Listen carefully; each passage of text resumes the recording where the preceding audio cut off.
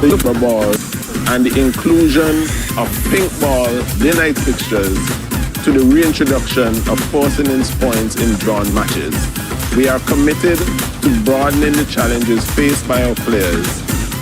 These measures are designed to simulate the diverse conditions they will encounter on the international stage, building their adaptability and mental toughness, considering the ultimate quest to improve the standard of our test cricket. The teams will once again battle for the prestigious Head the Week's trophy with the added incentive of an attractive prize purse of US $250,000 for the champions and US $100,000 for this championship. Also precedes an 18 series at home against South Africa and the start of a new World Test Championship cycle with a home series against Australia. We are thrilled about the continued participation of the West Indies Academy and the combined campuses and colleges, which reinforce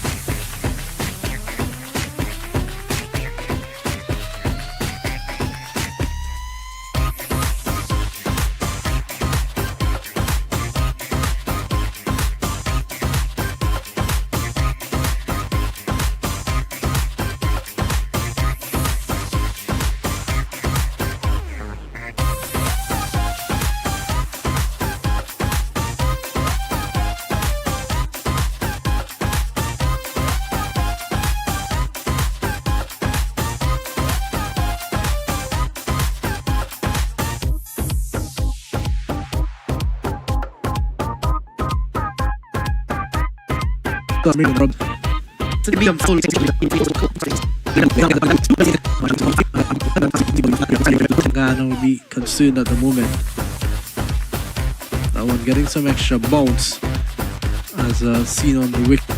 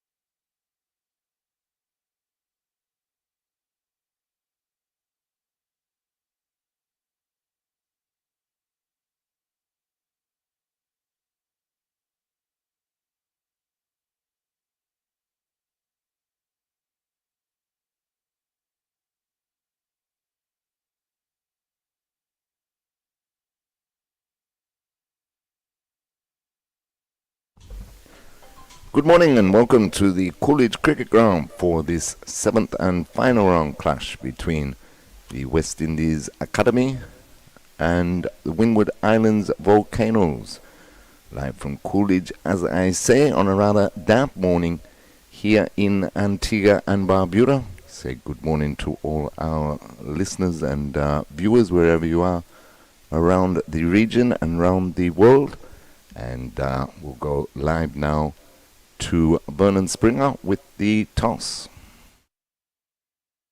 Good day and welcome to the final round of this important championship sponsored by Cricket West Indies. We are here at the home of Cricket West Indies at the Coolidge Cricket Ground. We have a very important game today. The Windward Island Volcanoes captain Alex Atenez and the West Indies Academy captain Teddy Bishop. This is the final round of the 4-day encounter, round 7 right here at Coolidge Cricket Ground. Rian King, the match referee, is on my left-hand side. And as you know, the home team captain will flick the coin. Tails called, and it's a head. Heads. Teddy has won the toss. Teddy, congratulations on winning the toss. What are you going to do today? We're going to bowl first. It looks like there seems to be some weather around and seems to be some moisture in the wicket. So hopefully our bowlers can exploit whatever is in there. Tell us about your squad for this game against the Windward Island Volcanoes. 2 changes. Sishan is out and Jedia is out. McKenny comes back in and Justin Jagasa comes back in. All right, so talk me through this season. How has the season gone so far for the academy? And I don't want to talk about results. I just want to talk about the individual progress of the team so far. Yeah, I think we've done really well from the first game against Lewis. I think every game we've improved as a team, and I think we have some excellent performance from individuals, including myself. I think Tuckett played really well this season, also Joshua Bishop. So I think for this last game, just to end on high. All the best, man. Yeah, thanks. And we have Alex Atenez. Alex, the Windward Island Volcanoes, if you had won the toss, what would you have done? I would have bowled as well. Like you said, there's a weather around, and the wicket looks a bit tacky. I believe when it dries out, you would play better. But nevertheless, whatever you're placed into, you have to do it good. Let's talk about the Windward Island Volcanoes' performance this season. And I know the results or the positioning won't feature how well you guys have played. Spoke to the assistant coach Carlton Barr, and he said he's seen signs and progress so far for the season. Yeah, I think we have played good in patches. We haven't clicked everything together, but that is something we're working on, and this game provides another opportunity for us to do that. What about your own personal form? Talk to me. Are you under some pressure as captain? No, I'm not under some pressure. I think I've been getting stats. I haven't gone through to a century yet. Last game I got a half century, but I mean, based on my standards, that's a bit low. But obviously, this game, like I said, provides an opportunity for me to get a century. What about the changes in the squad? We have Gillan Tyson out. Gillan Tyson out and Solozano is out. All right. All the best, my brother. John L. Eugene makes his debut as well. Congratulations to him. Thank you. All right, all the best. So the news is here that Teddy Bishop has won the toss, the West Indies Academy, and he has decided that he will bowl first. The Windward Island Volcanoes, they will have to come out and face the Cherry in overcast conditions right here at the Coolidge Cricket Ground. The groundsmen have done a magnificent job to be able to make sure that we have start of play. Rain has been hampering a lot of cricket in Antigua and Barbuda, but we give God thanks. We're going to have cricket starting off with the Windward Island Volcanoes turning out to bat against the West Indies Academy. Cricket 360 will bring you ball-by-ball coverage and also television coverage for the next 4 days right here at the Coolidge Cricket Ground. I'm Vernon A. Springer for Cricket 360.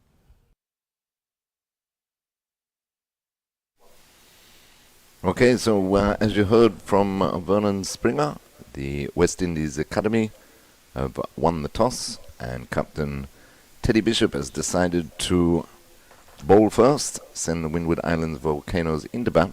These overcast and damp conditions here at the Coolidge Cricket Ground.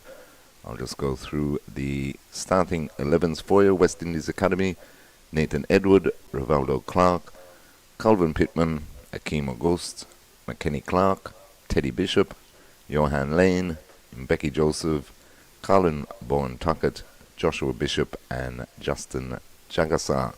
And for Windward Islands Volcanoes, captained by Alec Artanez, Sunil Ambrose, Kabim Hodge, Kamani Malias, Kenneth Demba, Janelle Eugene, Noel Leo, Daryl Cyrus, Ryan John, Shadrach Descartes, and Keon Gadsden. So we're just getting ready for the first delivery of this 4-day encounter. That will be bowled by Johan Lane. As I say, a very good morning to Marley Richards. Whoa. That was a really wide one there. Losing the radar was Yogi Lane. Good morning, Terry. Good morning to everyone. Another day of first-class action here in the Caribbean. The final round of matches this 2025 season. A very important round of matches. A big clash, of course, at Queen's Park Oval between defending champions Guyana Harpy Eagles and Trinidad and Tobago Red Force. Yeah, still all to play for once again. Going into the final round of matches. That's a lot better. A bit of bounce from Lane that time. A bit of swing as well when going past the batter, Kamani Melius. Struggled a bit versus Barbados last week. He's actually struggled for a bit of playing time, this Windward's lineup. Yeah, he's just been drafted back into the team, isn't it? He's opening with Janelle Eugene. Got a duck and 14 in the last match.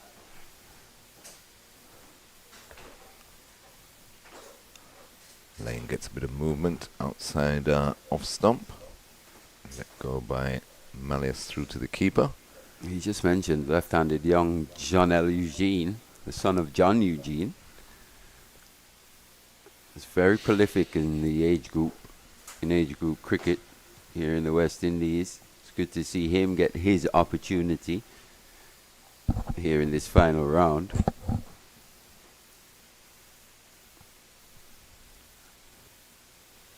Lane in again to Malleus, and again wide outside the off stump. Now he's got to use this new ball here, Johan Lane. Once again, favourable seam bowling conditions. Pitch looks a bit dark, tells you there's been a bit of rain around. There's a bit of moisture in this pitch here on day one. Tinge of green as well. It'll be interesting to track the green grass as this match progresses. We've seen pitches here with a tinge of green before, especially this season. Just there. Going past the outside edge. Just a tad short though from Johan Lane, but much better line that time. Yeah, he's getting closer, isn't he? Definitely. We saw though, Manley, when the West Indies Academy, similar conditions when they put Trinidad and Tobago into bat. I think it was round 5 of the West Indies 4-day first-class competition. Had them 90 odd for 6. Let them off the hook a bit. Lane in again. Unattempted pull shot there by Kwani Melius. Doesn't make contact through to the keeper. Yeah, a little tennis bally that bounce. He's got to be careful here, Melius. Ball just getting a bit big on the right-hander. Number 1 on his back. He'll be looking to at least end off this season with a performance. As he said, just being drafted back in. A player who would have represented the West Indies under-19s. Captain too, I think. Yeah, a lot would have been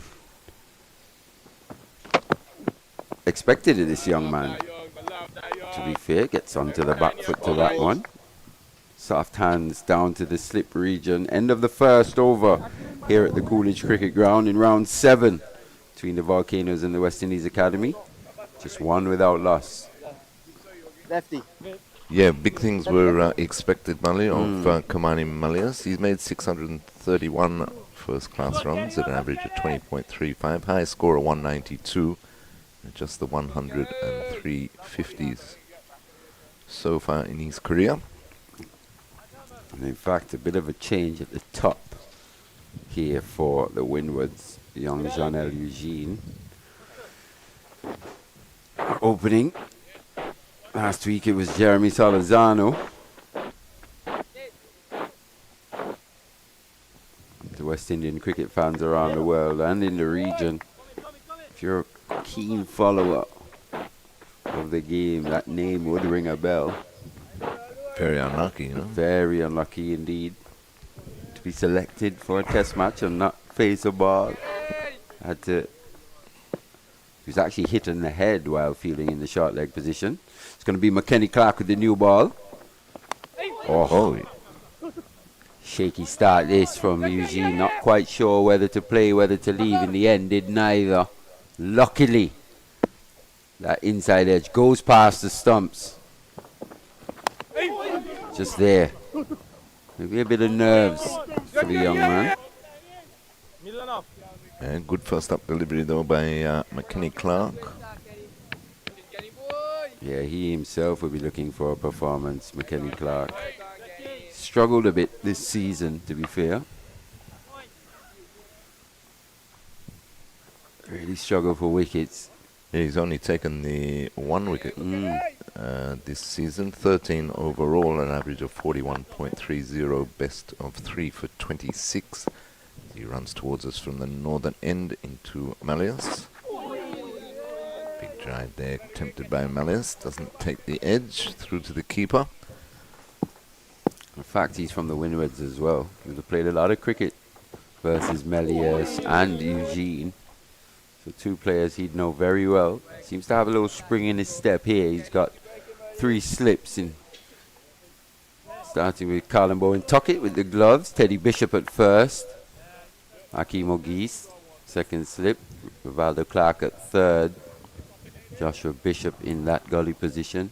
And Becky Joseph occupying point. Johan Lane at a very short and wide mid-off. Just there, sneaking in a single. He's in, is well paced by Malleus.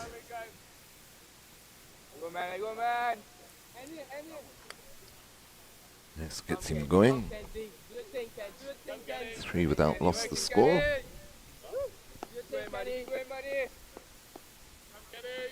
It would be Blades as well, normally taking the new ball. He's been rested for this match. It's going to be Clark again. No ball called. How many times have we seen that, especially from a West Indies Academy bowler here at the Coolidge Cricket Ground? It's plagued them throughout the season. Most definitely. It was Michael Palmer, Jediah Blades, they all struggled with the front foot. Nathan Edward. Young Eugene, actually 25 years old now. Wow, how time flies. Right, yeah. Remember when he was scoring a whole heap of runs in the age group. Through the age groups, actually, here in the West Indies. On the first class debut. This one's honing in on the pads again. Not played most confidently by the young man, but you do expect that, someone making their debut. Just played the 3 list day matches. Mm-hmm. Again, especially in these conditions. Conditions here, yeah. Just got to get through this period. Trust his game, trust his eye. But it has been a down season for the Windward Islands, a team that was challenging for the championship coming into this round last season. They've really struggled. Yes, and especially in the batting department, hasn't fired too much, except that much against Leeward Islands, where they were struggling, 50 odd for 4, and then ended up scoring 480 odd. And that's just tended to happen recently, especially to the Leeward Islands Hurricanes, in terms of having a team in a position and the team then fighting back, scoring a massive score. Saw that happen last round versus the Harpy Eagles, scoring almost 500 in that second innings. Leeward Islands were in control. This one's jammed jammed away through the onside for one. End of that over from Clark. 4 runs from it, 5 actually, and the no ball included, 6 without loss. You're right though, Mandy. McKinney Clark does seem to have a bit of a pip in his step today. But Johan Lane is definitely the key for West Indies Academy with this new ball. Yeah, he's been the leading seamer for this West Indies Academy bowling lineup. It's been led by Joshua Bishop. Once again, he's at the nearabouts the top of the wicket-taking charts. Top wicket taker last season. Comes into this round in number 3 position, I think with 28 wickets. Be Lane again from the commentary box end. 3 slips and a gully into Malleus. Malleus again on the pull, half a shout. Not sure what Malleus was trying to do Yeah. there. In the end, just tame stroke. Didn't really commit to that shot. Bit tennis bally to bounce. He's just got to give himself a chance here early in this innings. Assess the conditions. As he said, favourable conditions for these West Indies Academy seam bowlers.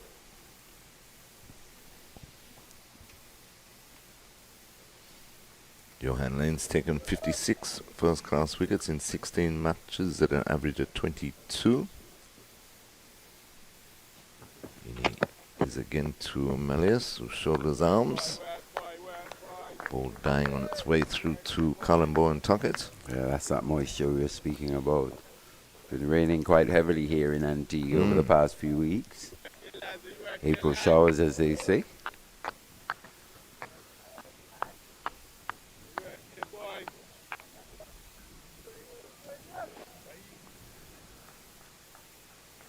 Just got to find the right line and length coming into this match.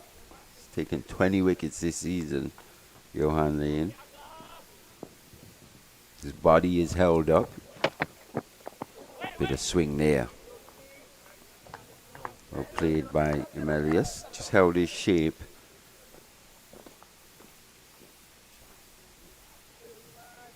As we were saying, Terry just needs to give himself a chance early. Don't worry too much about the scoreboard. Obviously, when the ball's in your strong area, anything over pitched, you really look to commit to that stroke and get that ball away. Look to put pressure back onto the bowlers. Driven. Just there. Managing to pick out that man and Becky Joseph at mid-off. He was hit quite sweetly. Yeah, he hit it well. But, definitely getting a bit of swing when he's pitching the ball up his lane. 3 slips a gully, backward point, extra cover, mid on, and short leg. Oh, that's a beauty. Maybe a tad short once again. But an absolute beauty of a delivery, that from Johan Lane. Forced Melius into playing. Have a look at that. Yep, squared him up. It's got to be a tad bit fuller now. Does. Lane, there's something in it here for these West Indies Academy bowlers early, and they've got to utilize these conditions. As he said, yet to win a game this season. These are the situations in which you've got to capitalize on. The end of 3, 6 without loss. They've improved though, haven't they, throughout the season. I remember the first game against Leeward Islands where they were basically blown away. 402, I think it was, run victory for the Leeward Islands. But they chased very well. They were chasing 350 odd against Jamaica here at Coolidge and fell about 40 runs short. Almost got first innings points, or should have got first innings points against Barbados Pride. So they have been improving all season. And you do expect that from these young players at times. Kenny Clark to continue from the northern end. It's pushed into the cover region by Eugene for a single. He moves on to 3. The score 7 without loss. Just joined us here on Cricket 360. Delayed start here at the Coolidge Cricket Ground for this round 7 clash between West Indies Academy and Windward Islands Volcanoes due to rain.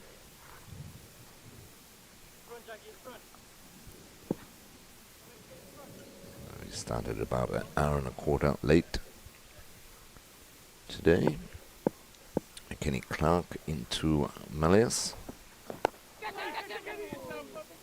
Mostly a leading edge back to the bowler there.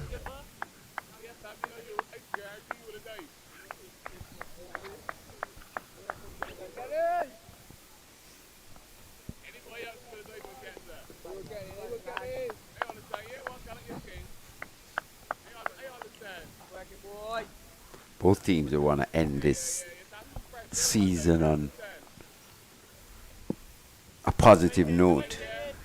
Definitely. Still a lot to play for.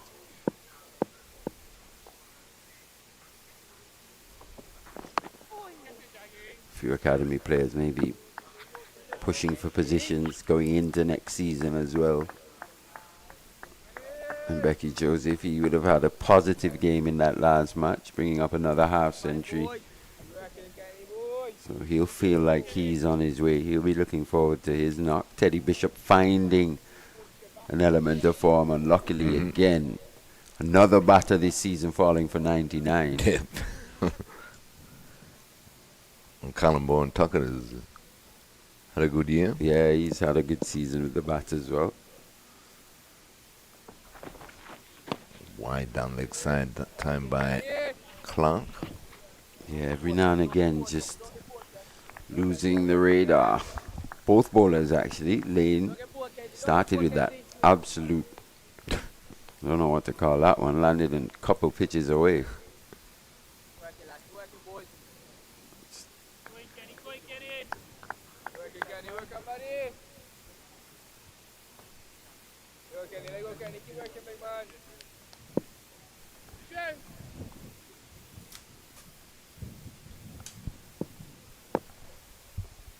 Clark into Malleus. It's defended up to mid-off and there's no run. Score stays on 7 without loss. Pretty quiet start this. By both teams. Not too much chatter. No. Not too much energy at the moment. Being even from the wicket keeper, you're not getting anything. It almost just seems like they're going through the motions. Clark in again to Malleus. That one kept out. Well, good Yorker there by Clark. Yeah, almost fell over. Yeah. With Malleus. That one was honing in on the toes. Does possess a good Yorker, McKenny Clark. In the end, Malleus survives. He's on 1 from 21 deliveries. Just wonder if he's starting to feel a bit of pressure now. True. Physically, he looks a lot bigger, though. Marley. As in stronger? He's always been a tall guy. As he said, he's just flattered to deceive at times. He's put in the odd performance here and there. Yeah.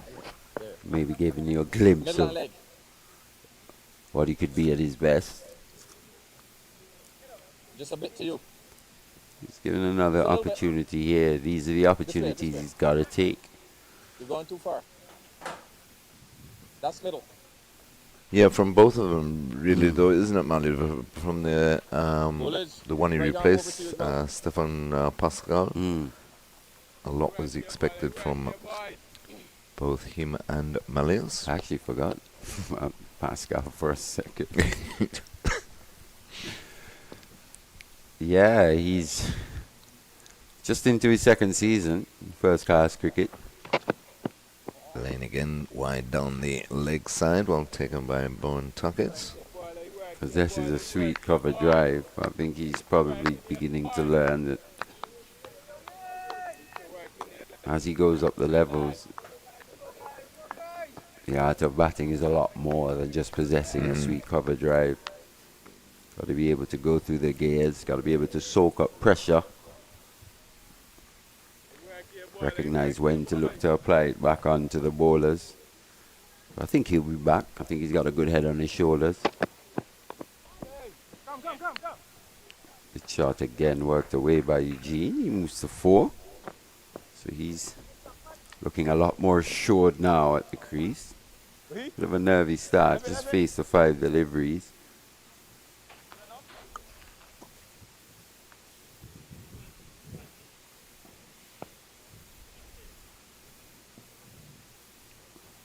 It's interesting to see where they got that short leg position. He's still a good 2.5 pitches away from Miles the away. batsman. Yeah, but the bounce is a bit tennis bally here. Right. At least within this, it will be that way at least for the first hour or two. Just there, gets up on his toes, plays with soft hands as Melius. Just got to be looking to bring him forward here. Johan Lane. His length, he likes to be more of a back of a length as his start delivery. He does possess the ability to swing the ball away from the right-hander.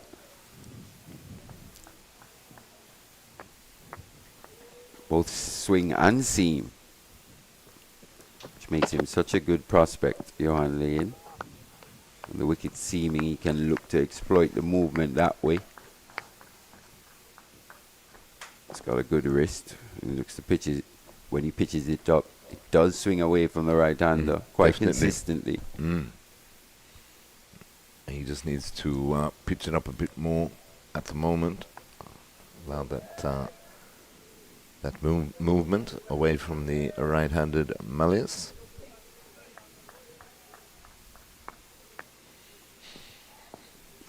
He runs away from us now into Melius.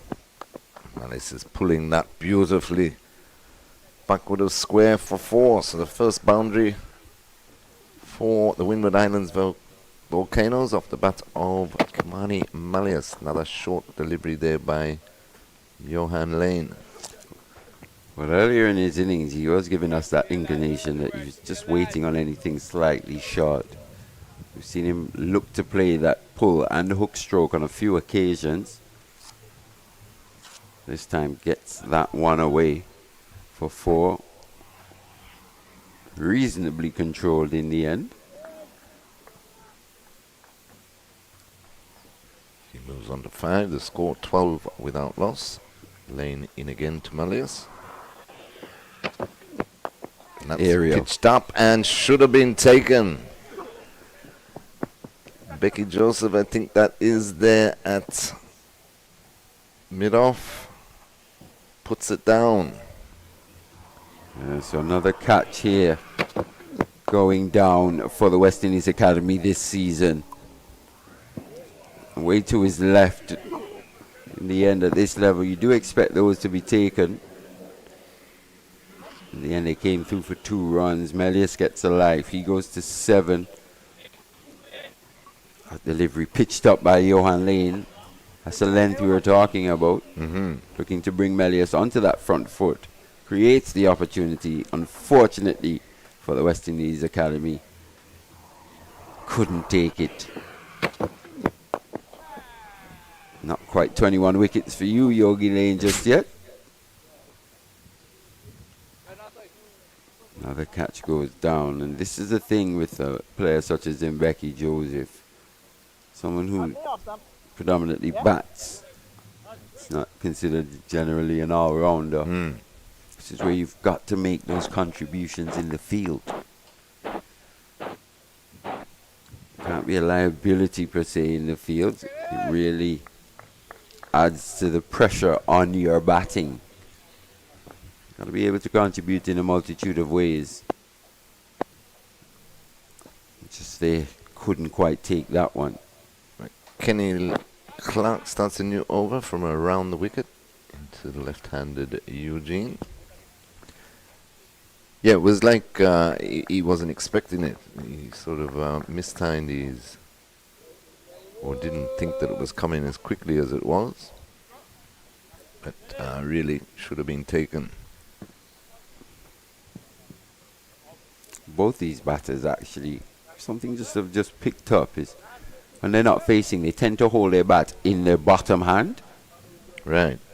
Which is not strange, but you don't see that too often. You tend to see batters hold the bat in their top hand. True, not ideal. No, it probably just tells you the style of player. Maybe bottom hand, very bottom hand dominant type players. Let's just switch it over this time. He's gone back to the bottom hand. That's a hand probably they feel most comfortable, the bat in hand. Slow things you pick up as you go along. He's whipped it away a couple of times nicely to the onside. See how this innings progresses.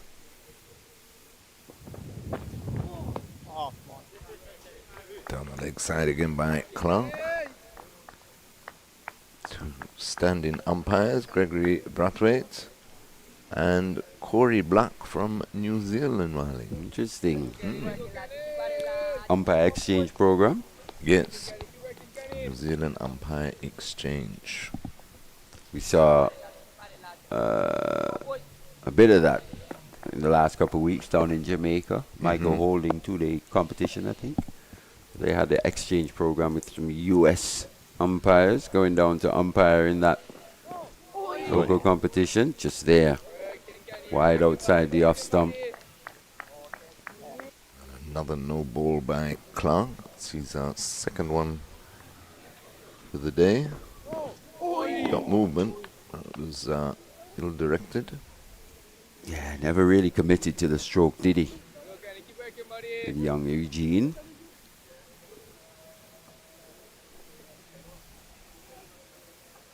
It's a bit too wide, really. Should just allow that through to the wicketkeeper. 15 without loss.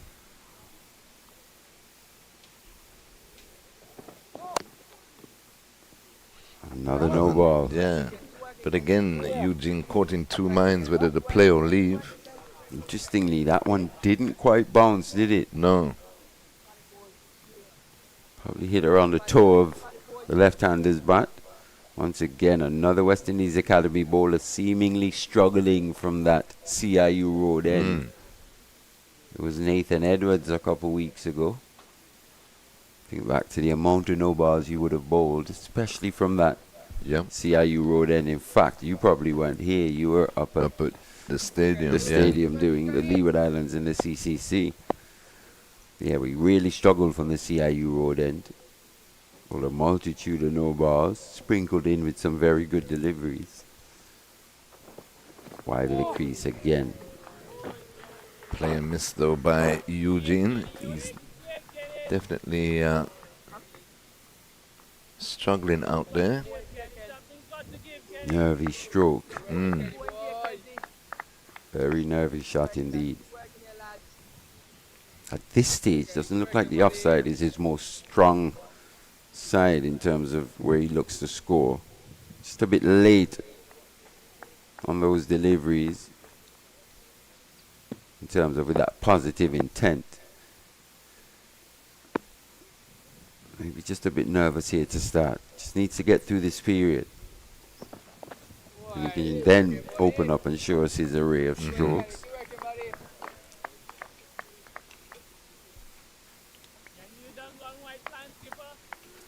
Coming round the wicket though to the left-hander, Clark hasn't really got his radar going. No, he hasn't. He looked a lot better from over. From over, yeah.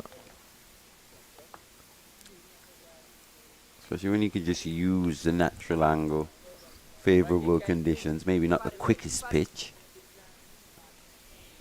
Just look to take the ball away naturally from the left-hander. That's becoming more of a last start. As opposed to the right-handers just going around the wicket right away, just there. Bit area going past that short leg. Was there a bit of bad on that? I think there was, I think there was.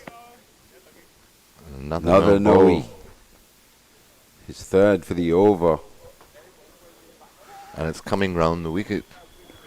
But as you say, though, Mali, every time they see a left-hander, it's almost automatic these days that they go round the wicket. Yeah, everyone thinks they're Kamara, Stuart Broad. You understand why these top bowlers employ that tactic. They possess the skills in which to consistently land the ball from around the wicket on a good area, angled in, touches down, then goes away. It's a very tough art indeed. It's back over the wicket here. Good running back over the wicket to the right-handed Malleus, who just stabs it into the point region. Beats Becky Joseph returns, so they complete the run, and the over is completed. So we've had 6 overs so far here at Coolidge Cricket Ground. And after being sent into bat, Windward Islands Volcanoes 19 without loss. Yeah, if you think of the composition of this West Indies Academy bowling lineup, at least a seam bowling composition. Lane, Kenny Clark, you got Kelvin Pittman, who's improving match by match. Nathan Edward. There's going to be a lot of pressure here on Johan Lane and Kelvin Pittman. In which to take wickets, especially when this ball's still new and hard. Just 6 overs old. Lane again into Malleus, and again not knowing, this time Malleus not knowing whether to play or leave. Trying to withdraw the bat, catches the bottom or toe of the bat and goes past Bowen Tuckett into the boundary for 4. Bowen Tuckett would be a little disappointed with that. It's maybe just a bit slow in getting down to his left. How hard is it though, Mali, when you're waiting, you know, for well, first of all, for the rain to stop, and then for the ground staff who did an excellent job once again, Kadeem and the boys, to get the ground going. There's Lane in again to Malleus. But then gear yourself up for it's almost like a restart, or you know, non-start, and then you know, all right, this time we're going to start. You win the toss. You know the conditions are favourable, but how hard is it to consistently hit that right area to force the mistake and let the conditions play in your favour? It's where the support staff really should come into their own. In terms of, obviously they would have come here, they would have warmed up at one time, and they would have had to get themselves warm again. All that's being managed by the support staff. So that when they hit the pitch, regardless of that time or delay, just there, that one taking the body, a bit of seam back in. As we said, he's got the ability to seam and swing the ball, Johan Lane. You do expect this pitch to seam as well with the amount of moisture in it here on day one. Don't expect it to be overly quick, but he's got to use what's available to him. As you were saying, just waiting around can be quite mentally draining. It's not only physically, you probably have to warm up a couple of times, especially if you're going on and off. But just there honing in on the pads. Falling over slightly was Malleus, but good enough to work it away for 2.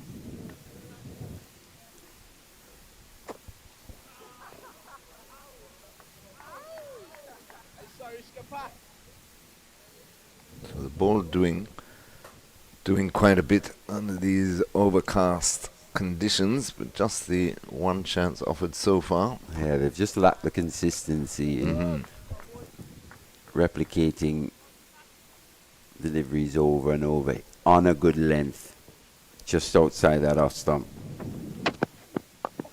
Once again, they're choosing to take the pitch out the equation. Completely was Lane. Goes full, a bit of shape once again. But I think also the Mali, these guys, not so much Lane, but Clark and company, instead of just concentrating on the one delivery and the one area, they try maybe a bit too much each over. That's true. Maybe that exuberance of youth. Once again, almost looking to bowl a magic delivery. Right. Johan Lane ended up pushing it down the leg side.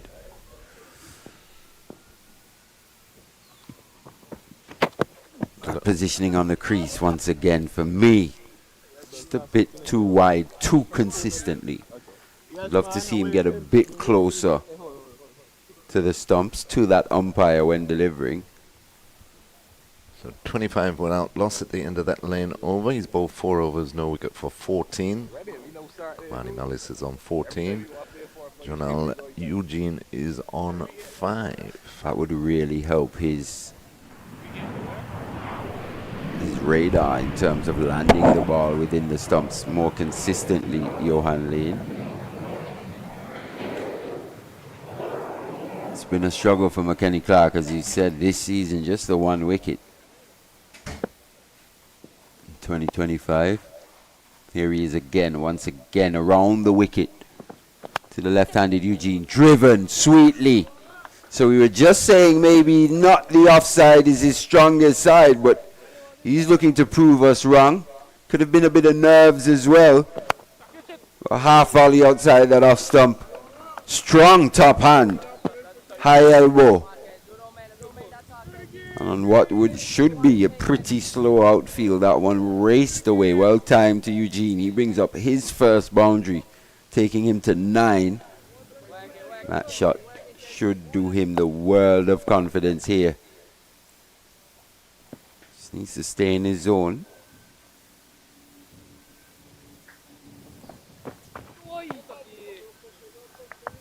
Just comes inside the line of that one, allows that through to Bowen. Took it.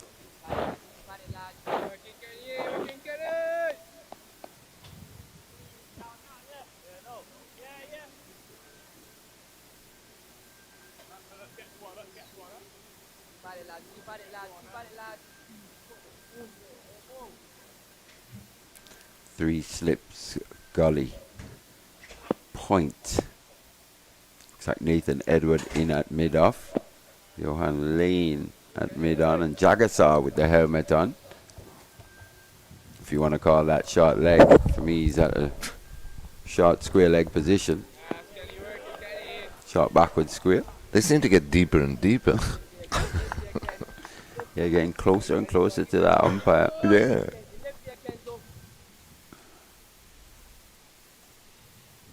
Sure, Kevin Pittman at fine legs, looking forward to his stint with the ball. Starting to see Nathan Edwards just getting himself a bit loose. So with McKenny Clark just struggling a bit from the CIU road end, do expect a change to come. Yes, I'm surprised he's continued around the wicket to the left-hander. As you said, Mali, he looked a lot better over the wicket. A better delivery, took the edge. Gone. He bowled. Absolute Jaffa from the wicket, McKenny Clark. He got that one right. In the end, young Eugene didn't cover that off stump. So he's produced an absolute Jaffa at the right moment from around the wicket. Bit loose from Eugene. Through the gap, takes the off. Straight through him. Clips the off stump actually. So the first wicket goes down for the Windward Volcanoes. 29 for 1. Eugene goes for 9. And McKenny Clark, he's probably earned himself another over with that wicket. Most definitely. And who said he shouldn't continue around the wicket?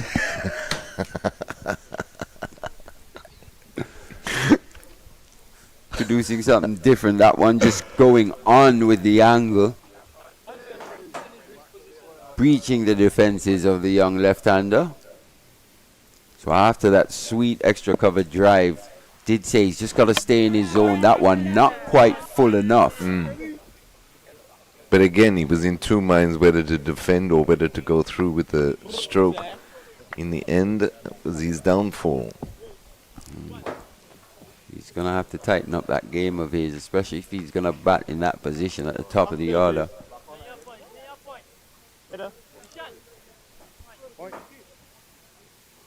That wicket brings Kevin Hodge to the crease.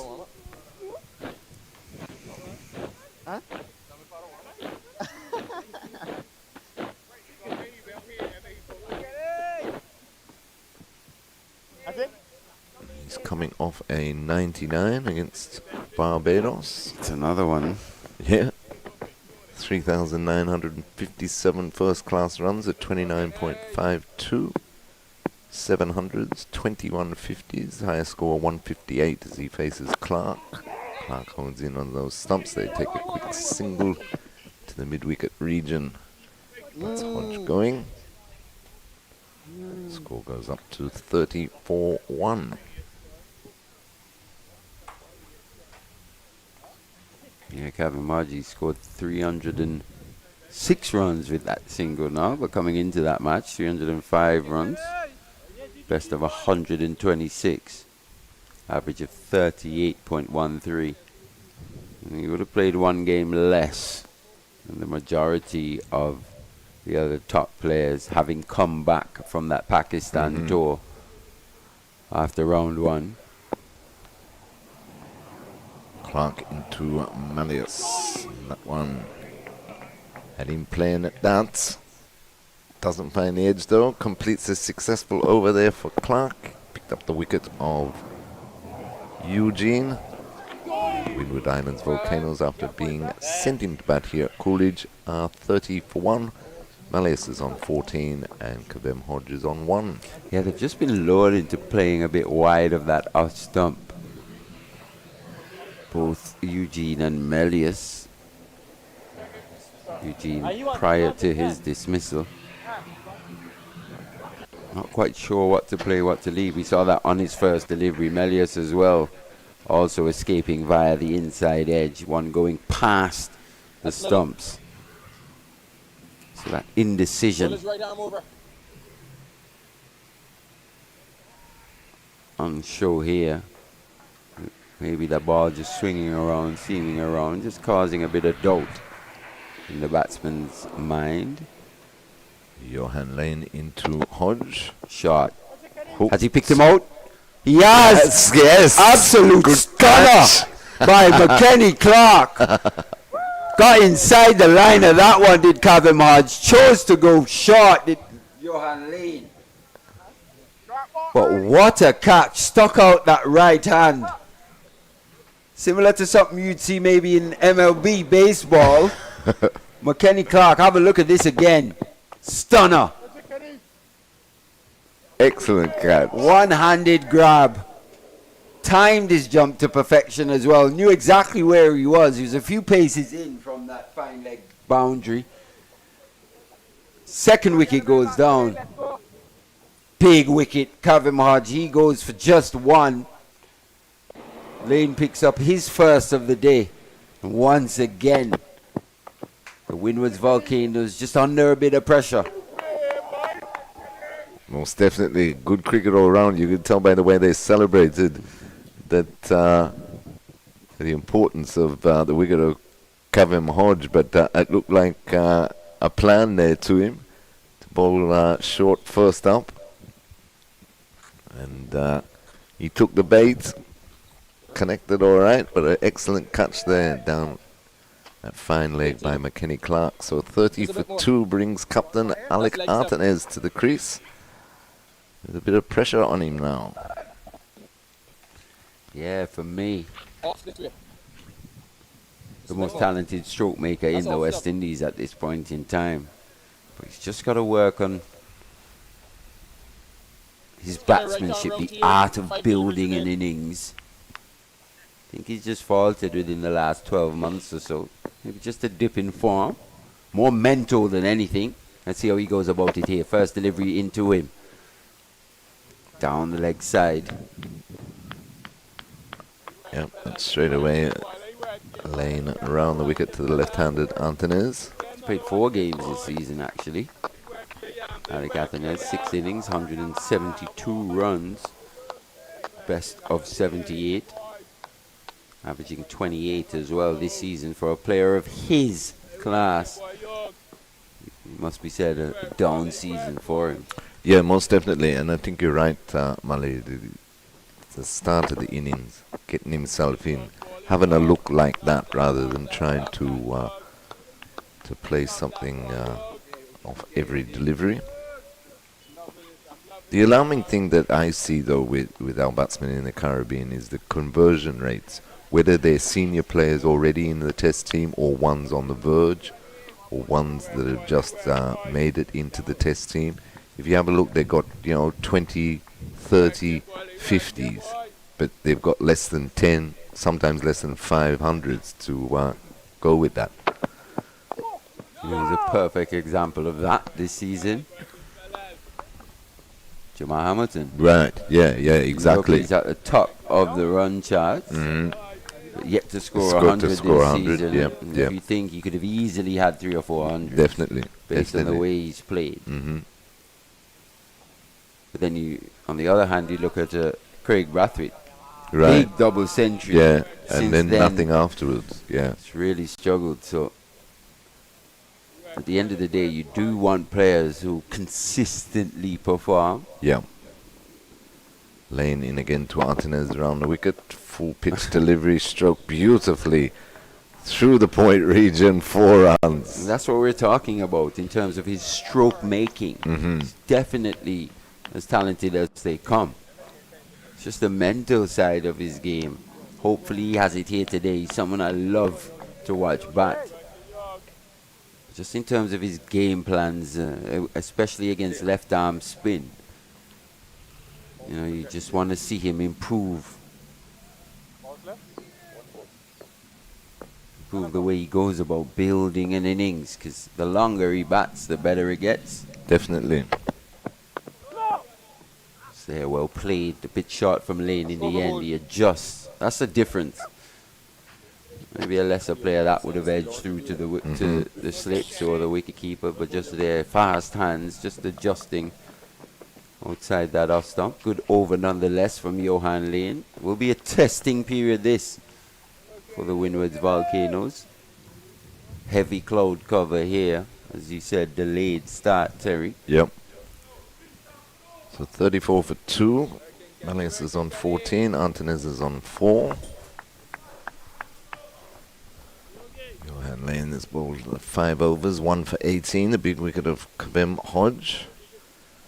The previous overs, but Kenny Clark will continue.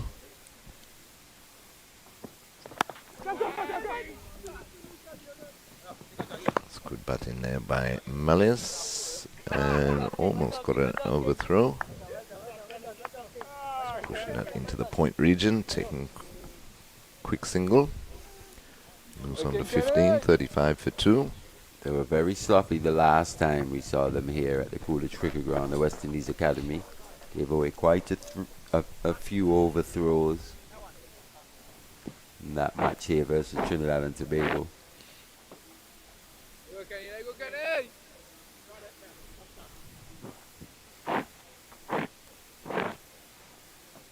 Clark will come round the wicket to left-handed Antunes. He's got a short leg, 3 slips of gully, point, mid-off, mid-on and fine leg. And that is slashed over the top of gully into the boundary for 4. Yeah, not quite where he was expecting to hit that one, but it absolutely flew away off the outside edge. Malik Athens, fielder there, Josh Bishop had no chance really. But once again, a bit airy-fairy to start here from Alec Athens, and as he goes up the levels,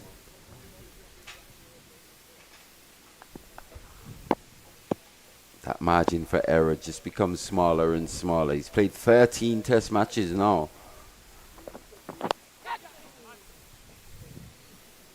Flicked away down to fine leg for 1.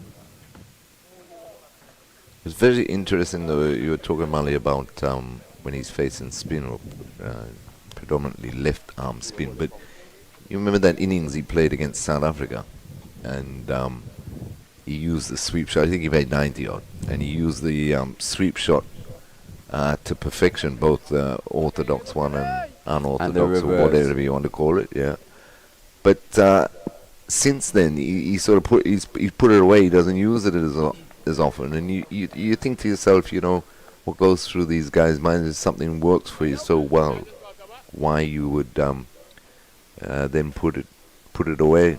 I can think back to that test match here versus Bangladesh. Was that late last year? Mm-hmm. Where in Jamaica, the second test match, where he would have been dismissed. The first or second delivery, playing that reverse sweep. Right, yeah. Just not giving himself the best opportunity in which to build an innings. Considering how easily he finds run scoring. Yeah. He's someone who finds the boundaries. He's already, 9 off 7?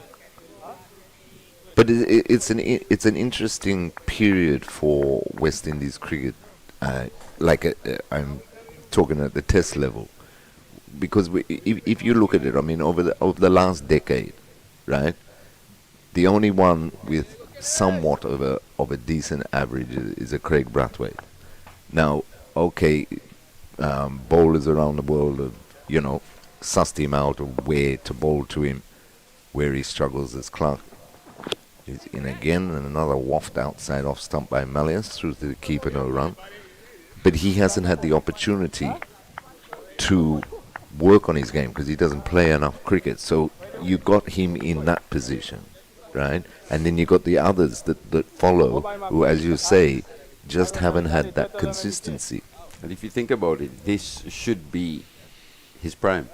Exactly. Yeah. 26 years old now. Right. And you think should be the period where he's at his best. 26 to 30, 31, 32. Yeah, true. But what tends to happen is this period, especially for our players, tend to blossom a bit too late in the game.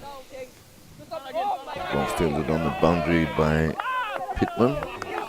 Good athletic stuff there. He's been quick on anything short, hasn't he, Melius? And that brings us to the first hour of play after a delayed start here at the Coolidge Cricket Ground. Windward Islands Volcanoes, after being sent into bat by the West Indies Academy, are 41-4-2 with Malleus on 16. And we'll take a break on Cricket 360 and be back shortly. A continuation of your ball-by-ball coverage.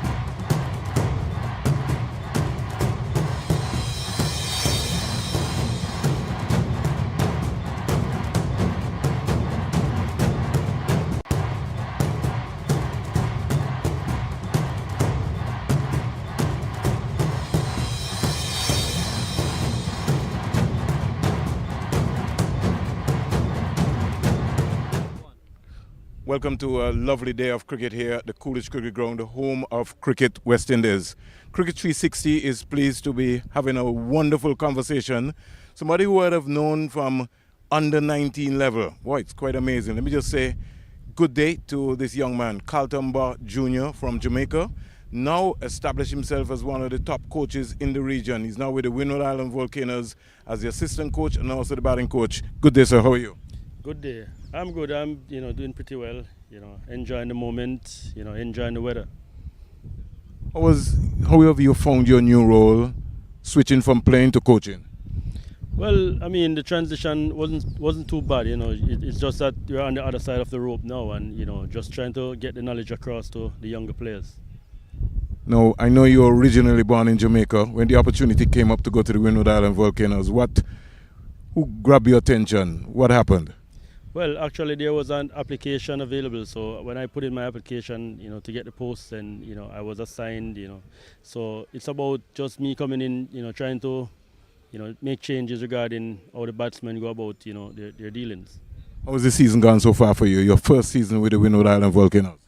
Well, it's been a pretty good season so far. I mean, the result might not show that as best, but in regards to guys, making changes and doing better, it's pretty much in the pipeline.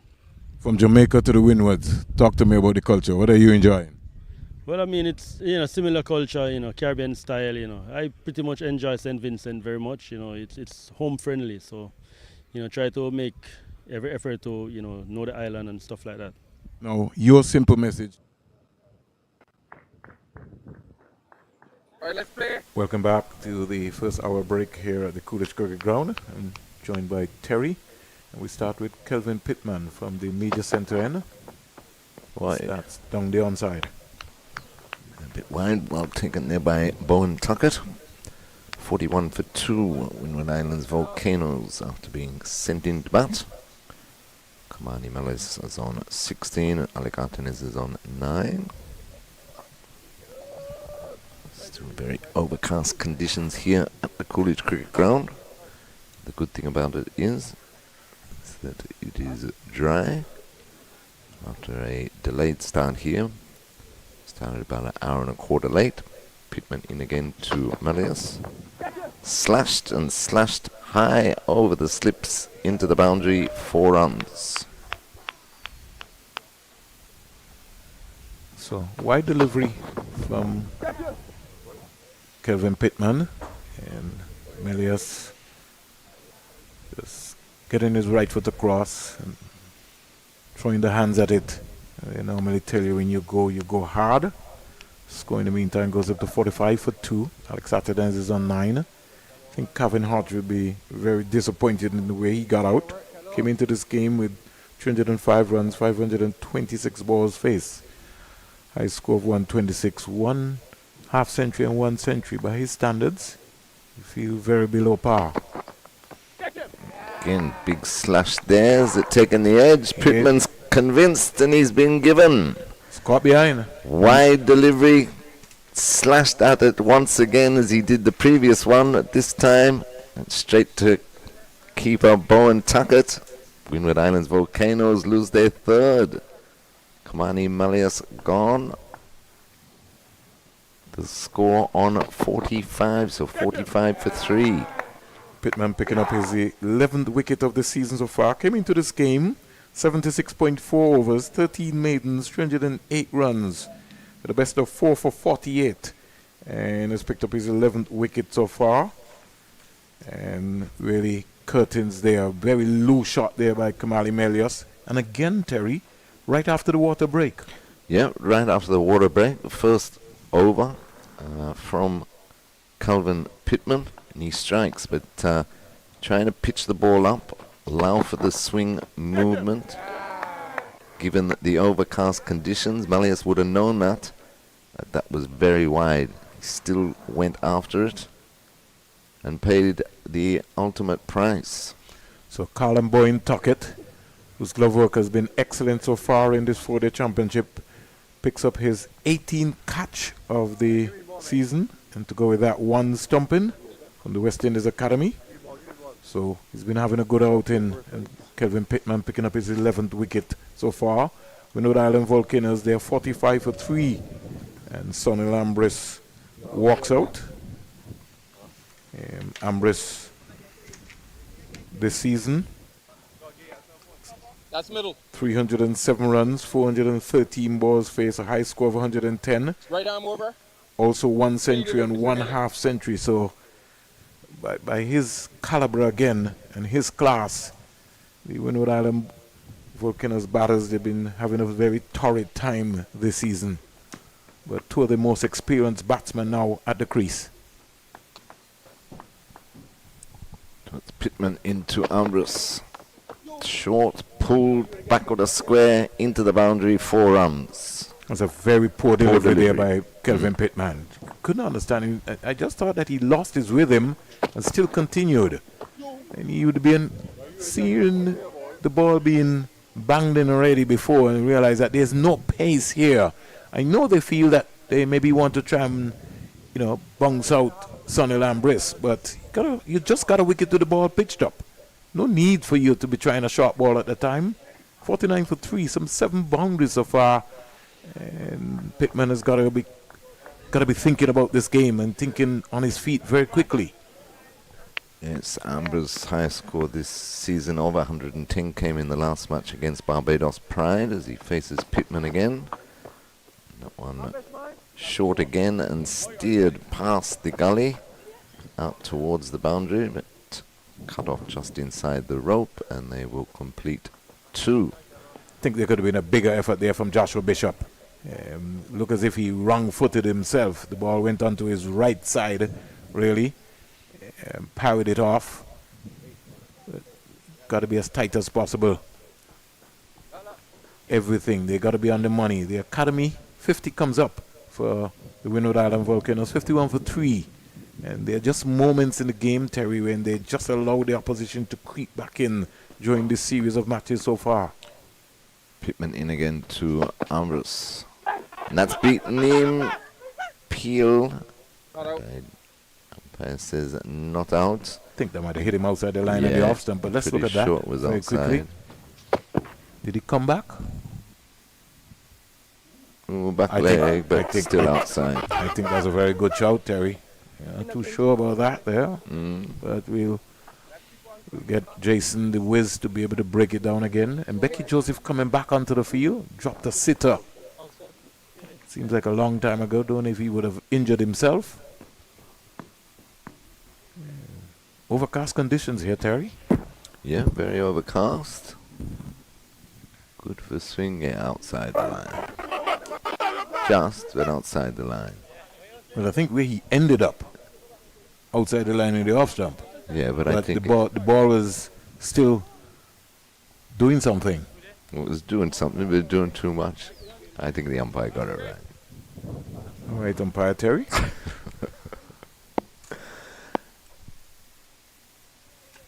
So it'll be McKenny Clark continuing from the northern end round the wicket to Artenez. And Artenez is clipping that almost. He's got a leg slip in there.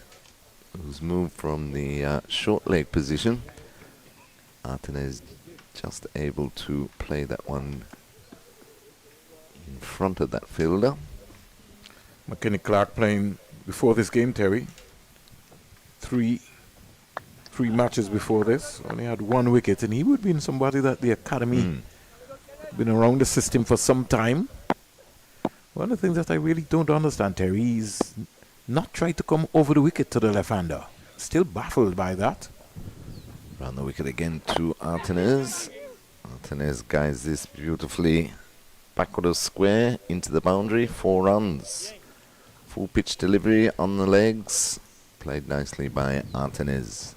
Yeah, he started off over the wicket, bowled a couple of deliveries to the left-handed Eugene.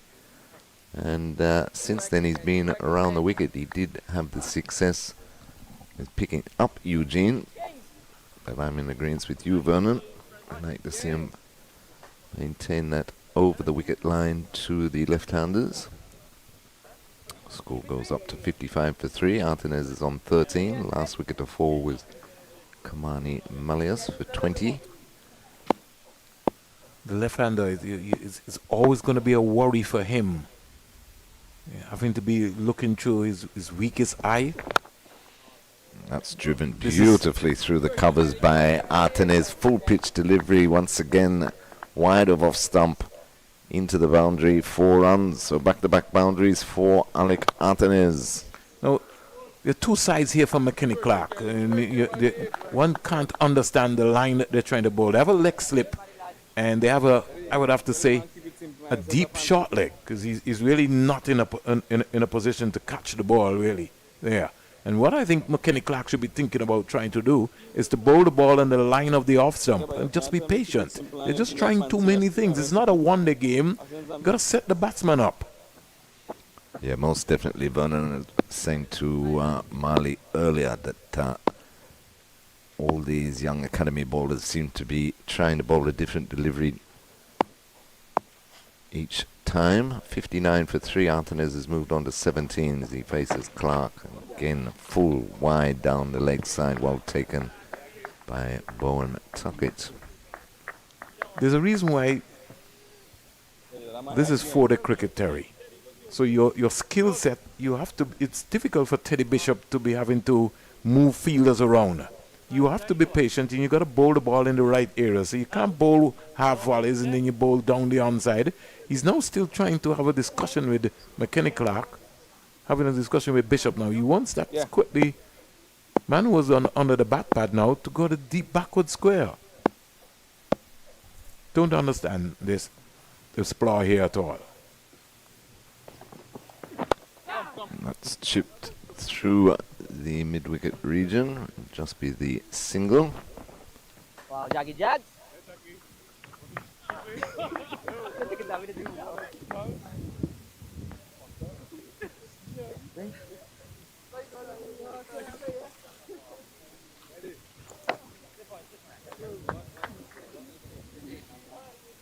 Thank you. We see what happens, Terry, when you get to the international level.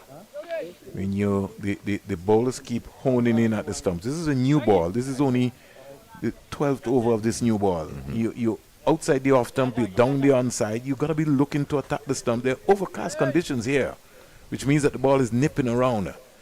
So no need for you to be trying to be banging the ball into the surface. Clark over the wicket to the right-handed Ambrose, and that's taken the edge. Good catch by Rivaldo Clark. Excellent catch there at third slip, low down to his left. Ambrose is not convinced it carried, but it certainly did. He'll have to walk. I think that's a beautiful. You see the line of delivery, Terry? Excellent delivery. Pitched up. That's what we're talking about. Yeah, and if you just concentrate on keeping them there.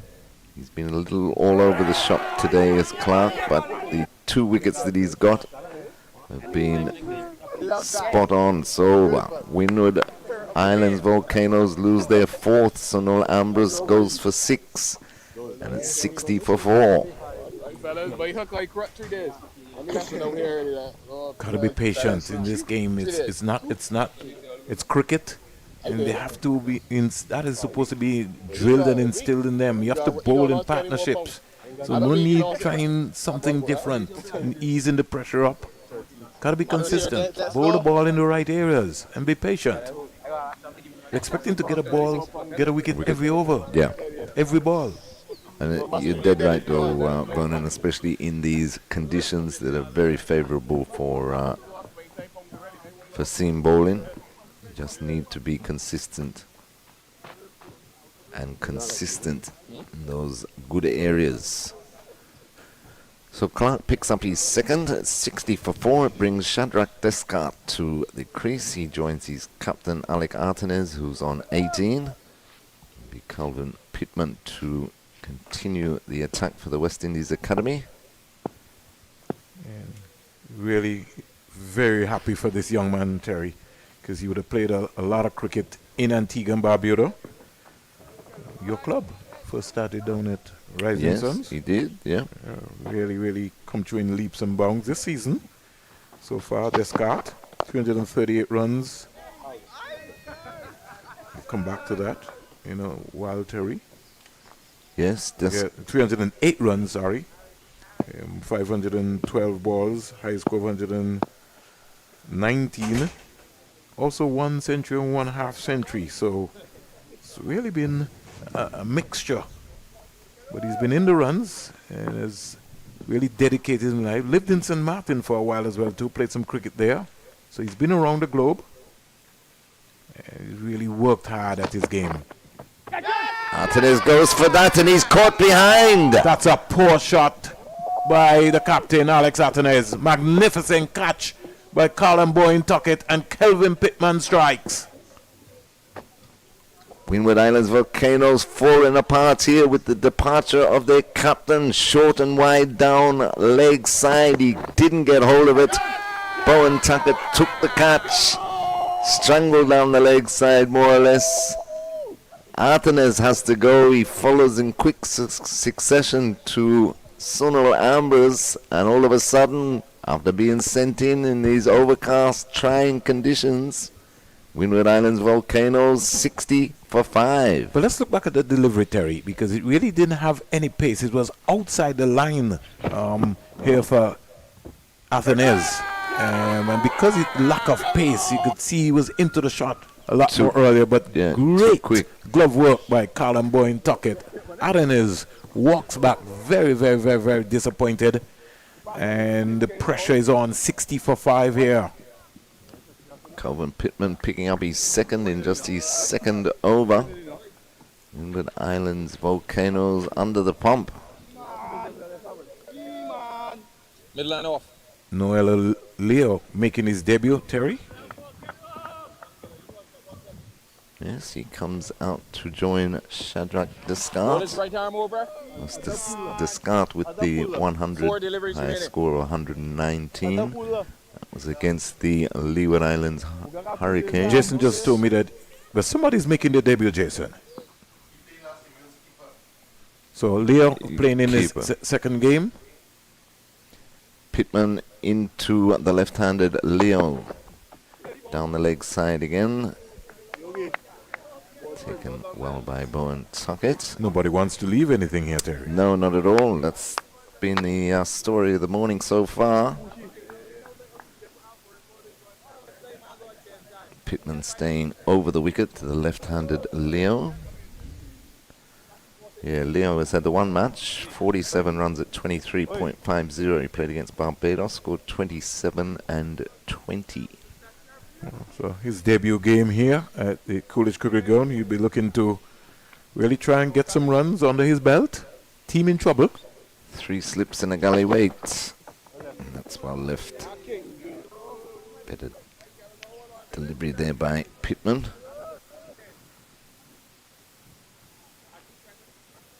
They need a partnership here to the Windward Islands Volcanoes, losing 5 wickets so far in this first session. Of course, the day's play was delayed by an hour and a quarter. So we've been going about an hour and a quarter so far into the match. Still half an hour or so before lunch. There's Pittman into Leo. And it's full. Look to turn that into the onside. Missed it. Through to Bowen Tuckett. So as you would expect with the rain around this morning and the overcast conditions, and it's difficult for batting. But there's been some couple of good deliveries that have taken wickets and a couple of ordinary shots by the Windward Islands Volcanoes, but to lose their top 5, not ideal. Just checking his stats. Started in the St. Lucia Premier League. So Pittman in again to Leo. Bouncer. Good delivery. Ducks under it. Completes a successful over for Pittman. He's bowled 2 overs now, taken 2 for 10. And at the end of the over, Windward Islands Volcanoes 60 for 5. Yeah, 60 for 5. Looking at his age, Jerry's just, I don't know if I have that right. Maybe I have to just pull back up, figure out his age in a little while. 60 for 5. Both batsmen are not. We're still some 31 minutes away from lunch. Off stump. Middle. Middle leg. Thank you.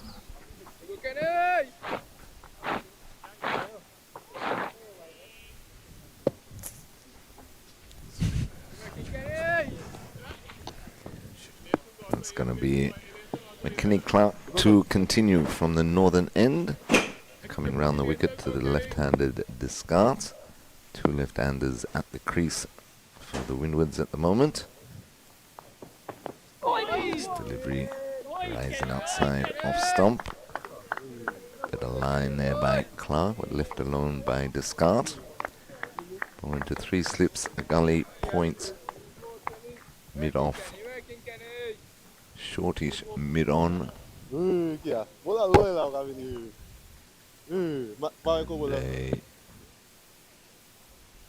man just backward of square under the helmet. And a fine leg. So 60 for 5.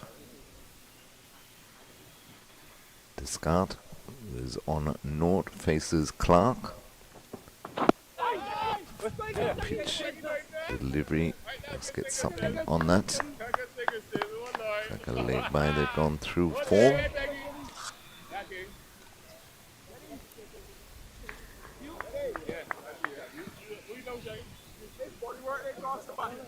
Over the wicket, Terry.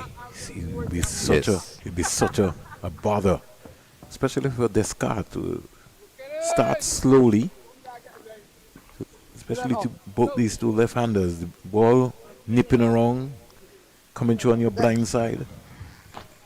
Yeah, and the fact that he's got the two left-handers out there now, Vernon, give him a chance to really settle in on a good line and length. But he stays around the wicket to Leo. Leo is tempted, but leaving this just on or about off stump, through to the keeper, no run. Got to bowl the ball at fuller length. If he's going to bowl at that from around the wicket, Terry, then he has to bowl fuller, because he's got a packed offside field, so you want to get those fielders into a catching position, more or less. You got 3 slips, a gully, backward point, mid-off, so you want to entice him, more or less, to drive. Clark in again to Leo, and it's bang on target, but then yet another no ball. That's about his 5th no ball for the innings so far. Score moves on to 62 for 5. Both batsmen still on naught though. I just think, Terry, the leg slip. I prefer if the leg slip get up into into a short leg, very, very, very close. Now they're removing Bishop now and putting him into a short mid-wicket position. You just got to be patient. You're just trying too many things. Yeah, taking the slip out, so you now got 2 slips in the gully. Round the wicket to Leo. Wide outside off stump.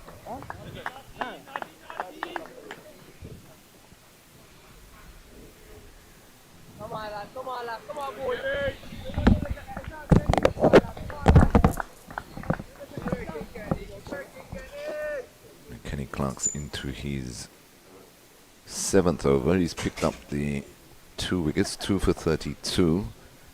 Just with half the side out, and especially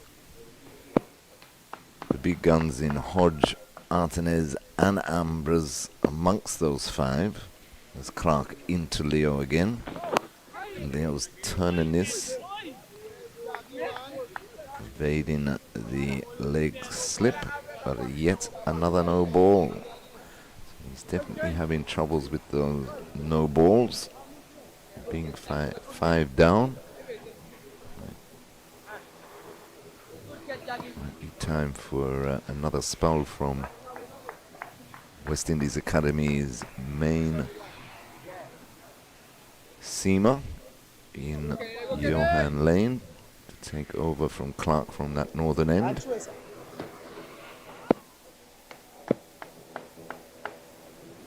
Clark in again to Leo, that's short, wide. He looks to loft that over the slips. It's ended up over point, just drops over Becky Joseph in that position.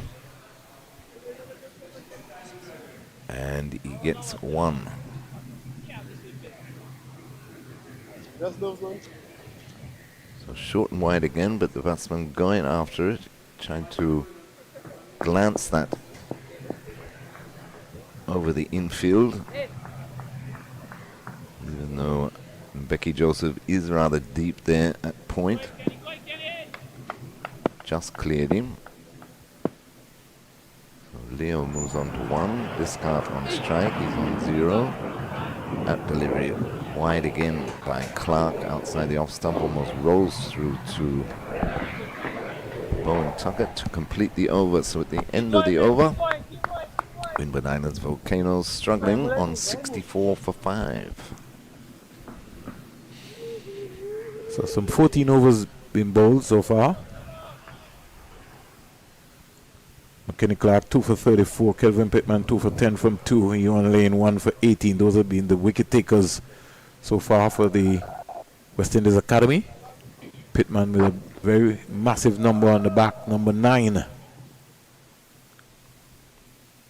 And he's decided to stay over the wicket and not round the wicket. Exactly. 3 slips and a gully weight as he's into the scar. Bit of chance there for a run-up, bit of a mix-up there between the call-in. It's Leo on strike. It was his call, pushed into the cover region. Lane did well coming round from mid-off, shied at the stumps, but Descartes just got back home. Good backing up there from Becky Joseph, because it was a powerful throw from Lane, so he had to get down.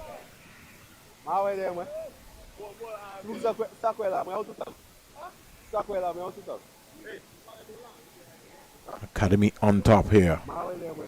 They could maybe nick away these two. Still Ryan John and company to come.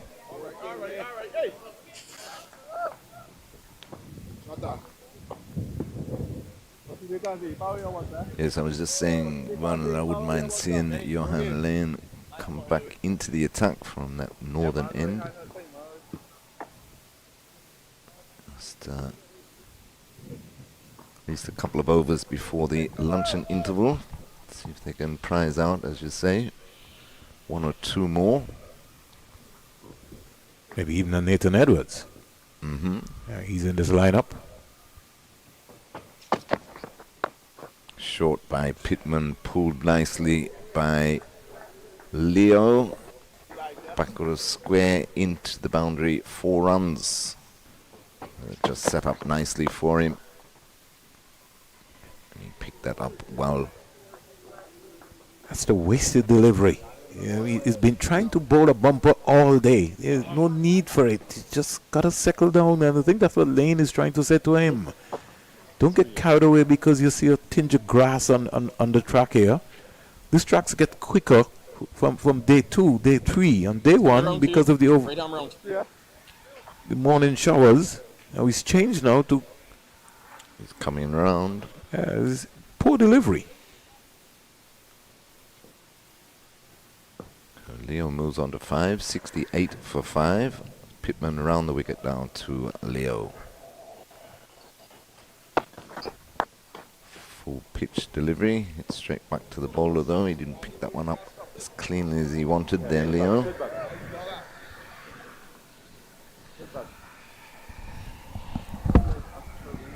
Three slips in a gully weight. Short leg just backward of square.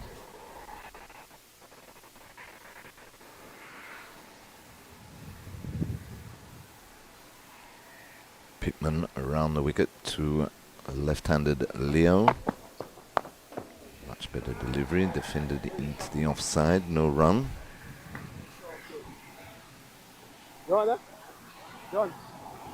West Indies Academy well on top here, but be reminding themselves that in similar, very similar conditions here at Coolidge, in their round 5 clash with Trinidad and Tobago Red Force.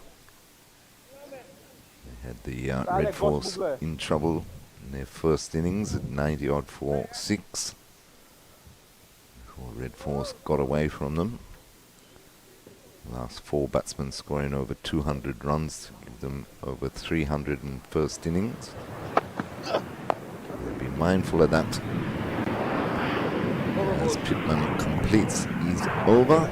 On 3 overs, 2 for 14, and then at the end of the over, after being sent into bat, Windward Islands Volcanoes 68 for 5. Noah Leo is on 5, and Shadrach Descartes yet to score. Batsman dismissed. Kamani Malleus caught Bowen Tuckett, bowled Pittman for 20. John Eugene bowled McKenny Clark for 9. Kevin Hodge caught Clark, bowled Johan Lane for 1. Alec Ardenez caught Bowen Tuckett down the leg side. Off the bowling of Pittman for 18. Sunil Ambra's excellent catch, third slip by Rivaldo Clark off the bowling of McKenny Clark for 6. Wickets falling at 29, 30, 45, 60 and 60. Current score 68 for 5. As we are going to have a change from the northern end, it looks like the left arm of Nathan Edward is going to replace McKenny Clark. He'll be bowling to left-handed Shadrach Descartes. He's just faced the 3 deliveries so far. He's yet to get off the mark. Edward over the wicket to Descartes. When he had a nibble at that. Short, wide outside the off stump. Luckily for Descartes though, didn't find the edge on its way through to Bowen Tucker. So Edward is bowling with 3 slips. Gully, backward point, cover, mid-off, mid-wicket and fine leg.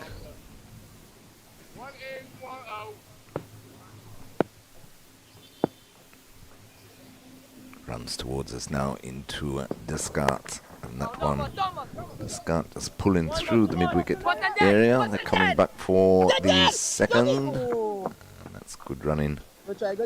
Becky Joseph wasn't quite quick enough to get the return into the bowler's end. So Descartes is off the mark. He moves on to 2. And the score 70 for 5. Nathan Edward is just into his 4th match. He's just taken the 2 wickets so far. Trinidad and Tobago, he took 1 for 55, which is his best bowling effort to date. Against Jamaica, 1 for 63. He's into Descartes again, pushing that into the cover region. No run.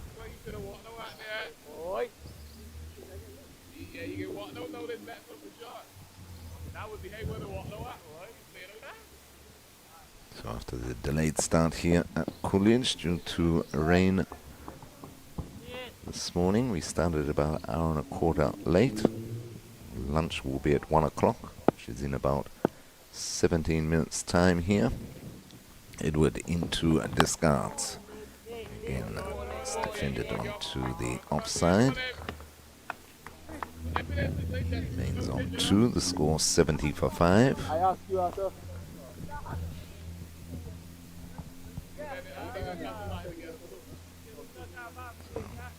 West Indies Academy captain Teddy Bishop had no hesitation once he won the toss, inserting the Windward Islands Volcanoes, and it's paid dividends. Got 5 wickets so far in the first session.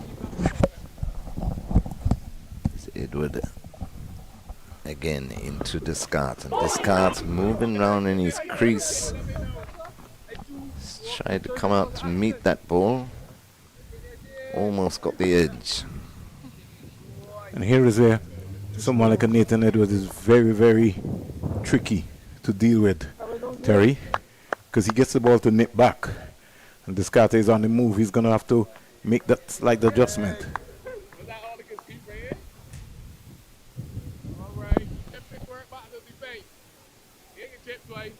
Maybe best serve, maybe batting off of his crease. Edward into him again, full delivery, and that's whipped through the mid-wicket area, 4 runs. We go again. So a poor way to finish the over there by Nathan Edward. Descartes moves on to 6, and the score goes up to 74 for 5.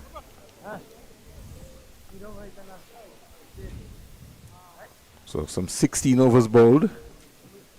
We are at least 15 minutes away from lunch.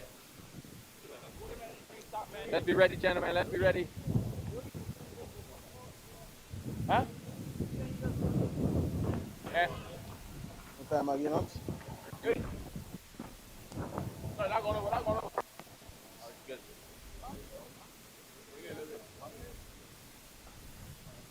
Hang a little bit, yeah. Pittman 2 for 14. The start is 4th over. Decided to go round the wicket to the left-hander. Down the onside again. He's just lost his radar. It's just amazing sometimes, Terry. Well, how has Pittman got his wickets? Yeah, and it makes no sense to me, Vernon. As you said, the ball he got hit for 4, pulled away for 4, was a poor delivery. But as soon as, and that was the first boundary that come off him from this pair, and as soon as he got hit for 4, he immediately went round the wicket. He's got to stay over the wicket. He's just trying too many things. Just line up and bowl the ball. Just acknowledge and man up and realize I bowled a poor delivery. Go back to your plan. He's not comfortable there bowling. Good shot off the back foot by Leo through the cover region, beats Johan Lane into the boundary rope. 4 more. You know, it's all well for the coaching staff to say, we want you to bowl in this particular area. But sometimes you can look at players and know that they're not comfortable in that area. He's really, that's not his rhythm area. So he's got to be disciplined. He's got to be patient and just land the ball in the right areas. Definitely. Leo goes up to 9, 78 for 5, and it's even forced one of the slips out. It's Pittman in again to Leo. Driven beautifully by Leo, 4 runs. It's a good shot. Hit it on the up through the offside pass lane at mid-off into the boundary. So back-to-back boundaries now for Leo. He moves on to 13. And the score 82 for 5. I think Lane just needs to come straighter. Terry. He's just too wide. If Pittman is going to bowl that length, then he has to be able to make sure that I have some cover. Invite him to drive the ball to cover so he can be nicked off, caught a second slip. But they moved the third slip to a deep backward square leg. As Pittman in again to bouncer that Leo ducks under.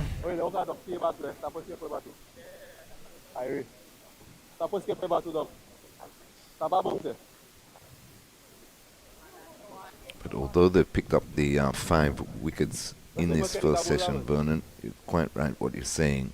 That I think all bowlers have erred in the fact that they're just trying too many things and not showing the patience required to work batsmen over or set batsmen up. Pittman in again to Leo. Leo defends this down in front of the short leg.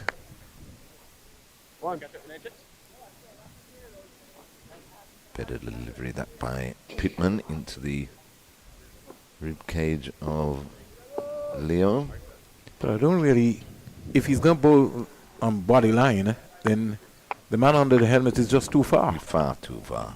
This track is not certainly offering that pace that is going to get up to there. He has to get closer.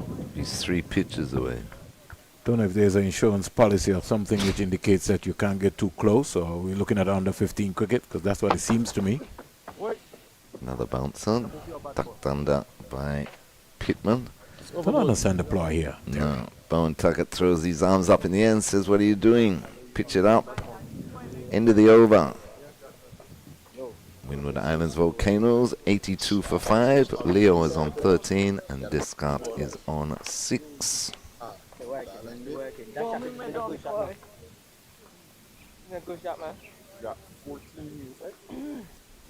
I asked him one question, Terry, on Monday. I said, how have you got most of your wickets for the season?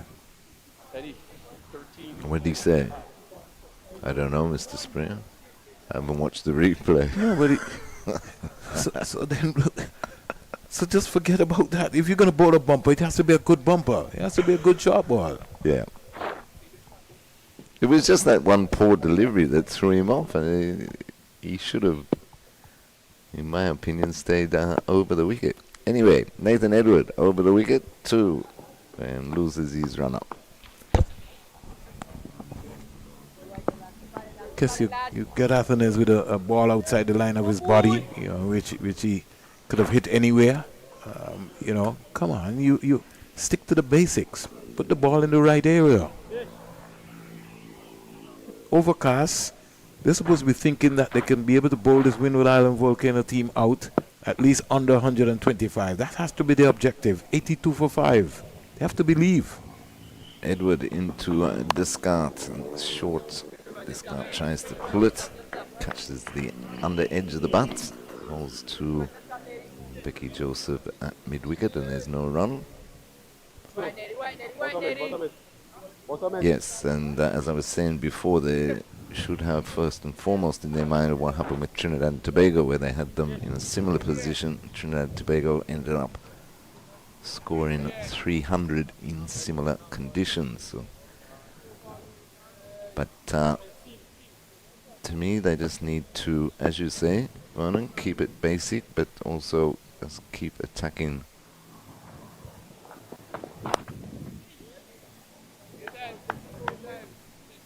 One side of the pitch.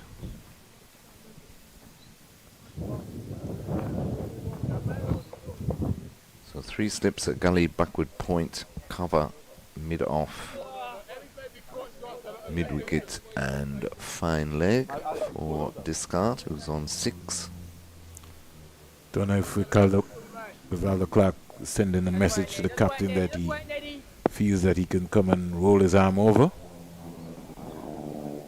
Right now they should be thinking about seaming out this Windward Island attack. There we go. Got it. Good delivery, sharp, rising, and took the glove of Descartes. He's gone for 6.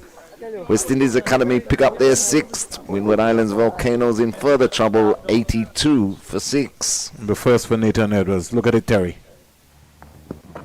Bounce, effort ball. Really backed him up. Really hit the ball. And that's why I think that's where Edwards has to improve on.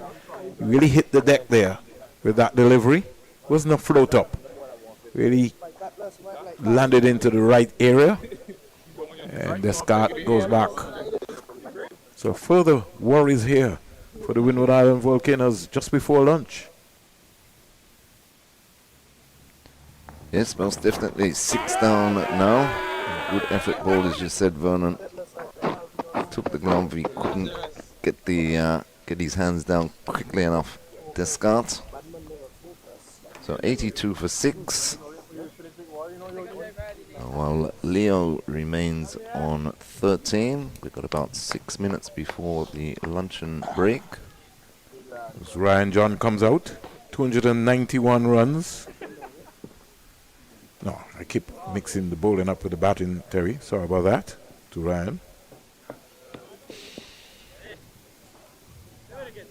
For this season so far, Ryan has got 11 wickets by his standard of 291 runs. You maybe feel a little disappointed in the context. 204 runs this season. High score of 109. So yes, which was against the Leewards. 102 50s in his career, first class career. So he's no mug with the bat. No, his record shows you that he can bat. 3 slips and a gully wait. Edward down the leg side to the right-handed John, through to Bowen Tuckett, and there's no run. So 82 for 6, Windward Islands Volcanoes, after being asked to bat here at still a very overcast Coolidge.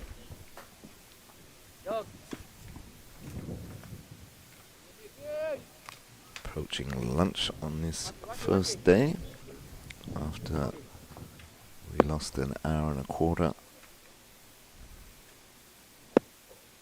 this morning, as Edward in again over the wicket to the right-handed John, who defends that up to mid-off. Callum Boyne Tuckett from the West Indies Academy has now taken some 19 catches this season, and to go with 367 runs, maiden first class 100 at Kensington Oval, 103 not out, 3 half centuries, and an average of 40.78. So knocking on the doors and reminding the selectors that he's in the conversation as well. John just getting down on another good delivery there by Edward, attacking the stumps as he completes a successful over. I was looking at you, Terry, at the Cricket West Indies Breakout League, and kind of bemuses me that Kelvin Pittman is not part of any of the franchises going into that Breakout League, after he would have been a contracted player for the Antigua and Barbuda Falcons last season. And if we're looking around at the ability of this team, something is also strange when you don't have a Callum Boyne Tuckett in that sort of competition as well, based on his glove work. True, very true. And he's had an excellent year. I mean, that 100 really set him up nicely. He's been excellent with the bat, and as you say, he's been extremely clean. We have spin for the first time. The slow left arm of Joshua Bishop. He's pulled backward off square. Here's where I agree with you now, Terry. With 1 over to go, Ewan Lane has to come back. Right. He's your strike bowler. You know, conditions suit. I don't think this is a wicket for Joshua Bishop today. The conditions here. And as you say, the longer they play, the more it dries out, the less effective the seam will be. I would have brought him back, but anyway. It is Joshua Bishop. 2 slips, silly mid off to right-handed John, who just dabs it into the mid-wicket region for an easy single. So he's off the mark. He's on 1. Leo is on 14. And the score, 84 for 6. Bishop 7 for 85 against the Leeward Islands. Seems like a long time ago, Terry. Yeah. First game that we broadcast from here. Yeah. He also got 10 for 174 in that game against the Leeward Islands as well. So he's been in the conversation, Joshua Bishop. Oh, that went through. Did it take the inside edge past the keeper? They're taking 2. I think it might have missed everything, actually. Wait for the single. I think he got bad onto it. He got bad onto it. The inside edge there, but well past Bowen Tuckett. Bishop before this, 231.3 overs, 40 maidens, 28 wickets, 761 runs. So he too is also reminding the selectors. Yeah. He's going for a hike, It's gone over Pittsman head. Yeah. Just cleared the boundary there. Just cleared. Long on. Yeah. I think he might have maybe just misjudged it in a way, Terry. Don't know if our cameraman picked it up. He'd have had to maybe get a lot over. You'd maybe have to stay there. 92 for 6. Yes, Leo goes on to 22 of some 25 deliveries. Don't like that approach there by Leo just before lunch. Yeah, oh, and he's gone again. Big He's appeal, and out, he's out. Great work there by Bowen Tuckett. That is a loose cricket shot by Leo. Well, a couple of loose shots. Even the 6 didn't clear the boundary by too much, and we're right on the stroke of lunch. This one, he's tried again for the big shot. Well, what excellent glove work there by Colin Bowen Tuckett. Quick as a flash, had the bails off. He didn't know where he was, Terry. No, he was lost in no man's land, and that has brought us to lunch here. Second stumping for Colin Bowen Tuckett. Excellent for the work season. that. Excellent work that. And he almost took a long time to get back, Terry. He's almost like he's in slow motion, and he's a wicketkeeper as well. Yes. If you get that far, Terry, and you realize that you've missed the line, the first thing you have to do, Terry, is get back. Let's get back, yes. But he didn't. Well, he's gone back now, that's for sure. So, Windward Islands Volcanoes in trouble at lunch here at Coolidge on day 1 of this round 7 encounter between the West Indies Academy and Windward Islands Volcanoes after being asked to take first strike. Windward Islands Volcanoes in their first innings are 92 for 7 at lunch. We will take a break ourselves on Cricket 360, and please join us again in roughly half an hour's time for 4x-ball coverage of the second session.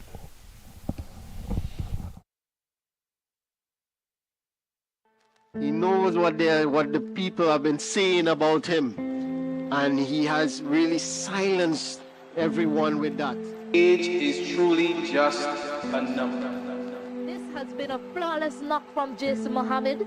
He's been methodical and calculating. He has really shown relentless perseverance in reading the game.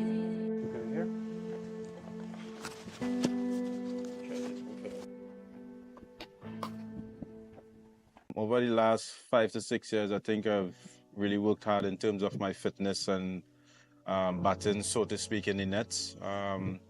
As you said before, I think there's one thing I really want to accomplish is playing Test cricket. Not sure if it's going to happen or not, but I know this will be obviously my last opportunity.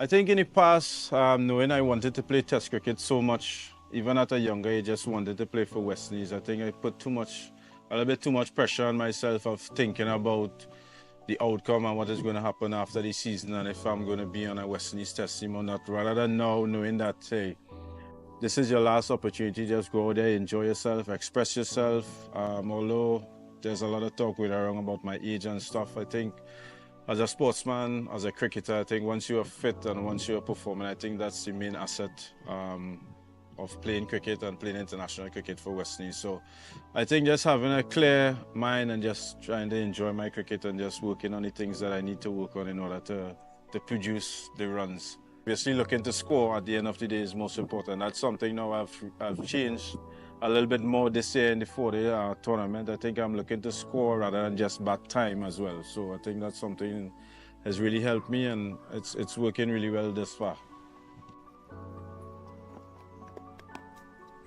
I had set some really goals for myself, some really big goals, and I think I know I had was to get a couple big 100 in order to get there. So in the past, if I was to get to 100, I would relax a little bit or just try go all out attack rather than now knowing that I have to score big runs in order to achieve what I want. You know, I sort of really just start over after I get into 100.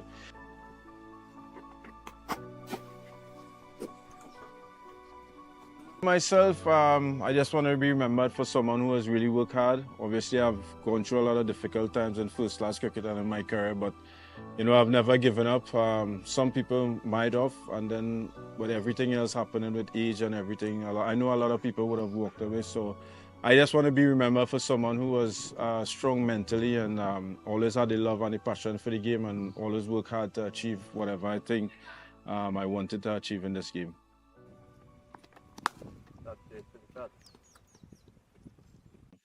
To play Test cricket is the ultimate for international cricket. Doesn't matter at what age, if it was to happen, it will obviously be a very proud moment in my life and for my family life. I think I'll put it down as my best moment at international cricket if it was to happen.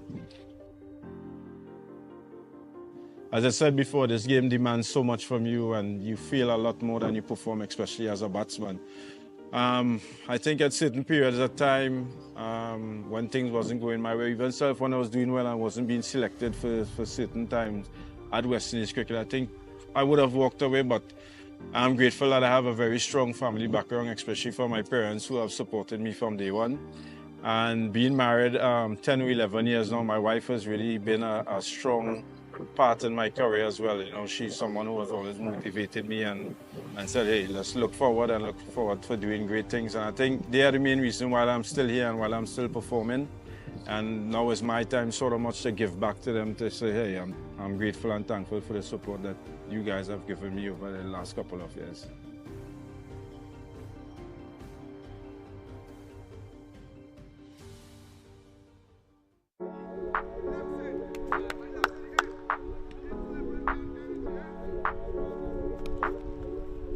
When we hear the words Antigua and cricket in the same sentence, we're often thinking about names like Sir Vivian Richards, Andy Roberts, even maybe a Sir Richie Richardson.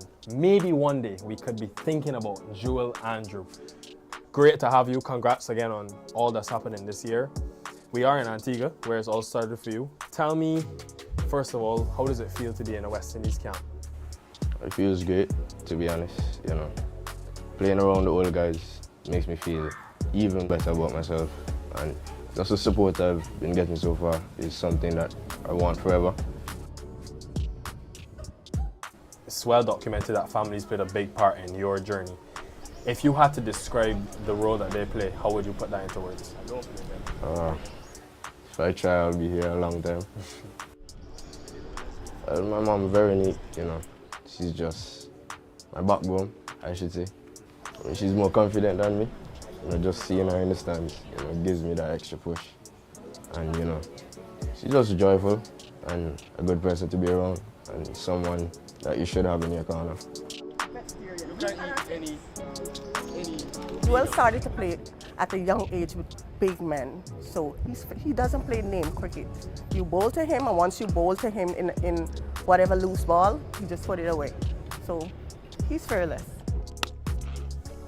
Joel and I have a connection. We talk about everything, every single thing. And if he knows that I'm here, he's going to do his best to make me happy. What he normally says is that, Mom, I'll give you something to watch, because I watch all of his videos over and over again. Once it's on YouTube, I don't watch anything else. So, you know, that's how it goes with us.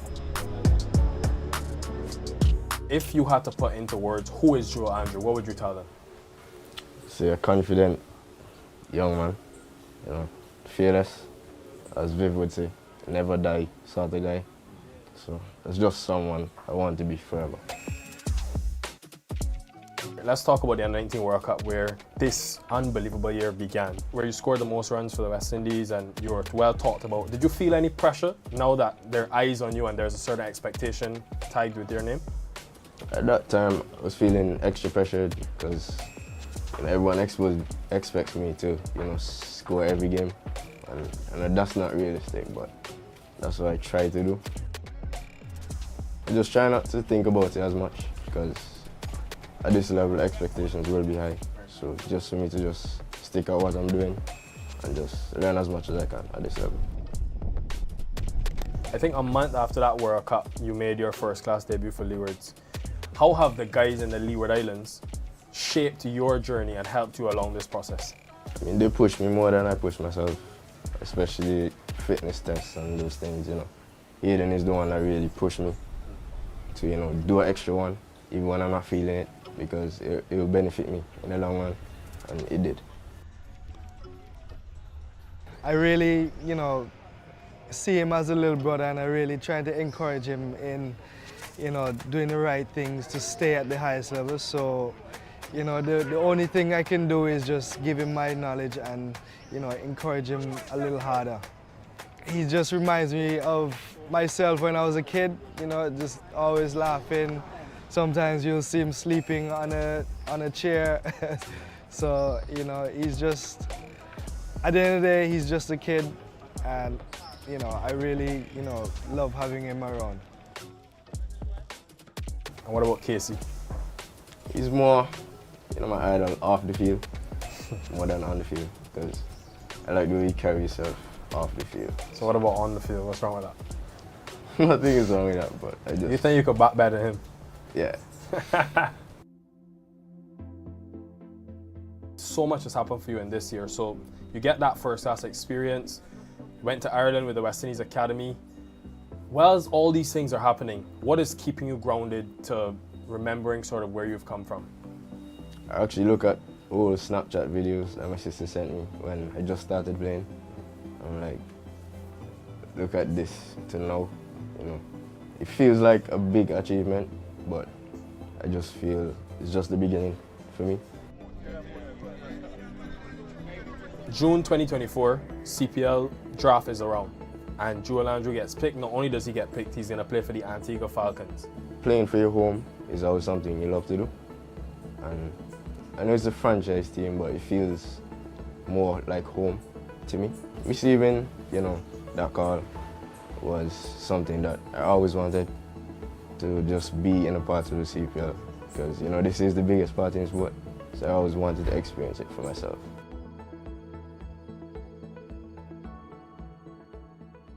After the CPL, West Indies call up. Where were you exactly when you got that call that you were going to be part of the West Indies setup? What was your emotion? I was actually on my way back home from CPL, and I cried instantly.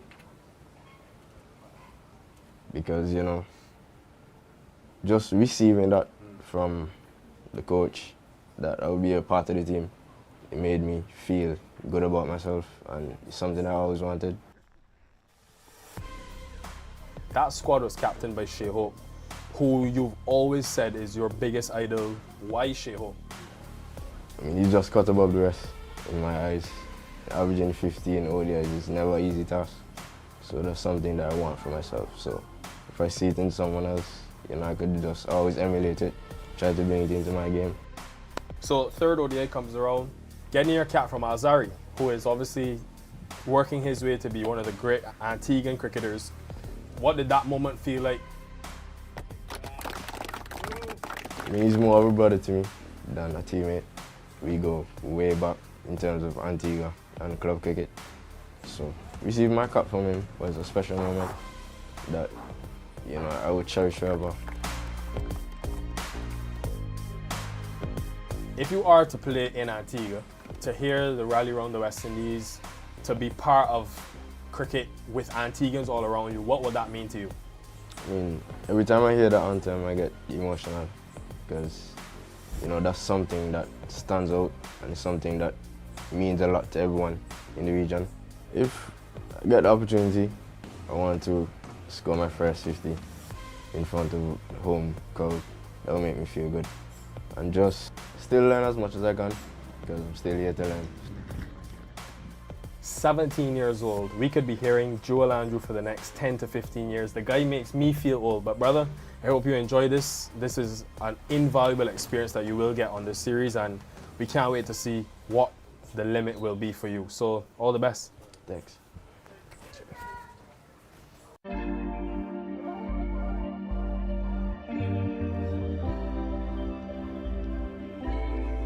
Not this trio.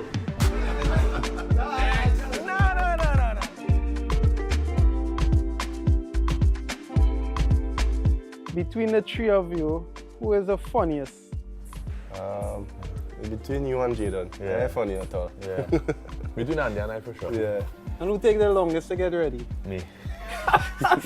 Always waiting on this man to go for dinner. Always. Who is most likely to be late? No one really.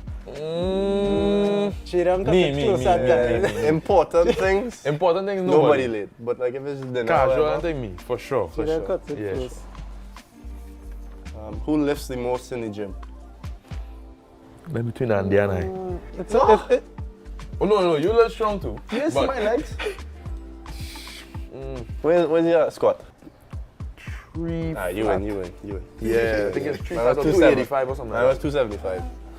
Who's the most competitive? It varies. It depends on what we're doing. Yeah. Table tennis. These two can't beat me, so I just always win. I just always win anyway. If it wasn't cricket, what other sport would you like to play professionally and why? For me, I'll pick track and field because that is what I used to do before. So for me, if it's professionally, I would always go back to that. It would be easier. Football. You're not good at all. Hey, I used to play football and it wasn't good. You mad? Where mean on a game? Nobody, all them mad. Yes, fine. Yeah, I have medals for football, eh? They give out participation medals too? No. Score a banger from outside the box. Right. Top corner too. You. I would choose football because I actually played football at a decent level. Okay. I played the highest school Next. football level. What do you mean next? Hey, I have an intercol game, eh? I've played intercall final and like big sellout stadium. About 5,000 people watching. Who do we think did the best at school? Definitely not me. Not me at all. Why that question? Jaden. I don't have a choice. Who is the toughest opponent or player that you have faced in your test career? Probably say like Josh Hazelwood because of his skill. Yeah, I think he was one of the toughest bowlers I've had to face so far. Can I say it's just about enjoying the battle this far for me. Only one man I could call. Drew. What Ben Duckett? Nah. He only do it for one game. Drew do it for 6 games, you know. From the Caribbean to England. It have to be Drew. Gives you nightmares? Nah, he not give me nightmares. It's just he's make you think a little bit. Yeah. He's make it hard work. Yeah. Who is the teacher's pet? The whole team. All right. Nobody. Nah, if we go in batting coach, the teacher's pet for the batting coach is Kevin Hodge. Oh yeah. Full stop. Yeah, conversation done. Nobody else. It's not nobody else. Conversation done. Kevin Hodge for batting coach. Full stop. This next one, real interesting. Who is the best dancer? In the whole team. Louis. Yeah, Louis has some moves. He has some moves. Shema will say he has some moves too. I never see it, so you can't say. Shema will say he has some moves. I see Louis put it down. But I see Louis dance. Yeah. So Louis. Yeah. Louis. Yeah. Who has the best fashion sense? Senki. No.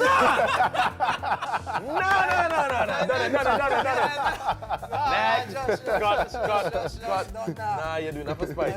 You're doing that for spite. Casey has the best dress. Casey always fresh, yeah. Alright, this one I can probably say Senki. Who is the loudest?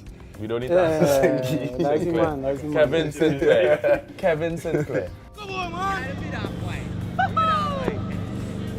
I'm gonna tell you out, man. This is an easy one. Who has the worst taste in music?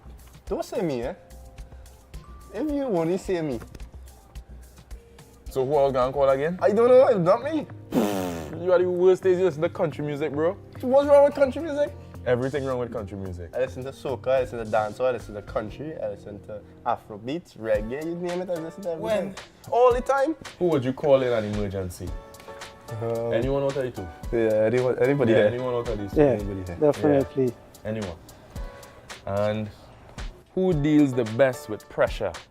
I think one name that stands just Craig. Craig for sure. Yeah, Craig does be real calm. You No can matter never the tell if he's situation, taking yeah. on anything or not. Yeah. Can't tell what he's thinking, he's just... So yeah, Craig.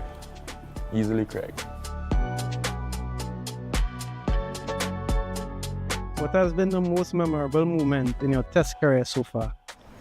You go first. I would like to say my test 100, but I think beating Australia in Australia is probably most memorable. As a team, personally, it would obviously be test 100, but I think beating Australia, especially in the Gabba, where it's their fortress. For me, it had to be my first 5-wicket haul. And not even the 5-wicket haul, it's just the fact that we win the game. And how we win the game was close. That is the most memorable thing for me. Yeah, I remember watching you jumping.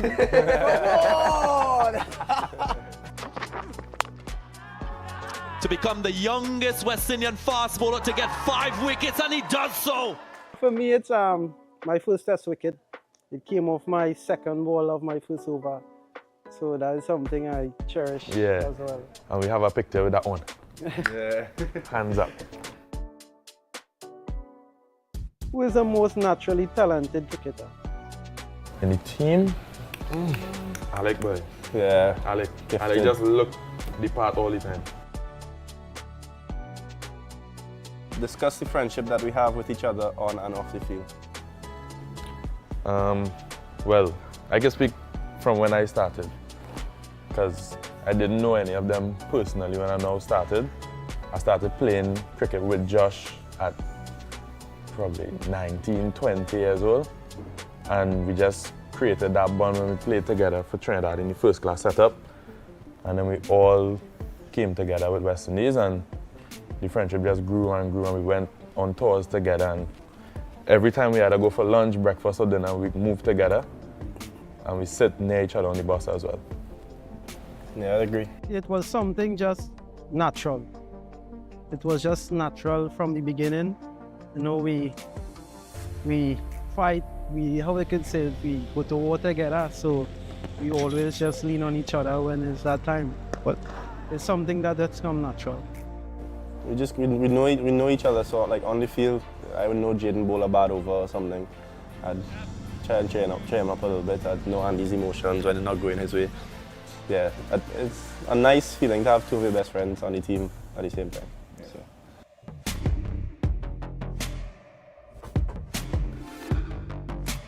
Off the field, you can't beat me in FIFA though. What? Next question.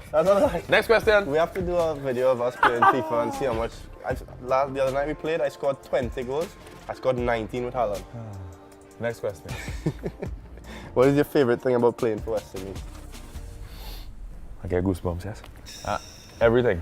For me, is everything. The first thing was I wanted to play cricket. I wanted to play for West Indies. And then obviously playing, you get to experience Test cricket. You get to experience singing the national anthem. And doing it home. Doing it in the Queen's Park Oval was something big. So I guess singing the national anthem anywhere in the world is a big thing. Yeah, I think for me it's about representing the region. Not everybody gets to do it. There's a lot of people who aspire to do it, but not everyone gets to do it. So I think for me is that weight on your shoulders. It's obviously a big weight, but it's something that you cherish forever. And to get that test cap, nobody could ever take that away from you. Yeah, it's a great feeling, you know, to represent the region, as just said. And you know how it started for me, it was funny because I had friends who used to play cricket, who I would go down on a weekend and watch play cricket and, you know, get the opportunity when they are short. And I know those are the ones who actually wanted to play for West Indies at the time, because I used to do track and field. So it's not only for me now, but it's for them as well. So I'm actually living their dream for them as well. What moment has made you the proudest of each other? I think we were all there when we beat England, right? Yeah. We were all there when we beat England in Grenada. Jaden and I played, Andy didn't debut as yet, but yeah, I think just all of us being on the team and then being there to do something historic like that was a special moment for sure. Goes down the ground. He thinks he's got there. He certainly has. What an innings from Josh De Silva. The ecstasy written all over his face, and boy, he's deserved that. The way we celebrate and enjoy each other's success, that's something I cherish. That's something I definitely enjoy. For me, when Andy made his debut, I was very happy for him. And then obviously getting the first Test wicket. I know how much that would mean to anybody. So far more getting your first Test wicket on debut in your first over is obviously a big thing. So I was very proud of him in that moment. And for me, with Josh, it's scoring the first Test 100. And not because I was batting, just because he get it. Because he was batting well throughout the series. He had, I think, 150 before that. And he was looking like he could push on at some stage, and he did it in that last game, in the most vital game of the series. And he got to that triple figure mark, and we won the series in the end. So I was very proud of both of them in those different moments. What are we expecting from this test against Bangladesh? Win. I would say definitely a series win. Definitely a series win. Yeah, not much, not too complicated. Just to win. Just to win the series. Yeah, do the basics well and make Craig and coach proud. Yeah, that's all.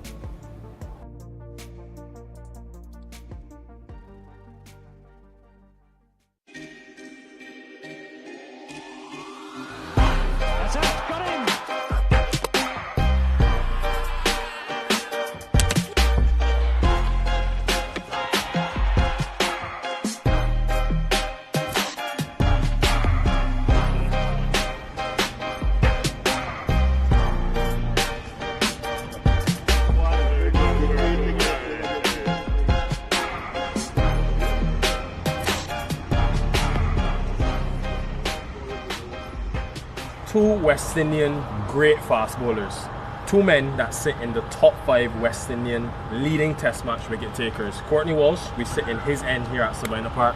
Kemar Roach, a man that's working his way up and closing in on 300 test wickets. Gentlemen, it is a great privilege to sit here alongside the two of you guys. 17 years in test match cricket, 15 years in test match cricket and counting. I want to know, first of all, what trait is needed to be able to perform and sustain excellence for such a long period of time? We'll start with the superiority. The big, strong words. I don't know. Obviously, for me, I think the key in it is being able to be fit,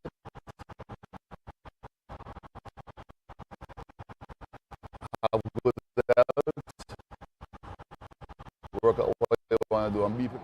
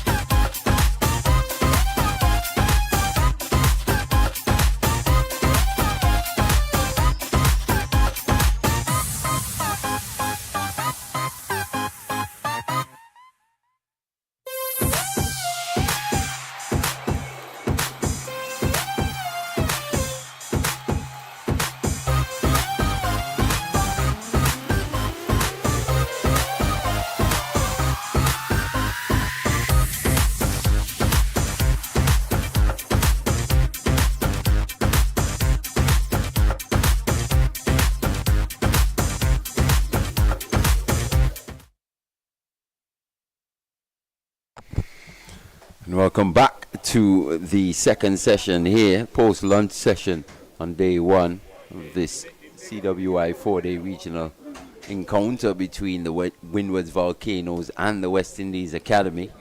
Must be said it was a session of play dominated by the West Indies Academy, leaving the Windward's Volcanoes reeling at 92 for 7 off just 19 overs. I'm joined now by Vernon Springer. Good afternoon, Vern. Hey, good afternoon to you, Mally. It's really indeed a pleasure sharing the same stage with you. The Academy now has to believe, Mally, 92 for 7, Windward Island Volcanoes. We've seen them in these situations before, and then teams have just really come right back into the game. Could today be their day? A la 2 weeks ago here, Trinidad and Tobago Red Force versus the Academy. Having them in a similar position. 60-something for 6. For 6. Trinidad going on to make close to over 300. Going on to win that match quite comprehensively in the end. You've got to make use of these opportunities. Slightly better conditions here in terms of batting. Ball still swinging and seaming around though. It does. Overcast conditions here. Not heavy overcast, but enough to get the ball to just nib around. And we've known quite recently, Mally, that once the ball starts to swing around in the Caribbean, most of the batsmen tend to have some problems. Don't like the way even Descartes, how he got out. He did his hands there, just didn't drop his hands quick enough. And again, that was an effort ball from Nathan Edwards, which really surprised him as well. Yeah, he's got the ability to produce those kind of deliveries. Nathan Edwards, more skiddy type, low trajectory, low arm. But he does, on occasion, just have the ability to just produce something a little extra. I think to a couple bouncers as well versus at Trinidad and Tobago Red Force. You don't expect it, but he did have a few batters hopping around. But I think he's quite capable. And I think going forward, Mally, he's going to be somebody that is, I think he can increase his pace, really, in that effort. For me, it's all about his rhythm, isn't it? 92 for 7. And John, you know, he's got 100 already, 100 against the Leeward Islands. So he maybe back himself against his Academy team.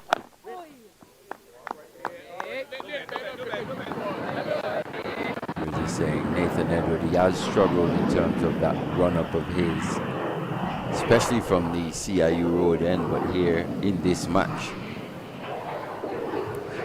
seems to have rectified that problem so far. No balls to date yet. Hold a multitude in that match versus the Trinidad and Tobago Red Force. In fact, it's something that's plagued West Indies Academy bowlers throughout this season. Honing in at those pads. I think they can get a little tighter there, Mally, mid-on. Because just get Nathan Edwards to kind of hit the deck. A lot of we even look as to how Kevin Hodge got off the mark. His first delivery just sort of and then just took off. It got to be as tight as possible. Keep the batsman on strike. I just think lane is just a little bit too far. And with a bit of swing and seam available to Nathan Edwards, especially to the right-handed batter, you want to see a short man in on the onside. As you see Rivaldo Clark, actually, he comes out of slip into that shot, catching mid-wicket. Just something maybe takes the outside edge, hits the pad as well, with Edwards swinging that ball into the right-handers consistently. Chooses to go a bit wide there. Good thinking there, more or less. Looking to set the batsman up. Connect Demba. That's the thing, he's maybe looking to drag him across further and further towards that offside, towards that off stump. And that big in-swinger will come into play. Just one delivery faced by Demba. He's got 175 runs this season, a high score of 75 not out. Bowl him! That's what we're talking about. Right through the gate. Producing that in-swinger there, Nathan Edward, from over the wicket. targeting that blind spot of the right-hander, and just there, late movement, back in, no footwork. Short stay at the crease comes to an end. Edward picks up his second. 8 down now for the Windward's Volcanoes, and just seems to have gotten a bit more gloomy here at the CCG. Expected, based on if we follow to the weather pattern, Mali, rain is expected somewhere around about 2:30. If you look over into the danger area, we see it sort of it's graying up. It's graying up into that area. It's looking a bit threatening in that area there, but 8 wickets down. West Indies Academy picking up their first post-lunch. Brings Darryl Cyrus to the crease. Now here's the thinking now, Mali. I've seen Joshua Bishop here, but Lane's got to be the man to come from this end. Especially in these conditions. I don't think this is a track here for Joshua Bishop today. Really, yes, he did get a wicket, but Lane has got to be the money man here. I think they probably fancy this matchup to Orion John. You do expect John, especially with just 2 wickets remaining for the Windward's Volcanoes. He's going to look to be aggressive, especially against the left-arm orthodox spinner Josh Bishop. Anything slightly over-pitched, it's going to look to go hard down the ground. He's got McKenny Clark in that long-off position. Started one, beat him outside the off stump.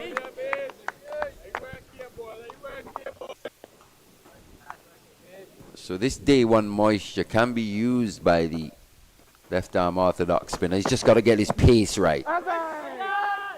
So you can see there's a bit of turn available to him. Can't afford to be too slow though, Vern.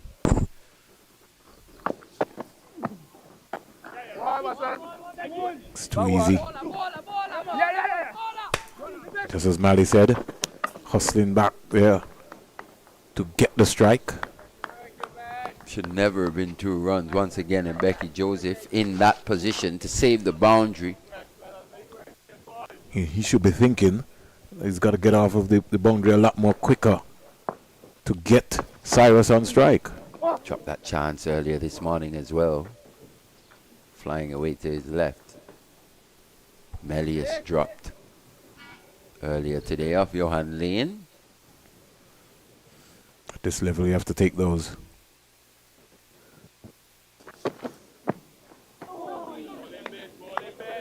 Enough time that he can play inside the line. Just enough from John. A lot resting on his shoulders here for the Volcanoes. 2 deliveries to go, Mali. He's going to be picking up what he's going to do because he wants to get as much of the strike as possible.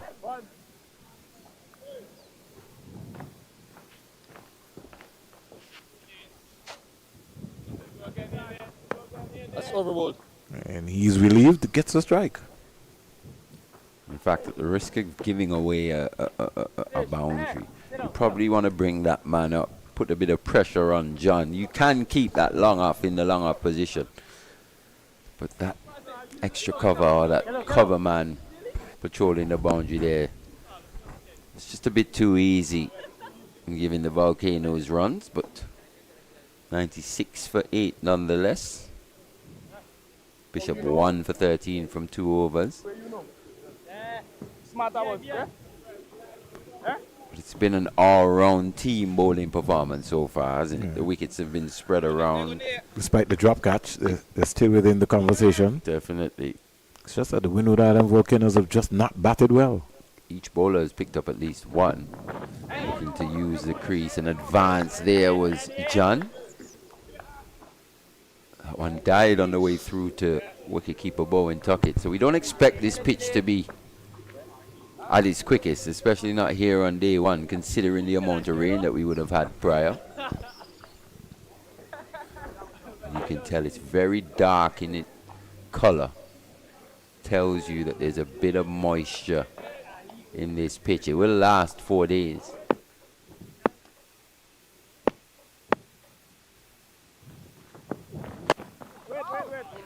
Pressure, Mali. It's looking to go massive there, but Edwards really bowling some effort ball there now. And you just saw that positive intent. We were talking about Ryan John looking to get bat on ball, realizing the situation, understanding the situation. It's running out of partners, fast running out of partners. Very much in doubt of getting bowled out under 100. If not 100, 125, more or less. That's what the academy have got to be hoping for. Volcanoes will be thinking if they could eke their way up to 180, even 160, 170, they'd think with this West Indies academy batting lineup, who has struggled as well throughout this season, they think they'll have a chance, but still a long way to go to get there. 96 for 8. And with the Windward Island Volcanoes not having Tyson in this lineup today, that could be also a major concern as well. You reckon he's carrying something? Yeah, based on what I heard, yes, injury, yes. Gillan Tyson, I'm a big fan. Good hit the deck type, strong, fast bowler. Gets the ball through at good clicks. Does have the ability to run through a side though. You've seen that in his short career already. Yeah, so far. 5 fuzz, 6 fuzz.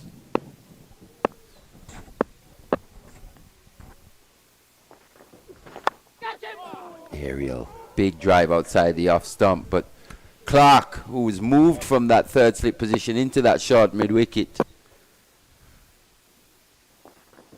flies through that vacant region for 4. Ryan John, they'll be happy with that 4 because it brings them up to that 100 mark, Vern. So a bit of respectability to the scorecard. Yeah, it does.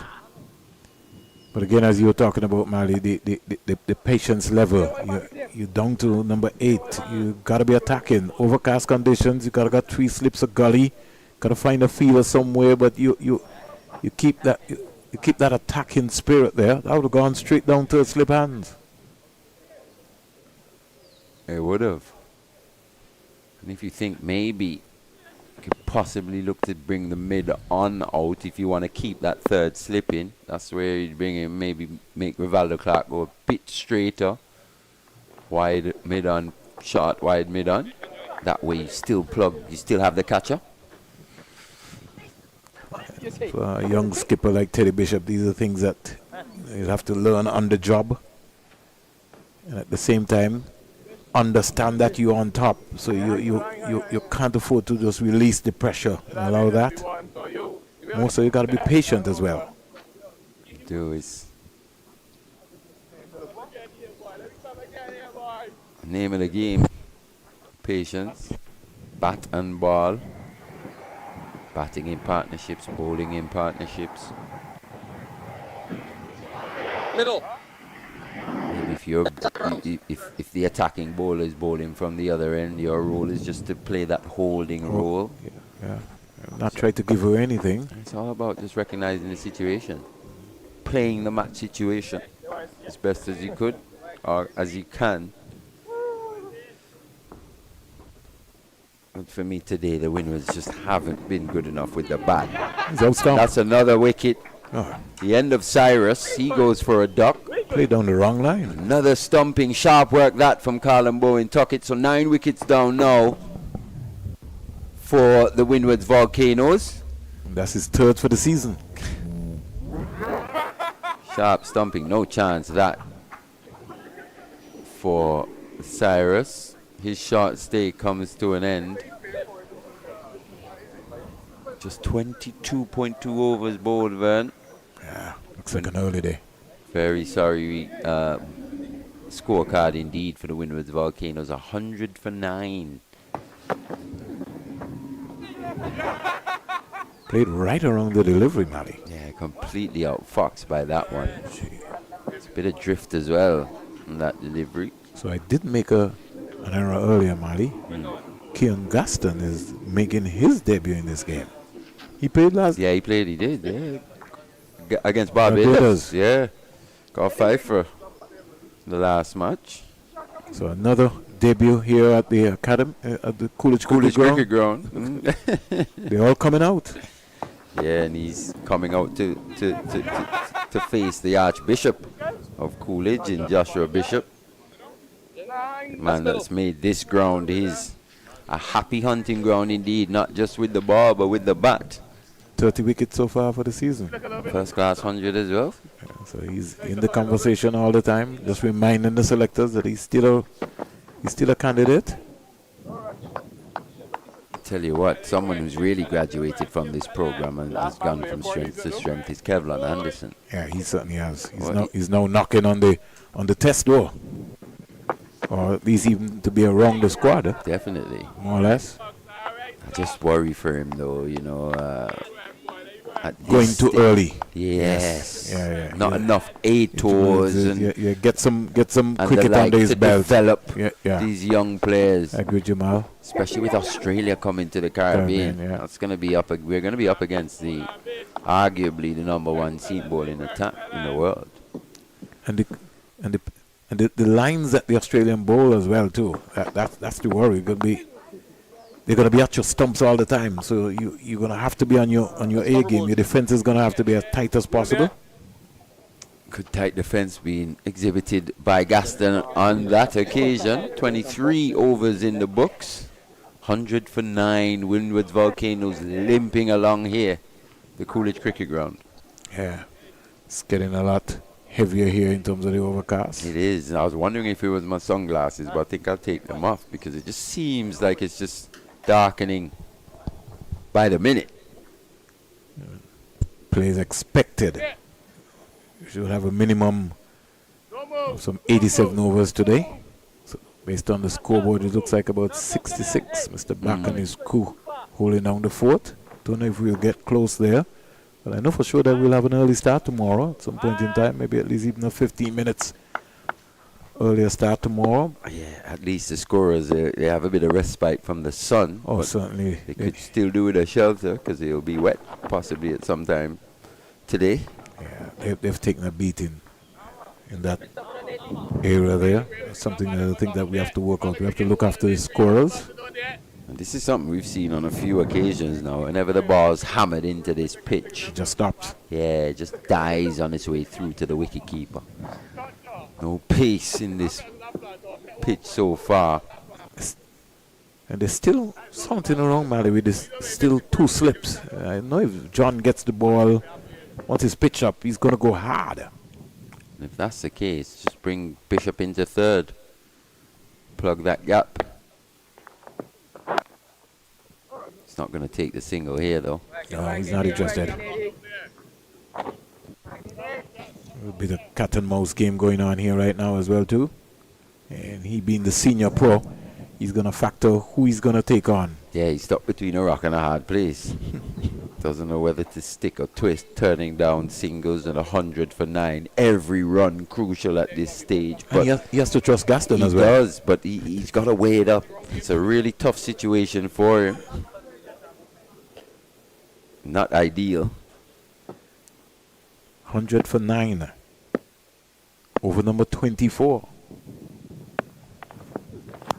Just there, boundaries. He's got to look for boundaries. Chooses to go aerial. Timed well enough. Not quite out the middle of the bat, but over that man at mid-on. It's quite deep. So that's why I was saying, Mally, then he needs to be back on defense. There's no way that he should be in there in terms of what's happening, because the intent from John is going to be looking to get boundaries. And that's the area in which the ball is going to go, with Nathan Edwards swinging the ball back inconsistently. He has to go back on defense. To the right-handers.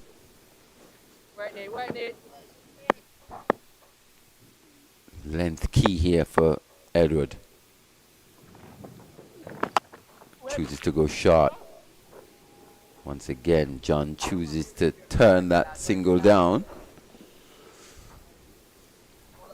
So they've scored at a healthy rate, these 23.4 overs, but they've lost the 9 wickets. 15 fours and 1 6 so far.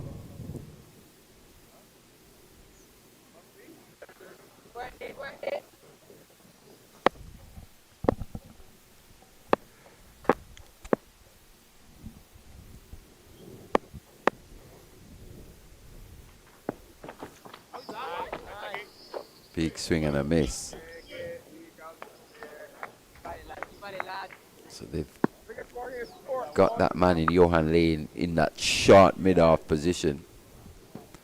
They obviously want Ryan John to look to hit the ball through the offside, but more so off the front foot. That way, can just exploit that gap that would create with the ball moving back into the right-hander. It's going to be interesting to see how Nathan Edwards finishes here. Seems like that man has come even closer in that mid-on position for this final delivery. Somebody in trouble? He missed out. He did. Now it's left Gaston to face the first delivery the next over, but at least he's probably feeling a lot more confident that it's a spinner and not a fast bowler at this stage. Certainly, I think that's what it is. Malley's maybe left it that way. As we said, those wickets spread out throughout this West Indies Academy bowling lineup. Johan Lane 1 for 18. Kenny Clark 2 for 34. Thought he just produced something at the right time as well. As we said, he's almost doubled his wickets in this innings alone that he's taken this season. Just the one wicket coming into this match. And just there, West Indies Academy letting Volcanoes off the hook. Gaston getting away with a single off the first delivery. Just what Ryan John would have wanted. And that's the area they have to work on, Malley. You got to be tight. You game awareness. You're diving around. You got to keep him under pressure. You did. You executed well before. Bit slower, playing a miss by John.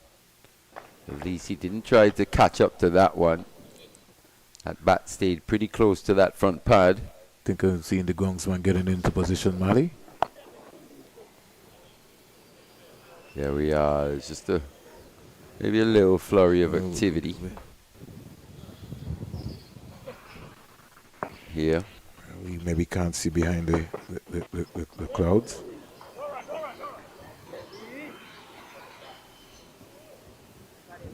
There is a flurry of activity to our right. Ground staff moving into position very quickly.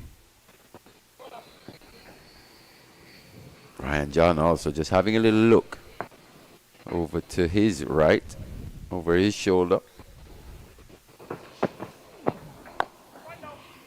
Chooses to take the single this time with just one delivery. One delivery remaining. Not a bad tactic there at all. So I think this is what he would want. I think Gaston facing a maximum of 2 deliveries and over, especially to Joshua Bishop.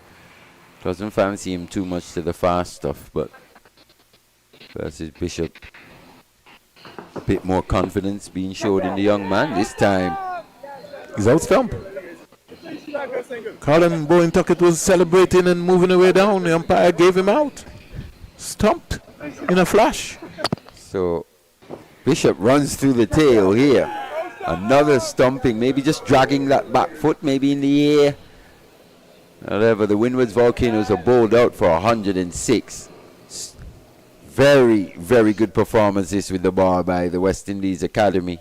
Bowling the Volcanoes out in 25 overs, Vernon, for just 106. If you're a Volcanoes fan, look away now. It's a very, very sorry performance in this first inning so far. Very, very sorry. So the news is that the Windward Island Volcanoes are bowled out. And so we'll come right back after the break.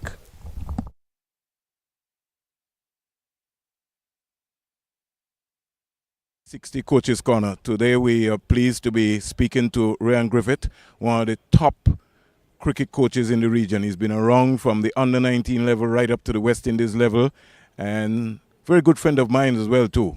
We first met like at under-19, seems like a long time ago. How are you, Griff? I'm very good. I'm enjoying Antigua. I must say it's a good place to be, and the atmosphere is such lovely here. How did you get involved in coaching? Wow, it's actually I got involved in coaching, playing with my club, Guyneck, that's back in Guyana, and sometime Mr. Butts, God be with him. I know he's not around, but he's the one who got me into coaching, used to let me run the nets, and I think I took it up from there. What has been your highlight so far? And I can't say one, but give me your ascension into coaching, your 3 highlights so far. My highlights into coaching. Wow. I enjoy working with the academy and with West Indies senior team, but my foundation has come from Guyana. So I must say Guyana was one of where I started, so I would say that's where my root really is. And then now I'm with the West Indies setup. When you look around, where you prefer to be? At the under-19 level, academy level, or the top level? Listen, if you're doing coaching, you have to love it. And if you love it, you could do all levels. It's not just prioritize yourself in terms of you just want to be at one level, because all levels have different challenges, and as a coach, you have to be ready for all challenges.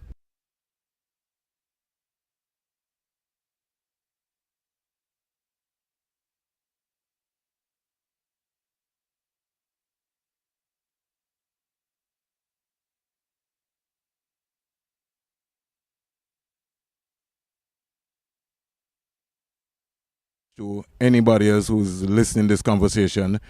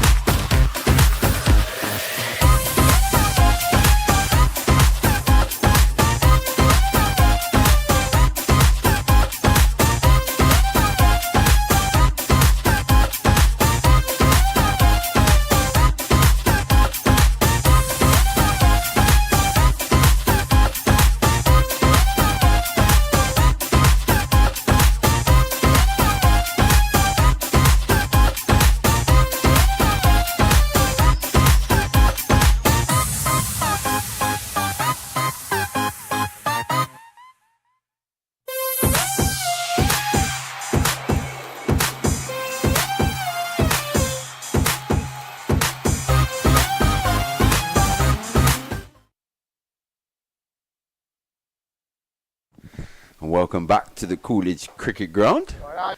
We'll be joining the action with the Windwards Volcanoes bowled out for 106 from just 25 overs.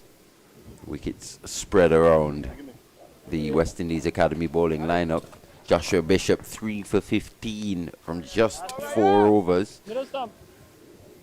I think most of the damage would have been done early by the seam bowling trio.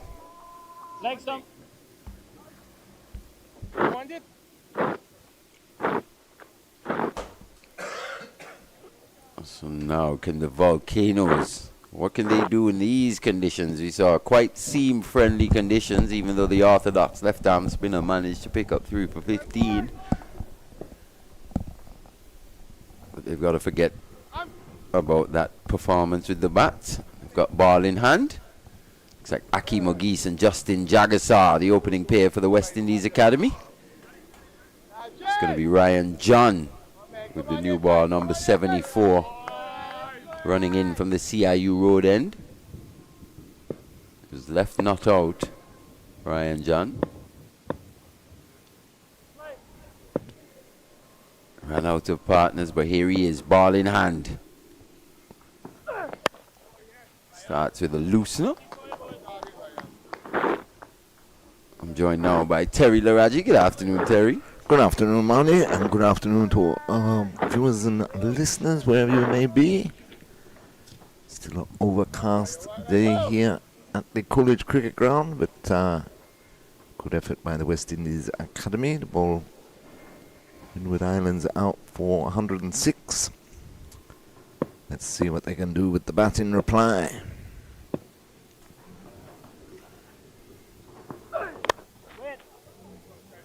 Struck nicely by August, but straight to the cover fielder, no run. Ryan John's got a best of 5 for 18. He's got 2 5-wicket hauls at the first class level. Figures of 1 for 34 and 2 for 58 in his last match against Barbados Pride.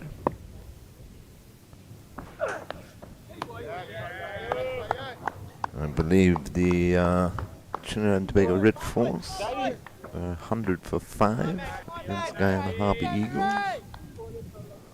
Where is that game being played? Queen's Park. Queen's Park, over. Yeah.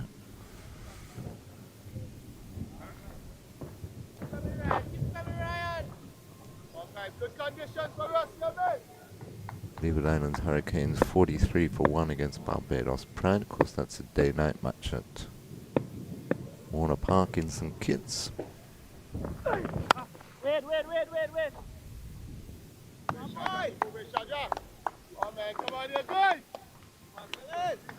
Yeah, Trinidad and Tobago batting first. Guyana won the toss, selected the field. Cephas Cooper made 50. And Joshua Da Silva 25.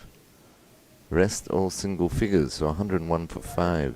Trinidad and Tobago Red Force. And that match, of course, looks like that it will decide this year's regional champions. Just 6.2 points separating the two teams coming into this final round. Just here, Ogis, it was a real struggle to begin this season. He's maybe just starting to find a bit more form now towards the back end. Just a 1/2 century. He's got scores of 49, 30, and 43. Didn't get many last week. Was dismissed for just 5 and 4. So he'll want to end the season on a positive note. End of that first over, a maiden to begin with.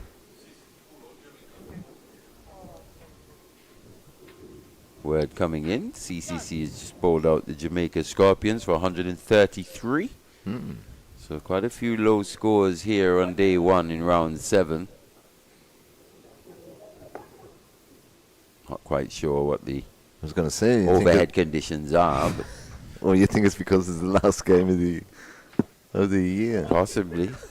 You got a sense of that when the Volcanoes were batting, in terms of not too many batters seemed up for the fight. Or up to guts it out and really absorb the pressure. Just a little bit. You've gone a bit too far. It's going to be Gaston from the pavilion end. Jason wasn't informing us he was pretty special in that first innings last week versus the Barbados Pride. A game in which the Volcanoes ended up losing by just 2 wickets.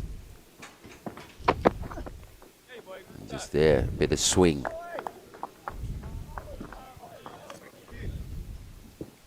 Go.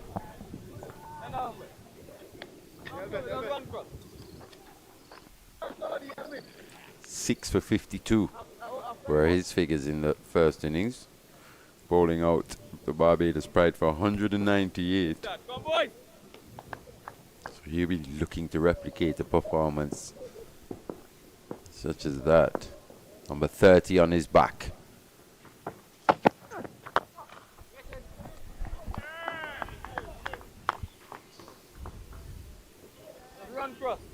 He had a quick little commentary change. Now Vernon Springer's back in the commentary box. Good afternoon, Vern. Thanks again, Mally. Thanks to Terry. Got to be going backward and forward at the airport to keep going. Thanks, Terry.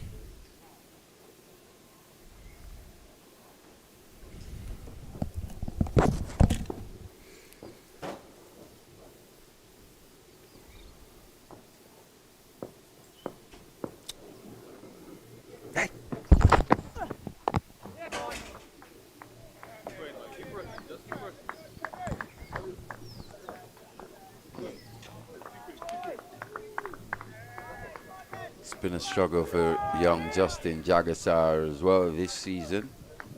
Just 20 years old, young man from Trinidad.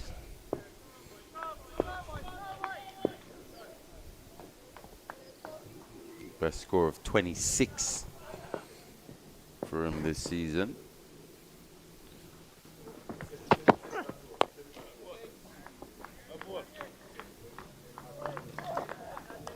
Playing his 5th match of the season here.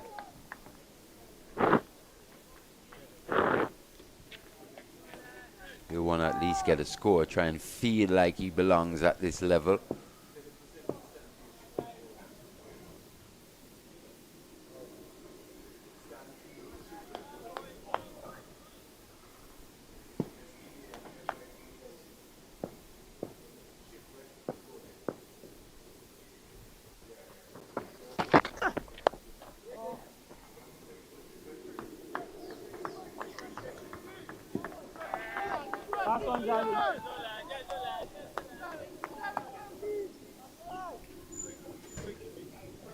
Young Gaston, just 21 years old. As we said, 6 for on debut last week. Here he is in just his 2nd match, taking the new ball for this Volcanoes franchise. Swing. The outswing once again. No real foot movement from Jagassar, beating the outside edge. The end of another over. Back-to-back maidens to start here for the Volcanoes. None for none. Yeah, none for none. Mali. Jagassar has really not got his rhythm going as much as he would expect. In fact, he's played some 4 matches, 93 runs in the season. High score of 26 for his 314 balls. So he's shown that application of applying himself to spend long time at the crease. He's just not been able to convert those starts yet. And a little difficult time here. Sun trying to seek through Mali. Oh yeah, we don't see quite as much activity by the groundsman to our right here in the commentary box. That threat of rain has probably just dissipated. For the meantime. For the meantime, that is. For the meantime. It's a tricky pitch to bat on, Mali. It is. It it is in terms of... It's not a shot. It's not a pitch that you can come in and look to play shots. You got, once the ball is off, then you look to try to cut. But in terms of pull, and got to be very, very, very careful the positioning that you get into. Yeah, if you're going to drive, the ball has to be very full, played right under your eyes as well. So it's a wicket where you're going to have to graph. I know Geese is a more or less a shot maker. Good leave. Not too many batters have been willing to graft today. And that's the problem. I think if you graph after the time, Ali, the bowlers will forget about you, and then batting will become a lot more easier. It's only natural in terms of the longer you spend at the crease. Pick up the pace, the bounce. We saw a lot of stroke play from Athenes, yes, because they bowled him wide, but it's a time when you got to knuckle down.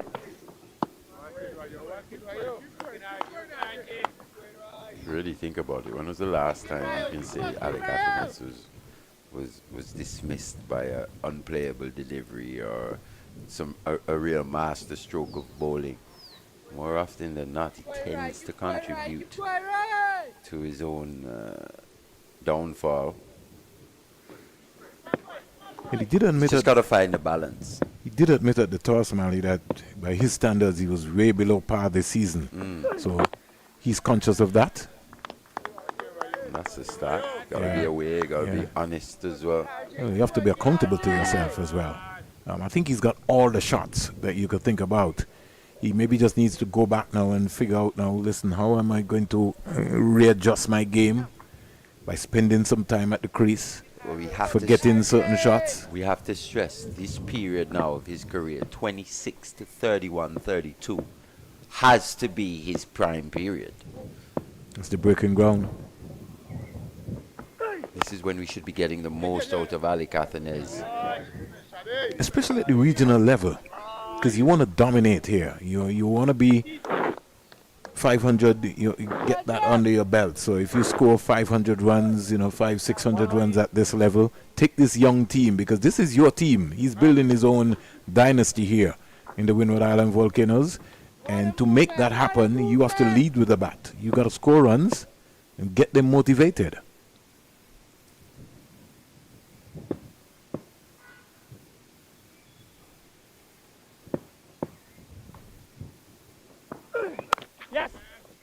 Played, just as Mali says, got to play the ball from right under his eyes. Good stride there out by O'Geese, getting on top of it and just steering it down to the backward point area and picking up an easy single.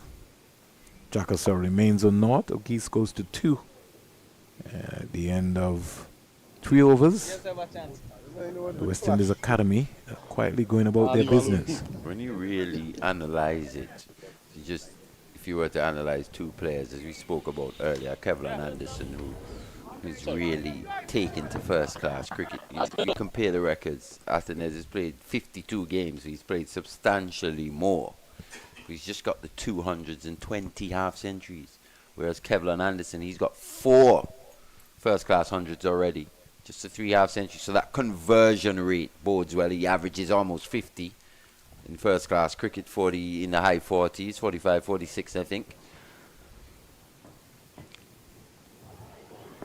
Kieran Gaston from the media centre end. Umpire Gregory Batwet honing in at the pads there of O'Geese. And I think that's the foundation in which we're looking for our young batters to have built before getting onto the international stage more often than not. Obviously, you're going to have the ones that are fast-tracked because of whatever, but generally, it's the kind of record you want to see. Someone playing 19, 20 games, showing that ability to score big.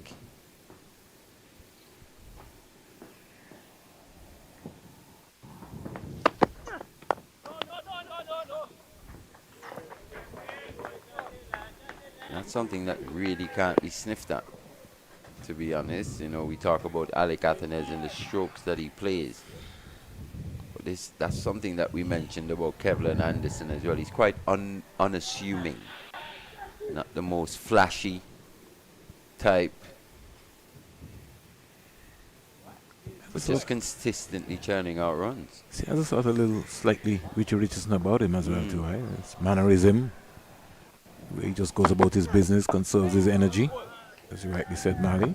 Good wrist again there from Keon Gaston. Reminds me a lot of the Indian fast bowler Sri Santh. That wrist positioning. Think back to Sri Santh and the amount of outswing he would get consistently.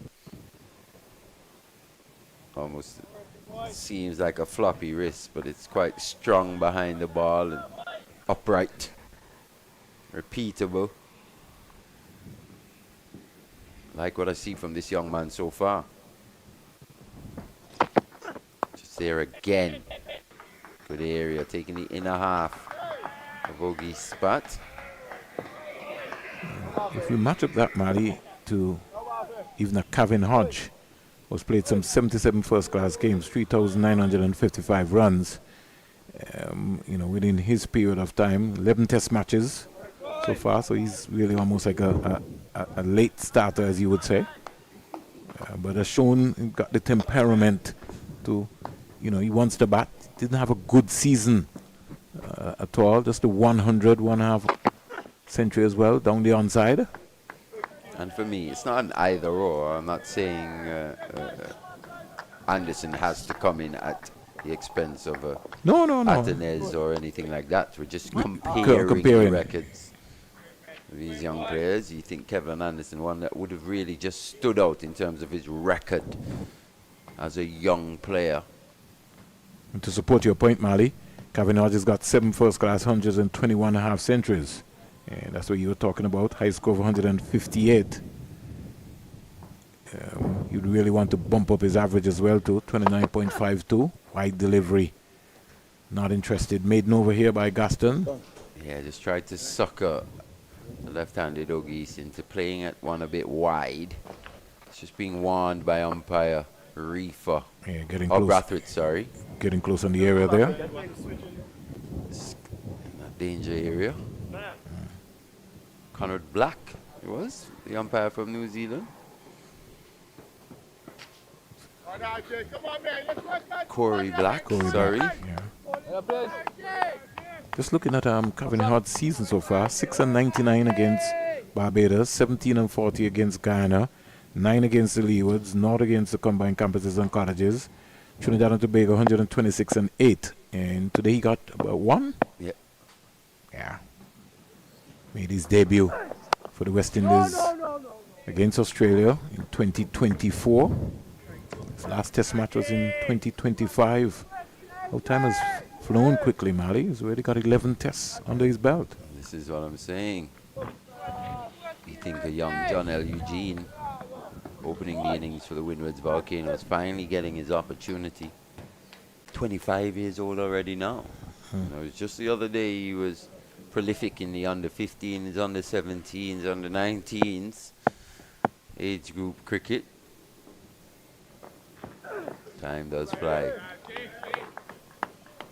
Young Jagasar, he does get into a very good position. His head tends to get into good positions. Got a nice, solid, compact defense. He's just really struggled to make an impression in terms of the runs, but he looks quite a decent player, quite compact. Rotational strike is going to be important. Yeah, that's the issue for him. Yeah, he's got to be able to get off strikes. He's got to be able to find a way to get a single.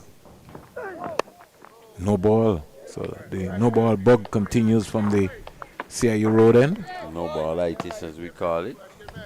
Just striking once again from the CIU road end. Ryan John on this occasion. Just has a slight hill, a little slope, especially when you're coming up. When you have to really time it. If you're caught looking down, you're going to be in trouble. I mean, that's something that Palmer would have remembered for a very long time. Nathan Edwards as well.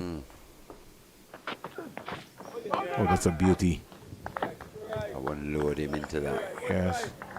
Had to play. He did. Jagasar. And I think he was overbalanced as well there too. Tugged him.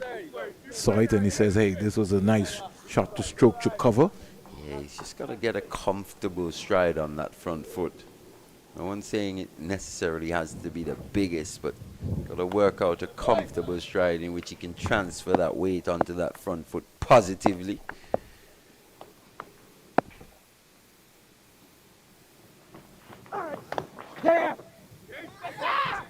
Could be in trouble. Oh. Ogis had given up, Mali. Yeah, direct hit. Would have been the end of Ogis. Don't think they reckon he just played the ball, Mali. And took off. Yeah. Smart piece of fielding there by the Windward Island Volcanoes captain, Alex Atenez. And Ogis, I think when he realized what was happening, he didn't even try to sprint in. He was just maybe just praying that he missed, which he did. Luckily for him. So sedate start this for the Windwards, for the West Indies Academy. Can the Volcanoes use these conditions? John into his third. It's going to take a long spell from him. Especially in these conditions, he's going to have to put in maximum effort here. Already behind the 8 ball, bowled out for just 106. I think I'm still thinking, how did I miss that stump? I had one stump. I normally hit in practice. Clipped away. Nothing is in the, yeah. We have to be careful there. Over completed.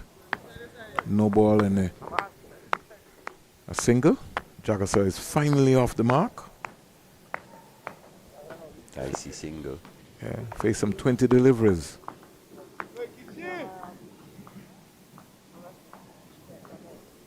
As we were saying, Keon Gaston, just 21. Yeah. It's good to see a young, fast bowler at this stage make the impact that he would have made in that first match on debut versus the Barbados Pride.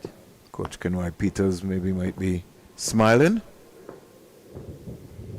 Let's hope that he can stay on the park. Down the onside. Just lost it there, the wrist. He knows that too. Just admonishes himself.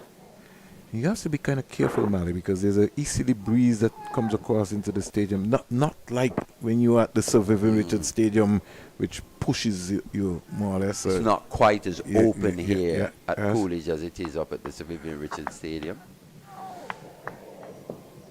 But there's still that breeze that he can use.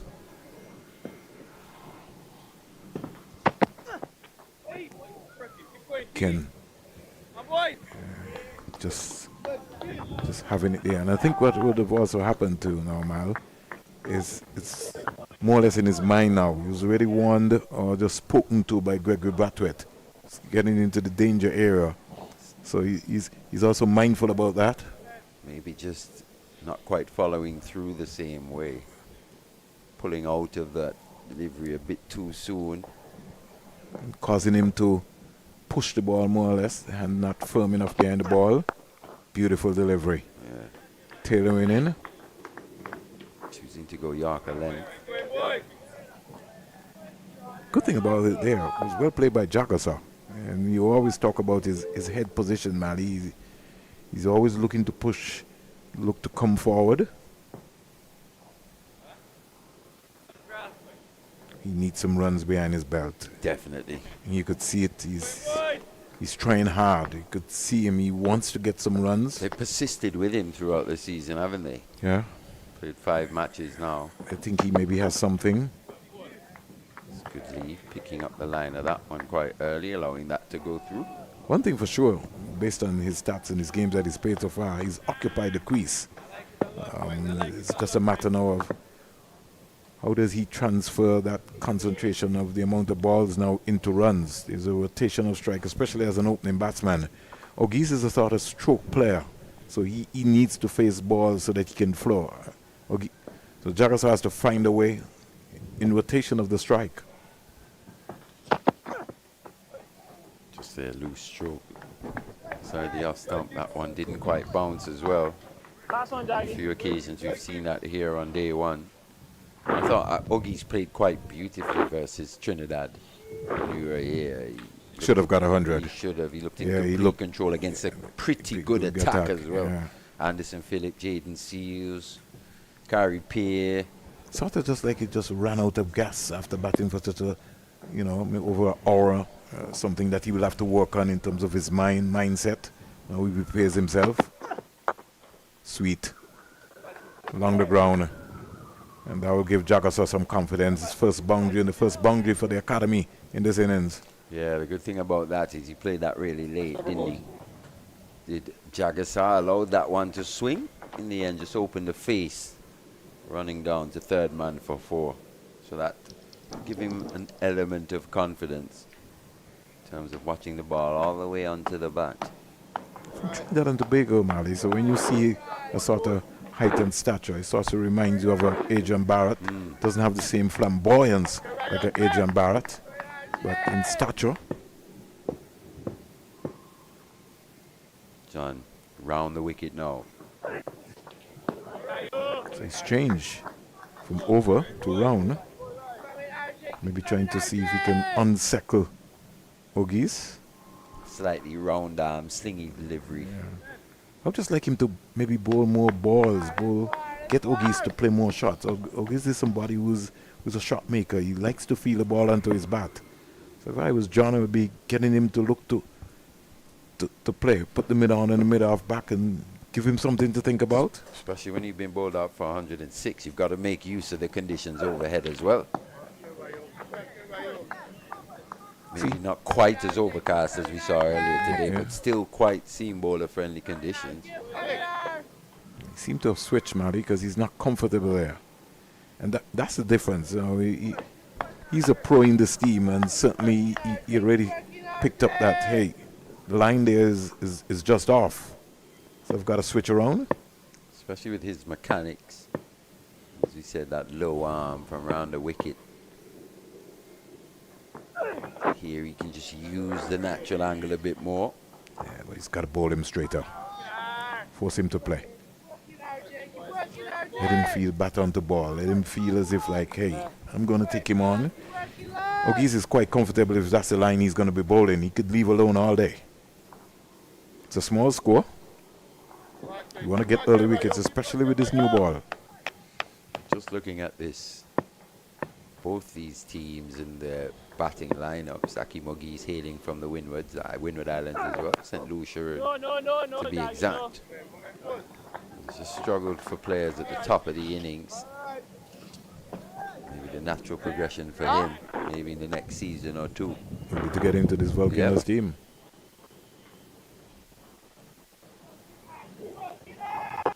Well, I think, Terry and Mali, if you look at the academy setup and you have the Bishop and the Ogies and company, by the time those guys go back and you got Pascal, have a nice little nucleus of young players around the Caribbean, you're right. Should have it in Ghana, Ned, Thorne, Anderson, Nandu. You go in Jamaica, you had Mackenzie. You've got Redwood, who we've seen here now for the first time. Brad Barnes. And this is what we're talking about. When you graduate from the academy, there should be a permanent spot for you when you go right back into the franchise system. Because that's really an investment made by Cricket West Indies. So you're here for 2-3 years. You should be expected to go right back into that system and formulate. Kevlin Anderson is a perfect example as to how he's demonstrated his commitment and what he has learned at the academy. Yep. Leewards, you'd have Nathan Edwards, Joel Andrew, Michael Palmer. These are the players that hopefully will make up that nucleus in the not too distant future. Callum Bowen Tuckett. Yeah. You never know. He might have an option. They look around here at the Windward Islands. Leewards with all of this talent for keepers. Most of the players should have the option should be open. Yeah. To go to any franchise, really. They want. Anyone that will have them, to be honest. But it should be, that's the name of the game in this professional franchise setup. Doesn't matter where you hail from. I was looking at when you look at Guyana, Mali, I don't know if you remember Asad Fuddedin. Yeah. Who journeyed around, went to Jamaica for a couple of seasons. And it's good to get a new culture, a new backing. Carlton Bud Jr. is now the assistant coach for the Windward Island Volcanoes. That's the side I want to see a bit more of. We have the player movement. But we don't have the coaches moving consistently enough. It's a bit different with the coaches. Tend to have got territorial. And I think that is something now that I think that Cricket West Indies is looking to go forward. Have to now rotate the coaches around the various franchises so they can learn, especially those that they're looking to earmark, which will go into West Indies under 19, into the A team. I understand Kohli's coming back to deal with the A team. So whoever is going to understudy him, move around into another franchise. Short, nicely played off of the back foot. And Melius couldn't stop it, and down to the boundary for 4. That's what we're talking about with Jagisar. Quite compact in nature. Just there, using the pace of Gaston. Just a bit too short. Not the tallest batter, but used all his height to get on top of that one. He plays strokes as well. Looks quite pleasing on the eye, Justin Jagisar. Just needs to get through this period. Just got to bat and bat and bat. Take it delivery by delivery. Not look too far ahead. So he gets in line once again.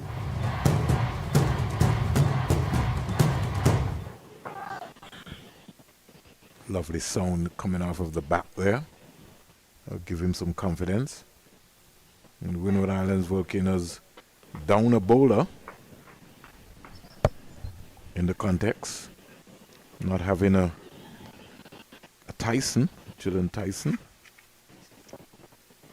Express, yeah. Quick, X-Factor quick. Some 5 matches, 16 wickets. So he'll be certainly missed here, 5 for 45, down the ground. Interesting shot that. Not sure that's exactly where he wanted to hit that one. It was maybe aiming for the leg side. Have a look at this. In the end. Ended up playing a straight batted stroke down through mid-on for 4. Almost took the leading edge. He's going to have to be careful. He was looking to play, maybe close the bat face in the end, decided against it. Not a shot you see too often, but in the end, effective. But you know why, right? Again, his head positioning again was over, looking to come forward and not up. Punched again down there on the offside this time for 4. Yeah, he advanced. Viscarti wide. Couldn't stop that. Yeah, just using his feet, advanced to that delivery from Gaston. Just starting to grow in confidence now is Jagisar. Just a solid push down the ground for 4. So, 2 boundaries in at Gaston's over.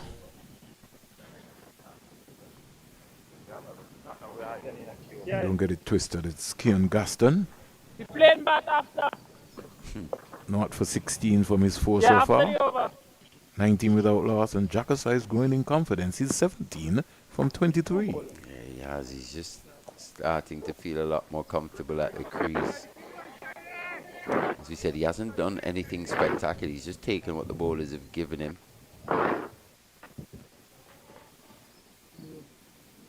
Found the gaps.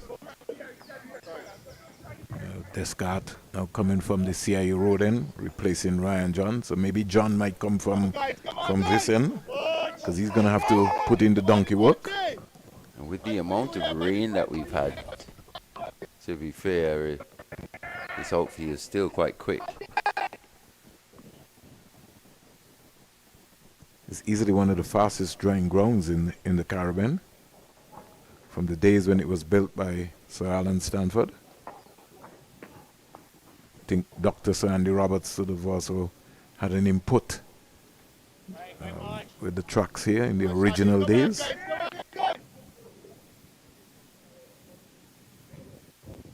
That's a good afternoon to Lockhart Sebastian, who I know would be glued to all of his screens and his radio. Won't be too happy with what he's seen today, that's for sure. Good afternoon to you, Sibo. As they'll call him Uncle Sibo. don't have to tell you, your partner Hugo is here looking at the cricket. So too will be Basil Morgan. Good afternoon, Basil. It's just amazing of all of these stalwarts who just continue to follow the game so closely.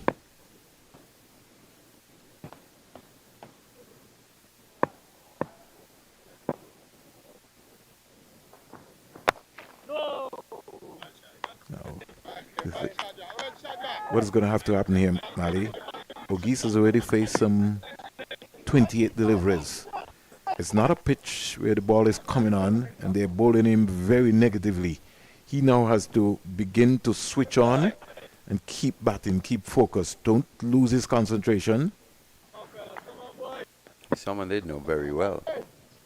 Hakeem Ogis. He's just playing on that patience.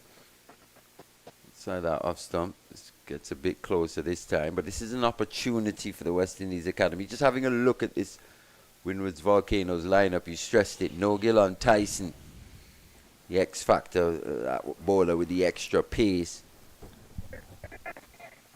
I think Shadrach Descartes, the all-rounder. And if you check the wicket takers so far this season, Kenneth Demba, Mali, leading the way with 18 wickets. Cyrus has got 16. Gillen Tyson has got 16. Ryan John and Descartes has got 11. So Tyson's miss is a tremendous miss indeed. Because of what he brings, that extra pace, especially in this bowling lineup. So far, everything just seems a bit samey. Apart from Gaston producing that outswing consistently. They're more medium fast than outright quick bowlers. Every now and again, Descartes would look to bowl an effort ball as he did there. My main concentration is Ogis beginning to believe in himself and dig in. He's going to have to understand he's going to have to spend some time here. This is a track where he's going to have to graph. In the meantime, that will give Jakasa some confidence. Yeah, and every innings is different. As you said, Vern, he's known to be a free-flowing type player. Just there once again, picks out the fielder. So just playing on the patience now. As you said, just 32 deliveries for just the one run. 19 without loss. Jagasar going very well at the other end, 17 from 23. Just got to remember, this is a partnership. Jordan Johnson brings out a bat. Don't know if he brought out the right bat. Strange season for him as well, Jordan Johnson. Yeah. So much ability, Marley. Yeah, but he's got to work on his mindset. Yeah, he's got some things to work on. Yeah. Still very young. Yeah, I think when you come with the weight of expectation and everybody sees you at the under-19 level, you know, sometimes you have to transfer that talent now into ability and consistency. I think as these young players get older, this one down the leg side again from Gaston. I think this was off the pad. I think he got bat onto it. Signal. Yeah. He did get some bat onto it. So another 4 to Jagasar. The runs coming freely for him now, 21 of 24. And so that's why I was saying, Mali, it would now give Ogie some relaxation time to know that, listen, Jagasar is scoring from the other ends. I'm okay. You know, so he could spend some time. He's going to find his rhythm. He's going to get a boundary or two, and then he begins to flow. That's how he should be thinking anyway, considering they bowled up the Volcanoes for just 106. They bat properly here in his first innings. Could go a long way in terms of really setting the Windward Volcanoes further behind and leaving the academy in full control.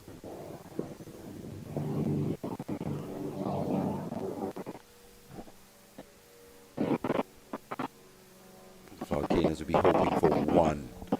Just one here, 2 slips. Gully, point, extra cover mid-off.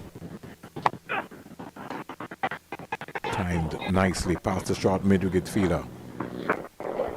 And they will get 2 runs quite easily. Not a bad shot there at all. Good balance. He played that. His composure. Yeah, he's going from strength to strength. Is Jagasai in this innings already approaching his best? 26 this season, 23 of 26 deliveries. Just needs to keep going from an academy perspective, from his perspective. He wants to end the season on a positive note. It's been a rough season for him.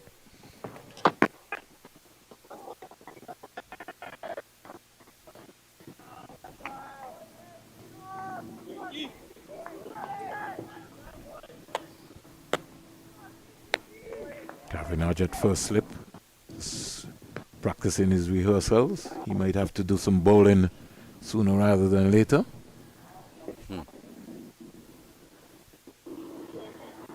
After seeing the exploits by Joshua Bishop, he might maybe fancy himself coming on pretty early. That's if Alex Attanis calls on him. He said you've got Demba, you've got Cyrus as well. And maybe it might be a ploy that they might maybe need to adapt, Mali. Maybe both spin from one end and then maybe just have John and Gaston and Descartes from another end. Even Alex himself can bowl a couple. Coming into this final round of matches, out of the top 5 wicket takers, 4 of them are left-arm orthodox spinners. Once again, advancing is Jagasar. Looking to cut the swing of young Keon Gaston. Smother the swing. The end of that over. 4 runs coming from it. 6. 6 runs, sorry. 25 without loss. So, very quiet start. 10 overs have been bowled. Occupation of the crease is very important. When you're chasing a low total, start is always important. Similar to how the Volcanoes started. A bit sedate. And we had that drop chance of Melius by Johan Lane. As soon as the Academy picked up that first wicket, really it didn't look back. Just kept picking up wickets at regular intervals. 2 slips go down. Hodge, Ambris. So, guess Ogis is gonna have to keep talking to himself because what they're trying to do is to lure him into a foul shot. So they're trying to bowl him as wide as possible. Not sure that's exactly the ploy in which to go with, considering the overhead conditions here. And the fact you've got to make use of this ball when it's as new and as hard as possible. It's a lot better. This one's driven sweet and straight up to that man at mid-off. No, you have been a left-hander, Mali. How did you deal with that? He's just got to continue playing in the right way, knowing that he's timing the ball, seeing the ball quite early. He's left quite well outside the off stump. Just got to look at the gaps, not necessarily looking at the fielders. Because every now and again, and I'm only making this analysis, Mali, from looking at his body language, I could see him, he's choking it nice, realize that he hasn't found the boundary. What is happening? And another day that would have sped away. I think it's important he now doesn't think that he needs a bit more power in which to blast the ball through the field. Just needs to stay in his zone. He will find the gaps the longer he stays at the crease. He's got that ability, but on some days this happens. He's got to recognize this is another part of my cricket education. The days when you come out and you're in good form, but you're just finding fielders, especially early in the innings. Can you get through that period? 1 of 36. He's batted a lot better than that. He's played a few drives. This one finds a gap, just as we were speaking about. Over-pitched. Long half volley. And that's what we know of Akeem Ogis. He's strong in that area. And that one had width. So you full extension of his arms. He was able to show that classical left-hander exuberance by driving to cover. His eyes opened up. That gave him some confidence. His first boundary of the day. What really lured him into that shot was the length. Just a bit too full by Descartes. Goes short this time. Dropped. Down to the boundary for 4. Leg by buys. signal, actually. Ooh. So, again, he's going to have to be careful still, Marlon. He's rehearsing. He could have just helped that one up. Yeah, he's got to be careful on those horizontal bat strokes. The cut shot, the pull stroke. This pitch, a bit tennis ball-y in bounce, not overly quick. Or not quick at all, actually. Seen quite a few just die on the way through to the wicket keeper. Partnership is 33 from 67 deliveries. Make it 68. Down the onside. Over comes to an end. Yeah, it's the nature of being bowled out for 106. It means the bowlers are under constant pressure. I think a lot of people might be. What did Mali just said? Windward Island Volcanoes? 106 all out. Within the first 2 hours of play here. 25 overs. We play starting late. Crazy. If you're a Volcanoes fan, you wouldn't be happy with much of what you would have seen this season, but they'd be hoping to end. It's like Terry gave me a scare this morning when I walked in here. Said to me, "You weren't watching Vernon? The West Indies women lost." I was like, I got up late, Terry.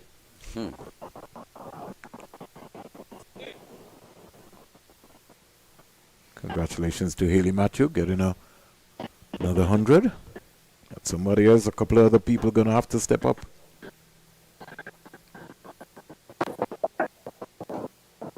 The first player, either men's or women's, to actually end up on the losing side, having scored 100 and picked up at least 4 wickets. Yeah.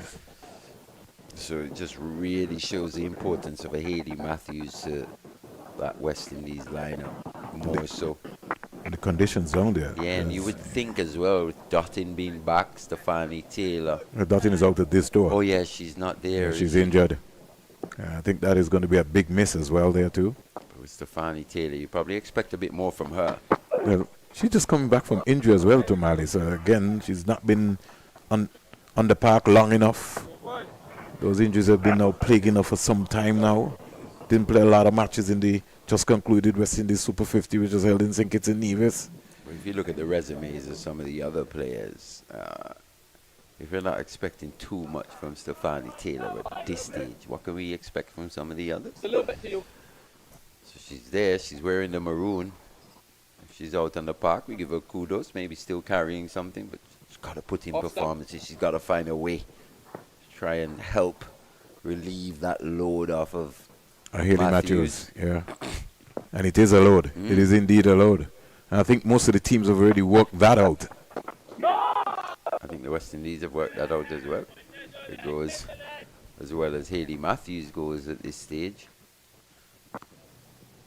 Even with the Dottin back, I think Dottin maybe still hasn't quite gotten right back up to speed, having been out for a bit of time. It's going to take her a bit of time as well to get back to that.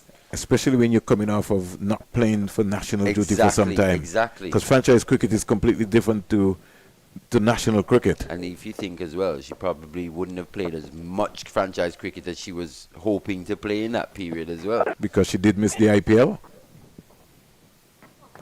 In fact, not last year. We could say 2023. There was some mix-up more or less, 2020, 2024. Yeah, and that maybe that cloud followed her for a little bit, but she's back on the franchise circuit. Still was looking at her role, Mali, and figuring out, in terms of when you have such a world-class player like that in the field, live wire, almost Koslogi-like approach, and then in her bowling, it's like a match winner. I see her as one of the leaders in the group. I think that's what you want. You want to get her in there as one of the leaders and the match winners as well. I think it's a constant comparison as well, men's and women's cricket. You think, I think maybe she just got a little caught up in that whole hype and frenzy in terms of what's actually available to the women on the franchise circuit compared to the men. So vastly different. Oh, by far. For me, the women still need that international cricket, that infrastructure of international cricket. Because still. outside of the 100 and the women's There's Premier more. League, There are more coming. But not quite. Quite. Not just yet. Still got to be playing for your nation. That's where you get seen. That's where you're on the highest stage. The lights are brightest. But overall, even in England, Mally, you see the outcry. You see the England Wales Cricket Board saying, hey, we've invested in this game now. But you see, investing is a complete difference, Mally, when you're talking about investing in the game. When you're investing in the team to win the 50 over World Cup or the T20 World Cup is not the same as in the development of the game. Exactly. They're not going at the same speeds in terms of what's bubbling below the surface of the international game. It's very different from the men's game in terms of the international women's game is everything. That's where they come in. They play ODI and T20s. And some tests. And if some, if possible. some tests, yes. But mainly ODIs and T20s. That's the format, limited overs format. So you don't see the first class women's game in the same way. But if you even look at the Australian structure, Mally, you see them every now and again inching in one or two younger players For sure. into the fold. That's culture as well. It's cultural for Australian women to be involved in sport from a very young age. It's the nature of that nation, as you'd say. So it's we still are not comfortable, Mally, to give young players an opportunity early. We make you wait, and not only female players, male players as well too. As you rightly said, you're talking about someone like who will come to at 25. When you come to at 25, Mally, you're really supposed to already have 40 first-class games behind you. And you're right. I think the thing that's actually different is the fact that at in the women's game, you tend to get that opportunity very young. If you think some of the under-19s are playing for the West Indies, very inexperienced, not only at the under-19 level, but they're being asked to perform at the international level. So it's very difficult for a lot of these girls, women. What's bubbling below the surface, just below that under the international level, grassroots level, isn't quite the same. Maybe just coming across that one, Justin Jagassar. He's got to be wary of that. Something we saw earlier with that stroke down through mid-on of Gaston. And I think you made a point about the women's game. I could remember the Cricket West Indies started in this under-19 tournament. They started 50 over and quickly had to slip down to 20 overs. Exactly, because it's the nature of the quality that you would have had and the systems that you put in place to fix that. You'll be asking a lot of these young girls to go out and play 100 overs, considering that they wouldn't have been accustomed to that. They wouldn't have played that too many times. That's what I mean. It's so hard. We really have to analyze and recognize that women's cricket is almost a different sport in terms of how the inception, how it's run. And we have to get the right personnel to teach them the game. Exactly. To teach them the game. You know what I mean? Because I'll give you an example, Mally. I think the first time I went to England at the Yorkshire Cricket School to do my coaching course, Ralph Middlebrook told me, before I come back to do my senior, he said, you need to go and coach some women. I didn't understand what he was talking about. Took me a while, until when I went and I coached women, I realized, wow, it's a whole different culture. Definitely. You're talking about 16, if you have 16 women, 16 different mood swings. Yeah, but it's just different in terms of how you try and get your point across. I think what we've lost over time, especially recently, is just the fact that men and women are actually different. Doesn't saying one's better than the other, but they're different. And we've got to accept those differences, and especially when we're analyzing how to get certain things across to these young players, regardless of their gender. Certainly. 36 without loss, 13 overs bowled. Son and Ambrose leaving the field. Maybe for some treatment. West Indies Academy trailed by some 70 runs here in the contest. Ryan John, he's been switched over to this pavilion end, media centre end. For me, they've been a little disappointing with the ball of the Windward's Volcanoes, considering just what's at stake. I think their body language as well, too, Mally. They certainly didn't bat well at all. They lost his run-up, did Ryan John.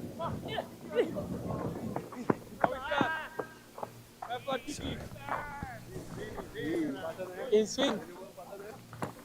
Nice. Seems to be lacking that energy required that you'd expect here on day one. They're normally a bubbly group. I was looking at them warm up this morning when Jason and his camera guy was out. I didn't get that intensity at all.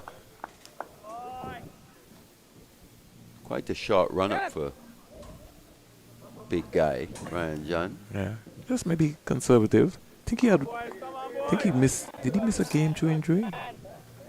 Might be wrong.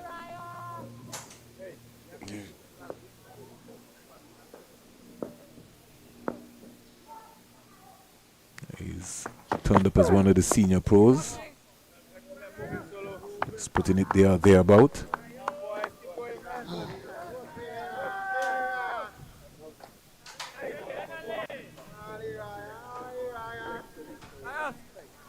No Shamar Springer this season for the Windward Island Volcanoes.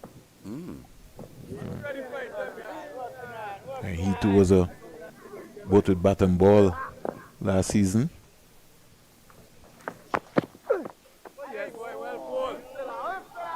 Haven't seen him for a while. Not sure. Is he carrying something? I don't. Is he scheduled to play in the same breakout league? CWI T20 breakout league. Yeah. I'll tell you something, Mally. You know, I said this to you off air. I wouldn't have Michael Louis playing in that breakout league. If you think Shamar Springer, you'd have played for the West Indies not too long ago. That tour Sri Lanka. Yes. T20s. There again, a little shot from John, but in the right area. A bit of swing as well. And Jagasa is comfortable playing the ball off of his back foot anyhow. He is. He's more comfortable playing off that back foot. It does just allow the ball to come to him. But he's looked very compact so far for his 26 from 42. It's the best we've seen him this season. Yeah, I think that would give Ogie some confidence knowing that Jagasa is scoring. Wide the crease. Advances once again. So no real pace on these deliveries according to Justin Jagassar. He's advancing to Gaston earlier. Here he is now to Ryan John. John almost looking a little friendly medium. He is. He is looking a bit military medium at this stage. Don't know if he's carrying an injury. He's normally a guy who really hits the deck, who really gives it his all. You know, it's the last game of the season. And boy, it's been a long season maybe for a lot of players. But there's a lot of cricket still to be played.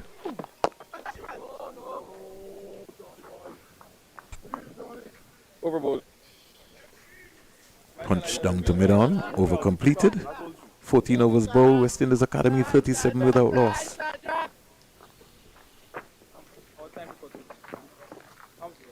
Yeah, still hunting that first wicket. Windward's Volcanoes. We did say similar when they were batting and the academy had ball in hand. They were just hunting one. They could get one here early. Hasn't proven to be the case for the Volcanoes. A decent start this for the academy. 37 without loss. Just 69 behind.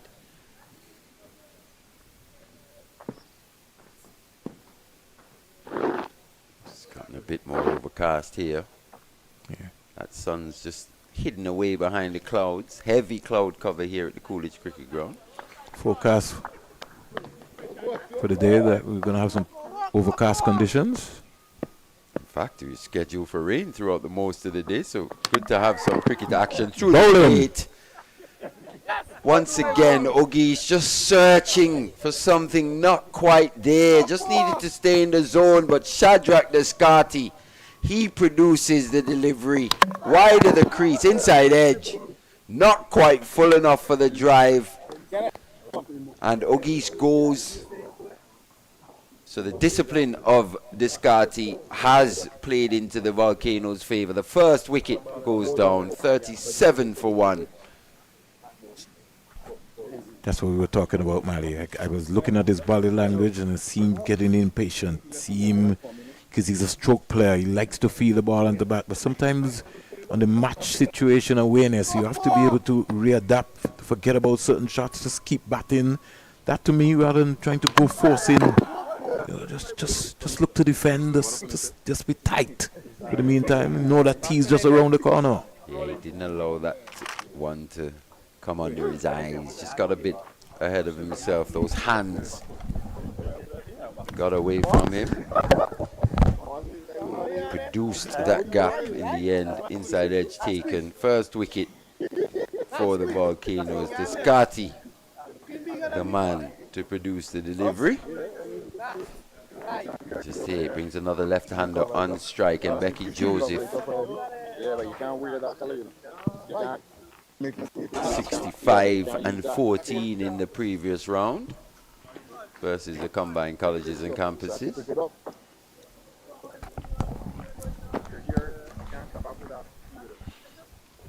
Started well, Mali, and Becky Joseph.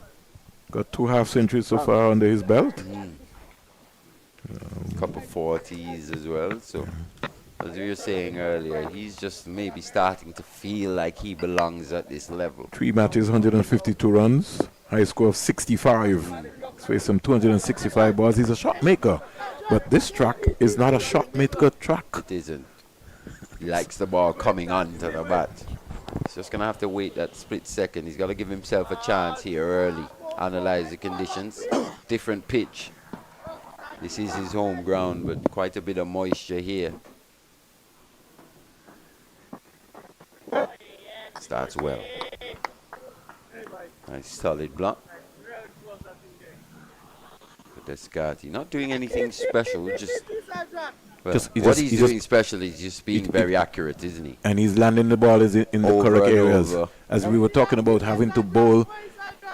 On this track, Mali, you have to bowl to the batsman.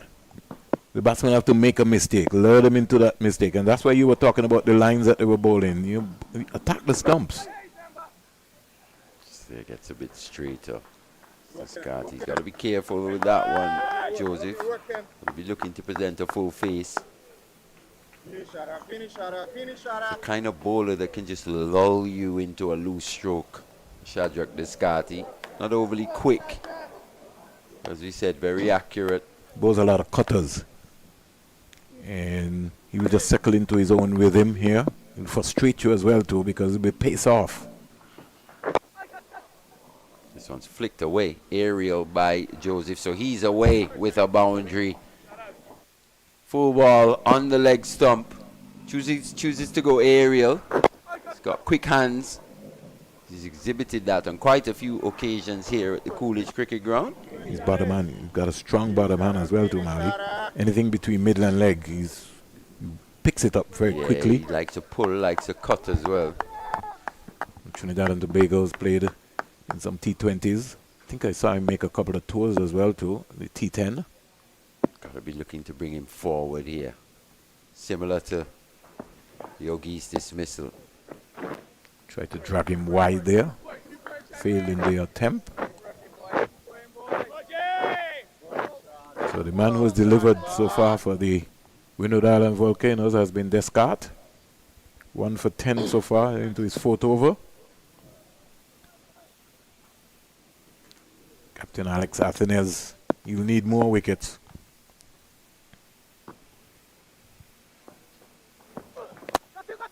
Aerial once again, but bringing him onto that front foot, maybe a little too wide, but that's the area in which Descartes has to be looking to bowl in terms of the length, bringing Joseph onto the front foot. No real foot movement from him, but picks up 4 runs. He goes to 8, so he's off to a bit of a flyer. Score in the meantime goes up to 45 for 1 in over number 15. As we said, I mean, the end of stumps here today, if the West Indies Academy still batting, they should have a pretty substantial lead. But one thing for sure, the Academy, they do score quickly. But as we continue to overemphasize, this is not a track, a shot-making track. You're going to have to be careful. The bowlers land the ball in the right area. You're going to have to graph. And if you think the Volcanoes were scoring at a good clip as well, Yeah, so but they couldn't keep the wickets in hand. Yeah, but they were just losing wickets, Matty. Yeah, regularly. It's almost like a possession. I almost thought that the Windward Island Volcanoes bridge was falling down. So you probably would expect a slower scoring rate on a pitch such as this. It hasn't been the case, but as you said, Vern, the wickets have fallen regularly. Before tea, we have 11 wickets, and play started late. Yeah, hour and a half, hour and 15 minutes. That was the delay earlier this morning. With a swing, but once again, soft hands from Jagasar. He's got good technique. He's got a solid base in which to build, I think. It was always evident, something that we saw from Jagasar, that solid defense, good head positioning, times, good stroke play, but starting to probably knit it all together here in this innings, 26 off 45. Got a couple of spectators in the house, man, who've come around. Okay.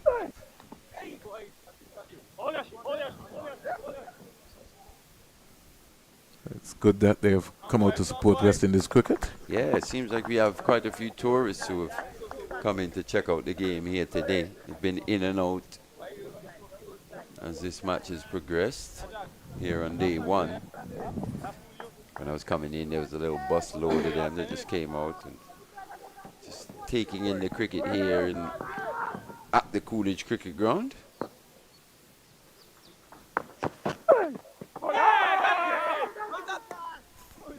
I think has to be an inside edge, Yeah, possibly. John getting a little frustrated, but I'm Saved him Gregory on that one. Brathwaite. Let's have a look. I think 2 songs.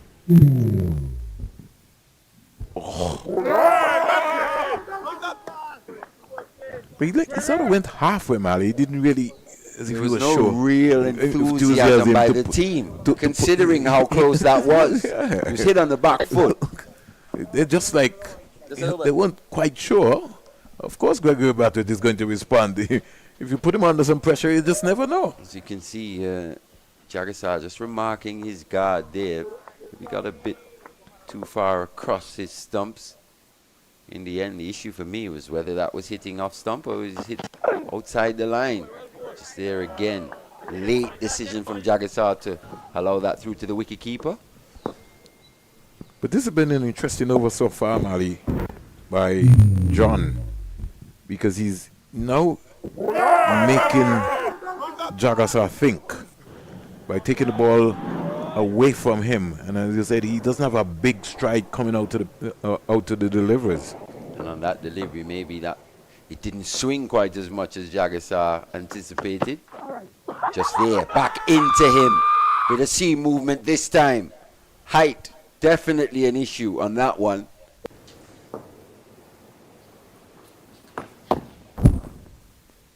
Have a look at this. He did get a good stride out. I think maybe that might have saved him. Big movement back in this time. So starting to just seam the ball both ways, Ryan John. Can he find a few more deliveries in that area? I thought that LBW shout earlier was very close indeed. Very close.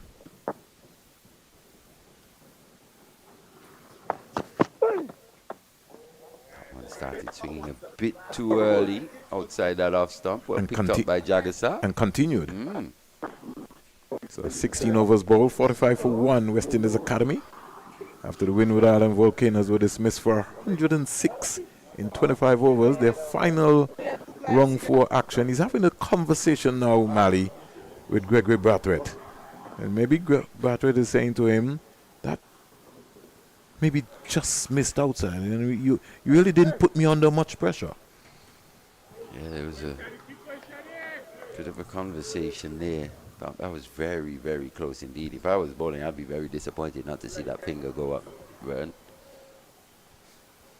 Whatever Gregory told him, he seemed comfortable. Just don't seem that up for it, do they? No, they don't. Considering just how close a shot that was, you'd expect maybe more of a vociferous appeal, especially from the wicket keeper and the slips. You know they say every day is fishing there, but every day is not catching there, right, Mally? Yeah, it was very half-hearted, wasn't it? Yeah, just like, I'm not sure. You gotta understand that these umpires are human beings too, and course. they have to deal with pressure and react to pressure, and you gotta make it as difficult for them as possible if you're the Windward Volcanoes in this situation. Talking about umpires, Mally, I think it's something that Cricket West Indies also needs to be addressing, because with now not having a Joel Wilson on the elite panel, it's something I think that we have to start seriously thinking about going forward. It's amazing that he completed some 67 test matches during the period of time, Mally, while he was there. Quite a lot of work, Joel. I think it's the nature of sport, isn't it? Especially at the elite level. Especially with the advanced technology and always under the microscope. There's always someone gunning for your spot. Yeah. It's the same thing here. There's some little player just below the surface of the West Indies Academy. He's gunning for Mbeki Joseph's spot at some point. It's just the nature of sport. It's the competition. It's the closest thing to a meritocracy that we have in life, really.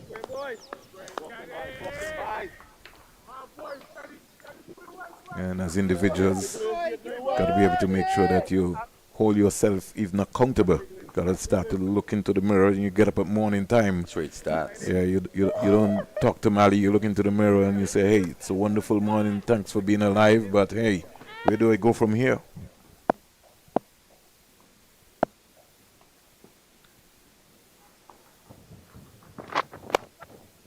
Advancing again. Beautiful Jagasar. shot. True cover for 4. So he's showing the repertoire.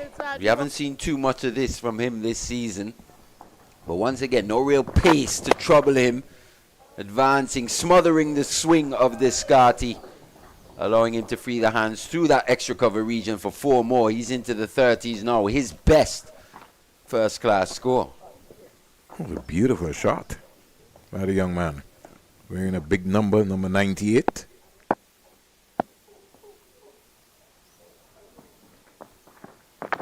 Yeah. Back and across, soft hands and just playing it out into the vacant backward point area. And get in, and he's a single, so he's going in confidence. Yeah, and that's where the management of these young players is key. So important. You know, young Jagasar has been persisted with this season. Could be easily have been chopped after 2 games, sitting on the sidelines. But he's been persisted with for a reason. And the coaches in the backroom staff, they've probably seen something in this young man. They work with him on a day-to-day basis. Temperament as well too. He's shown the application as a young opening batsman to occupy the crease. So this innings now will give him an opportunity chance, because he was on the bench for a couple of games. So he's now got an opportunity his last game. Contracts are coming up, and if he maybe wants to end the season with a decent score. Yeah, as you said, that the compact defense was on show throughout, and that ability to occupy the crease. But here today, he's just shown an array of strokes. A new level that we didn't see. Opened up the repertoire, something that we haven't seen from him. It's all about confidence with these young guys. And he's now decided, Mally, that he's going to bat off stump to Ryan John, which shows, that he understands what's happening. Let's see how Ryan John will deal with this. 2 slips and a gully waiting.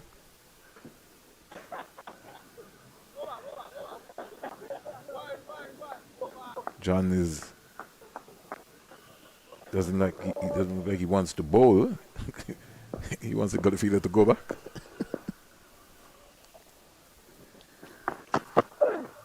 Gully fielder saying, if you want me to go back, bend your back.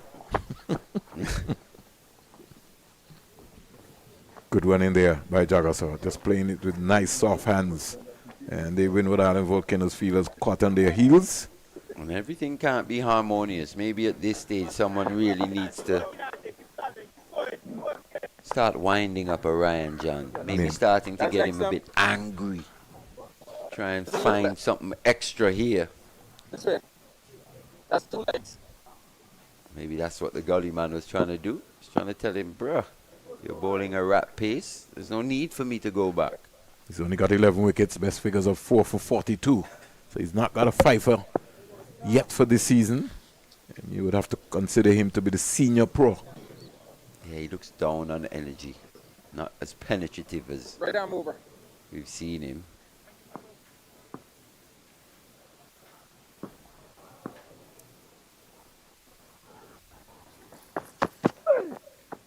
Bowls a lot from the shoulder. That run-up of his doesn't really do that much in terms of aiding that momentum.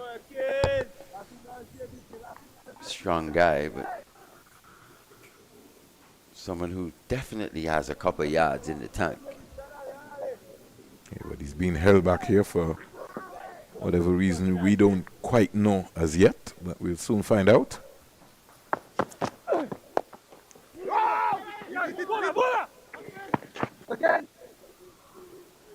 That's what we mean. That was a good delivery.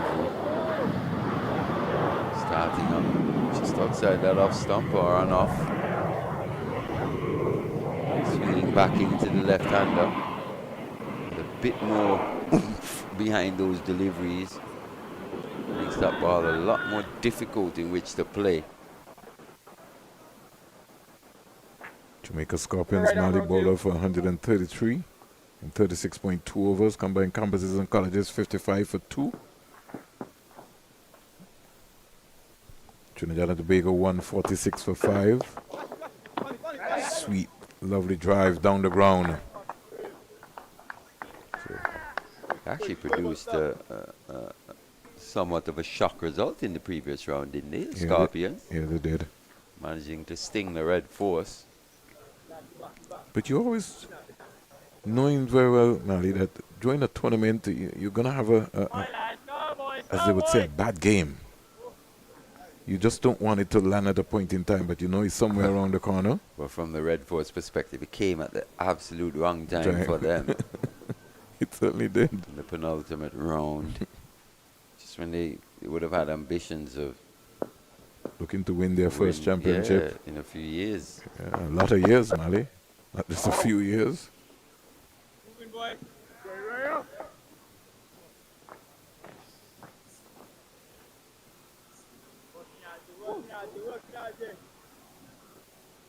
Jaden Edmond picked up 5 for 59 from his 11 overs. Top scorer in that game for Jamaica was Kurt McKenzie with 31. Brad Brand scored 23, Alden Thomas 13, Abijaya Mansing 11, Odin Smith 11. And listen to this, Mali. There are 21 extras. Abijay Mansing in the Scorpions lineup. Yes. For that final round. For that final round. Would have been playing for the... Huh? Okay, so he's played the last 2 rounds for the Scorpions. In fact, he's a contracted player also for the Yeah, for the but Scorpions. he's been playing for the But he was playing for the throughout CCC the this season. That's another player that we've seen playing in multiple teams. Yeah. OJ Shields. Yeah. Larry Edwards picked up 3 for 6. He originally would have played for the Windward Islands. Shema Holder 1 for 32 and Akeem Jordan 1 for 24. Karen Powell is already back in the hut, Mali, for 2. So they've lost Evelyn Powell so far. 59 for 2. Jeremiah is on 40. And Shakira Paris is on 4. So that is setting up to be a lovely game.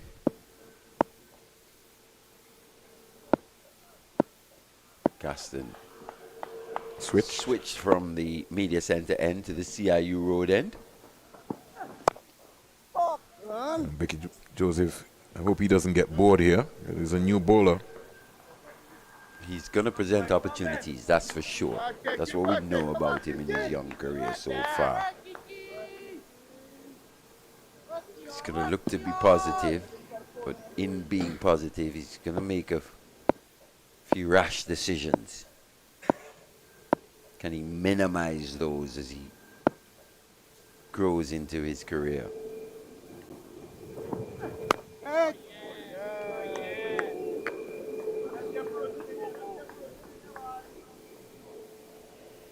Leeward Islands want to park 74 for 2. Louis and Henry back in the hut.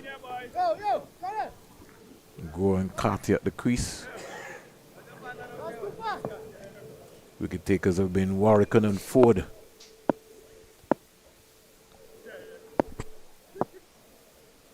Gaston.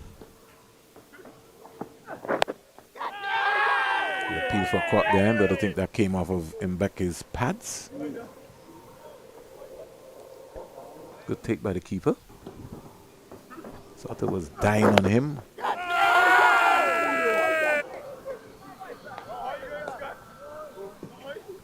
$53 for 1. Academy trail by some 53 runs here. About approaching tea. Roughly 6 or 7 minutes or so. Should have tea at 3:40. Just about that.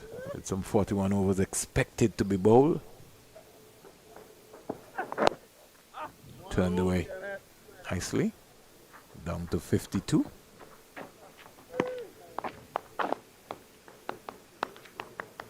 So we've got a good platform here now, Mali. West Indies Academy. It's important now for these two.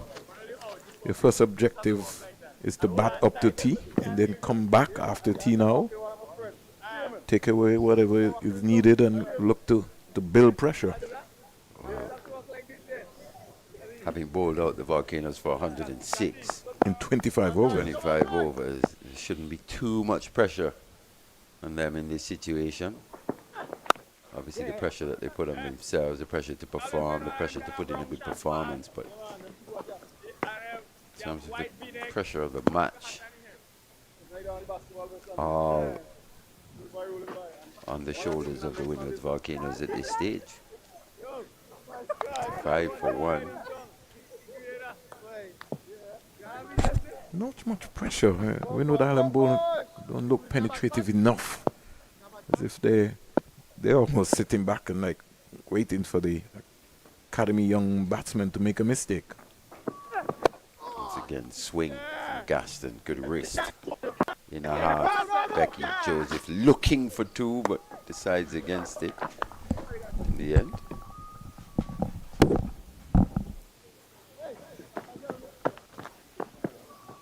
The end of 19. West Indies Academy in full control, 56 for 1.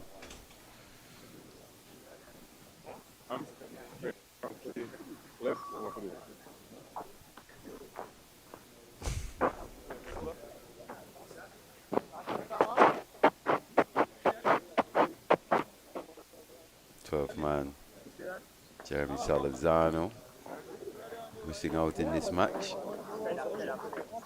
It's going to be a bit of spin though here. It's going to be Demba with his off spinners. The leading wicket taker for the Windward Volcanoes this season.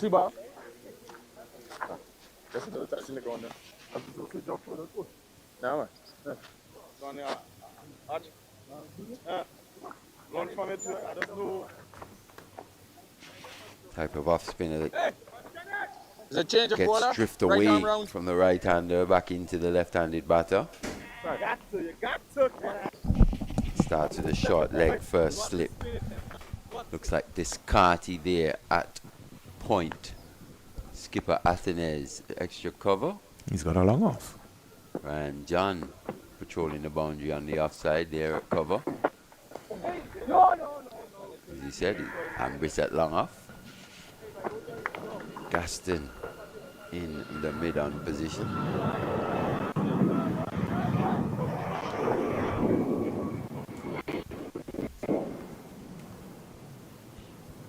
Denver with some 18 wickets, 151 overs, 27 maidens, 489 runs, a best of 5 for 95 this season.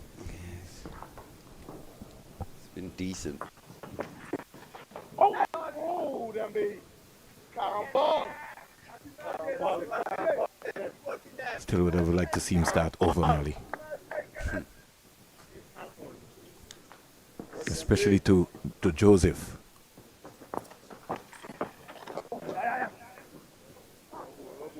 I do like his action, Denver. As you can see, someone who's looking to spin the ball, isn't he? Not just rolling it out, trying to impart maximum revs.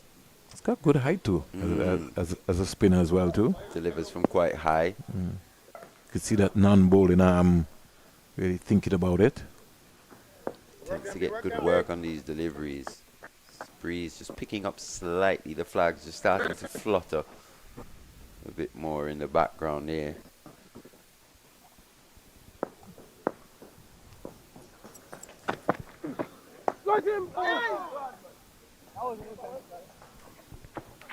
This is just something coming to a tight microphone. Catch him there. That would have been a tough one, really. Melius, that would have had to stick. Is it Melius? Yep. Yes. I think you have to get a special insurance when you're feeling in those positions. I thought you were going to say he probably has a special helmet. Kimani Melius. It's good running here. Very good running indeed. Coming back for 3. 3. We don't normally see That's overboard. that being demonstrated in the running. So Demba completes his first over. 20 bowls so far, 61 for 1. I think from a West Indies Academy perspective, they've got to recognize the dangers. I think Demba being a main threat here.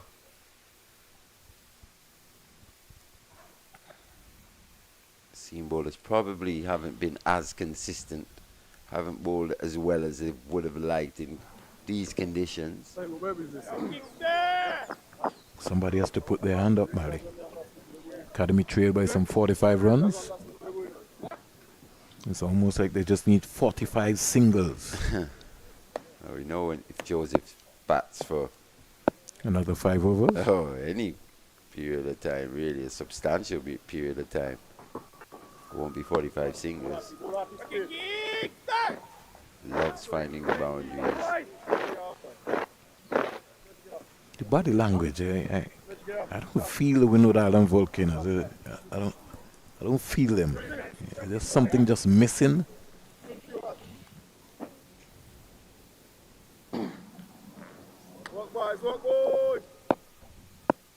Guess they may be still worrying about their batting performance. That's history. Just as you said, Mali, he's going to look to play shots. Yeah, he likes it there. Just as you said. Only picked up 1. So 44 singles away now. That's what they need. Got to just keep batting. They don't only just need 44 runs. Obviously, they want to wipe out that deficit. But this first innings really has to set them up in this match in terms of being in full control, making it as difficult as possible for the Windward Volcanoes to get back in. That for me is a lead of 250, 300. And they're playing on their home ground. They would want to give the ground staff here who they've worked tirelessly outside of playing, because they've come and practice on the practice strips almost sometimes 7 days a week. Yeah, so I think for them here, 350 plus has to be the aim. Jagasa looks up for the task. He's 34 from 58. Make it 59. Playing loosely though. That's not his style. A good delivery there by Gaston, more or less. Yeah, he's a lot more fuller. Yeah, he tends to be more full than not, as he's looking to exploit whatever swings available. Or a swing bowler, not express pace. Perfect overhead conditions for him. struggled for a little bit of consistency here. This one's flicked away. That man at fine leg's quite wide. Melius comes round in the end. Good work by Melius with the pads on. Good return as well too. 2 runs.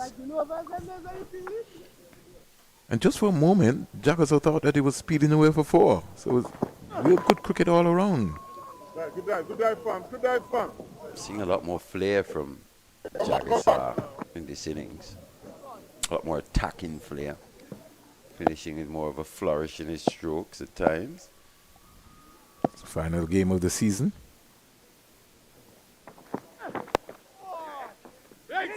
Squared him up for a moment, but again, one thing about Jagaso Mali is that he plays with soft hands. He plays the ball from right under his eyes. And how good was that running, to be fair? Ball just angled away to that fielder at gully and they were away for 1. Looks like it is T. So at the end of 21 overs, Jagaso is not out on 37 from 61 balls, 6 boundaries, 65 for 1. And Becky Joseph was on 17 from 24. They trailed by 41 runs, the Academy, and this is after they dismissed the Windward Island Volcanoes for 106 in 25 overs. We will take some tea ourselves. I know Terry's got his... does he have his kettle? I'm not sure, but we'll find out. He's got a bottle of water, he said to me. So it's tea here at the Coolidge Cricket Ground. West Indies Academy, large and in control. 65 for 1 at the end of 21 overs.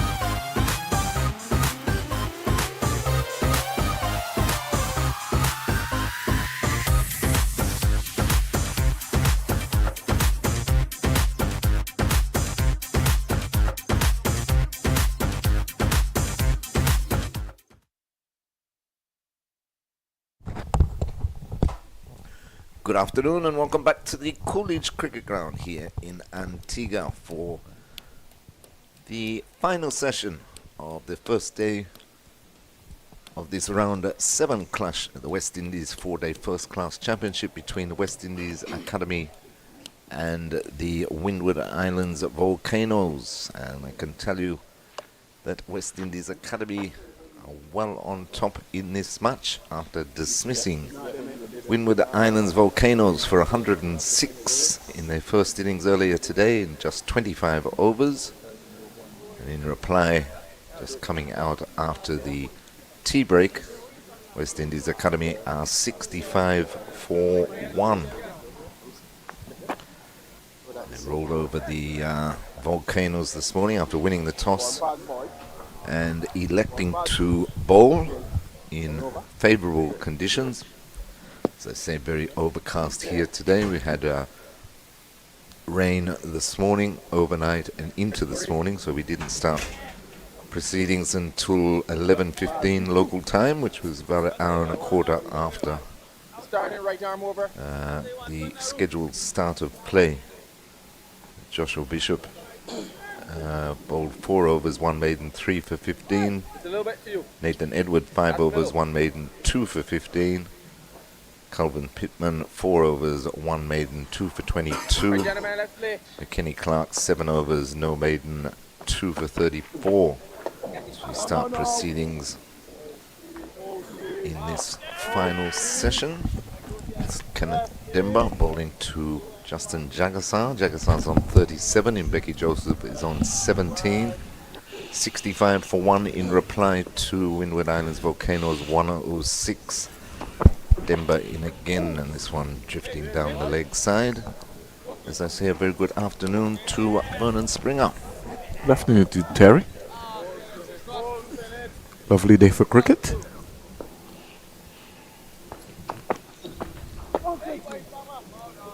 Sometimes you have to master all of the conditions. Most definitely. And that's why you go to England sometimes to play cricket. Because wonderful conditions like these will teach you the game. Help you throughout your career. Lovely place. Down the onside Demba. Did he get bad onto that? If he does, come for 4. Be leg bias. Leg bias. Just drifting down the leg side once again. Demba. So the score moves on to 69 for 1. The good thing about it is that this partnership has now yielded some 32 runs from 45 balls. Both batsmen, each batsman I must say, playing their part.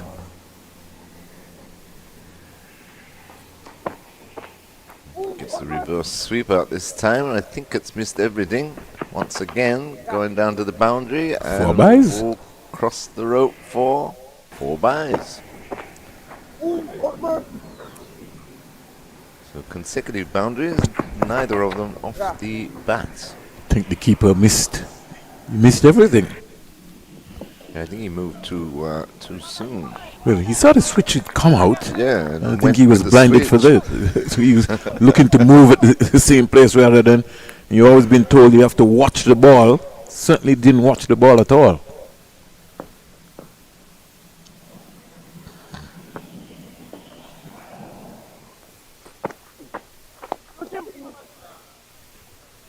Turn past the man at short leg, out to the man on the deep mid-wicket boundary for a single. To Jagassar, takes him on to 37, scores 70.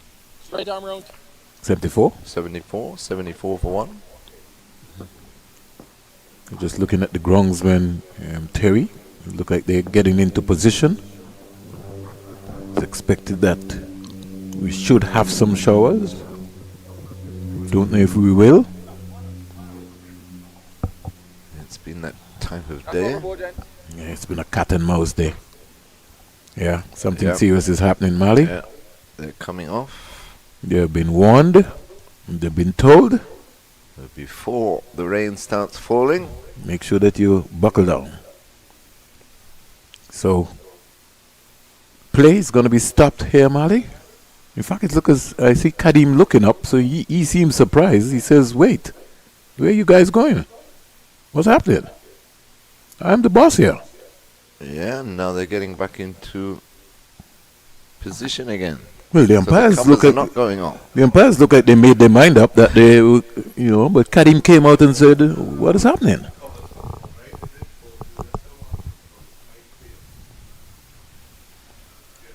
So play will continue.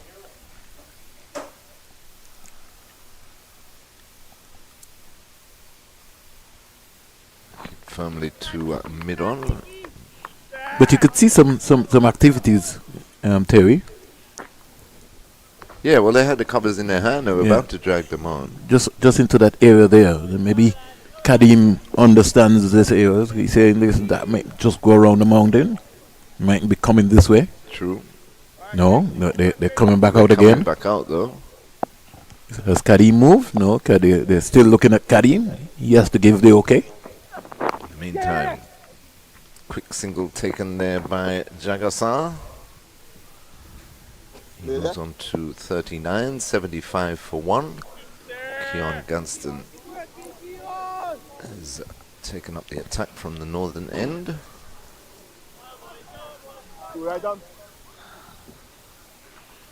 I was talking about the development theory of somebody like a Descartes, Shadrach Descartes, who played in St. Martin, came to Antigua and Barbuda, was adopted by Wayne.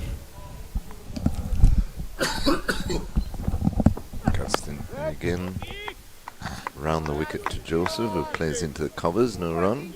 In fact, at one time, Terry, I'll tell you this, he was very close to getting into the Leeward Islands Hurricane franchise. He was somebody that we're looking at, especially even for the 50 over squad. He's just had the one first-class match, which was the last round against Barbados. Round the wicket he comes again to big appeal for LBW, but Going down. not out. I was talking about Descartes.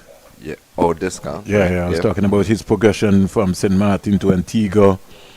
One time, I think he got into the reserves when we were picking our Super 50 team. And that would come true because he was playing in the Cool and Smooth tournament and also the local competition. Right. Developed some real good skills. I'm really, really, really happy for him.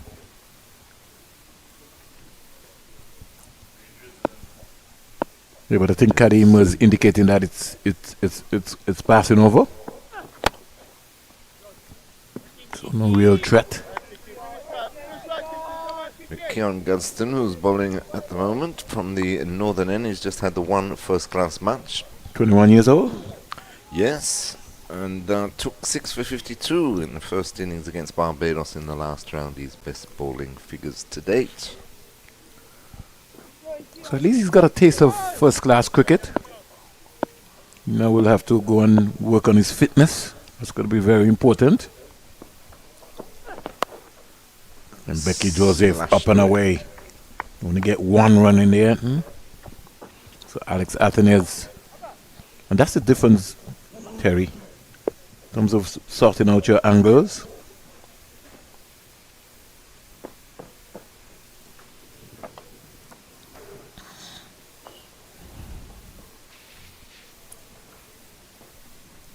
So 76 for 1 West Indies Academy in reply to Windward Islands Volcanoes 106. Means they're only 30 runs adrift. The Volcanoes' first innings total. Becky Joseph will be facing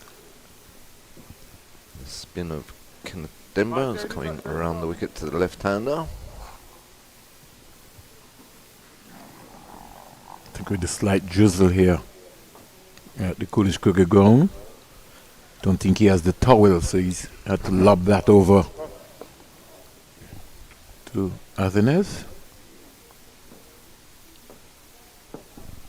Ready now, 2 slips, and short leg.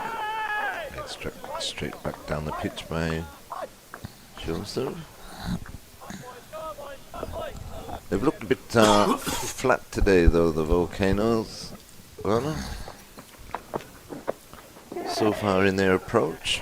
Even in last year's competition, Terry, remember they came here after the break and they did indeed look flat themselves. You know, it was a big question. They started well, first 3 games, you know.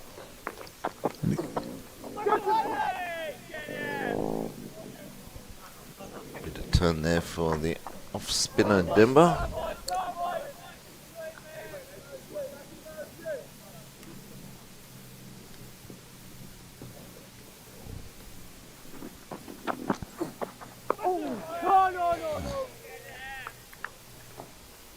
Still would like to see him come over the wicket to the left-hander. Yeah, especially if he's getting turned like that. Turning away from the left-hander, of course, the off spinner. Better played that time by Joseph. And I'm not saying that he can't bowl wrong the wicket, but I'm saying mix it up. You know, you'll be more dangerous to that left-hander.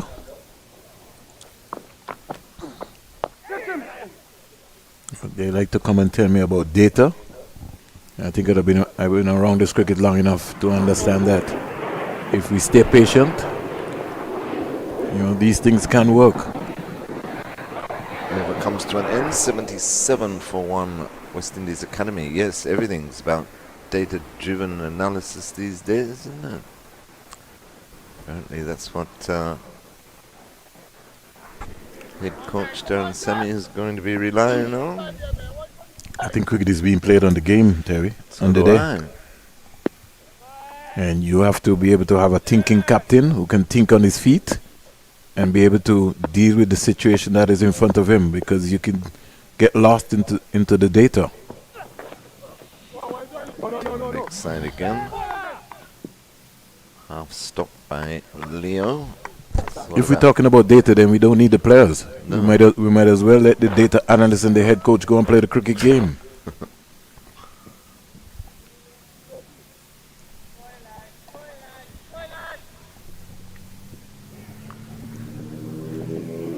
Yes, interesting times the next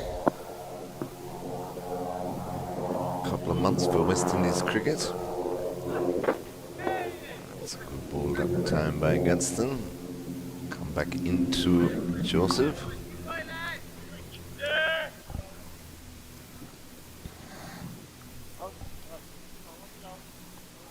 See the cover building up in the back.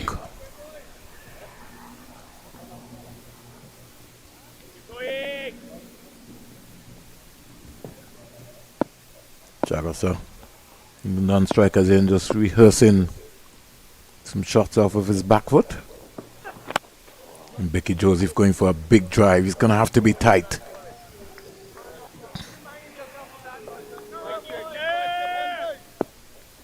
Yeah, just notice the last few deliveries he's faced, Vernon. Just losing his shape, looking to get on with it. Telling himself he's got all day, just back to the stumps. I don't think he's kind of worked out. Gaston hits the deck a lot more harder, maybe even than a Ryan John and a Descarte. Cut away again to deep backward point for a single. Joseph moves on to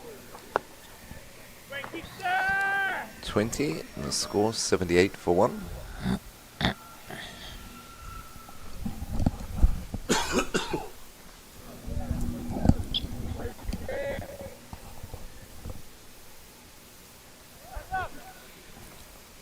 West Indies Academy are building themselves into a strong position here.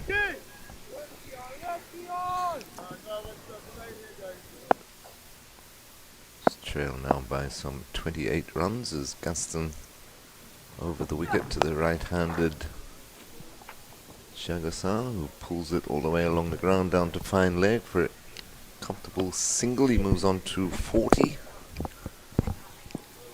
Almost like a tug pull. Didn't bounce as much as he would have liked, but at least he kept his eyes on it. Roll the wrist. Was able to get a single. Ground officials still on guard.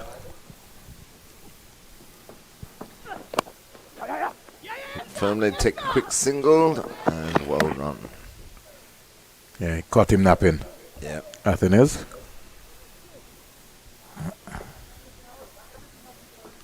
Direct hit, but Jagasaw was safely home. So at the end of the over, West Indies Academy moved on to 80 for 1. Jagasaw is on 40 and Mbeki Joseph 21. Now, you know, Terry, that, you know, we sort of give everyone uniform. And it's something I think that we maybe need to sort out when it comes in terms of the folks here at the Cricket Academy. The West Indies, the home of Cricket West Indies, and not only just the academy, but maybe even all the ground officials around the region. Sort of makes them look uniformity, look united. What about us? We could do with the uniform. Although I shouldn't say anything, we're grateful that we get a seat, eh? Why do people love to take our seats? Look, you got a seat, Terry. You should be grateful. Yeah, should be very grateful. I think that's what you should do. You should be grateful. You know, the media is sometimes an afterthought, right? Yeah. Okay. Sometimes. Notice what I said. Sometimes an afterthought. Nobody doesn't realize, nobody haven't woken up and realized the amount of ability that Jason has to put into his work. Exactly. You know, another single being sneaked onto the offside by Mbeki Joseph. Yeah, they're running well, these two. Taking singles at every opportunity, if not. And they're running well because the Windward Island Volcanoes. They're just waltzing around the park. They're just waiting for something to happen as well.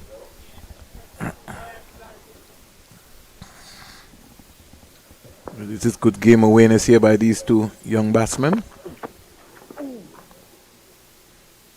Ill directed again by Demba down the leg side to the right-handed Jagasaw. Got to do some more homework on how many wicket keepers the Windward Island Volcanoes would have used in the last couple of seasons.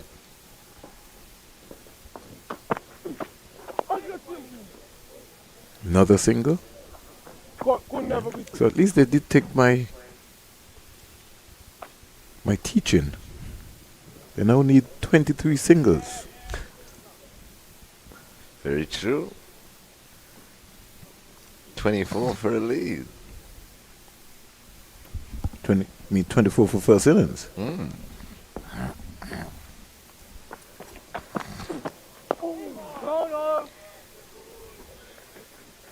Could you kindly please switch it up, Mr. Demba?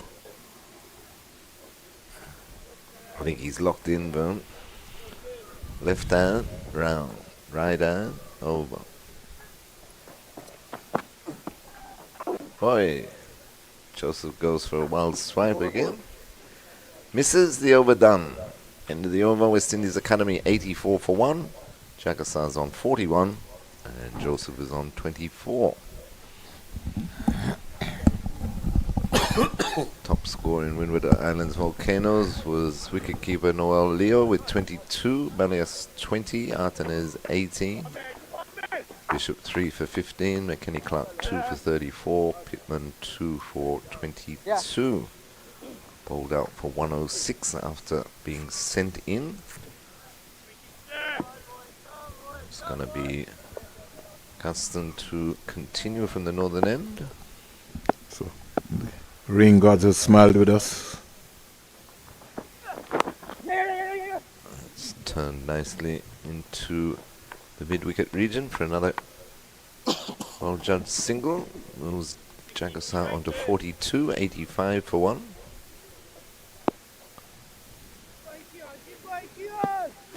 Jagasaw just calling for a towel because it's just a slight drizzle. Not heavy.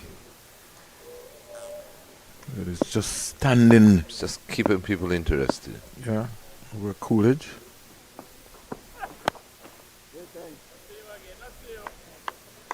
Sort of kind of unique rain, Terry.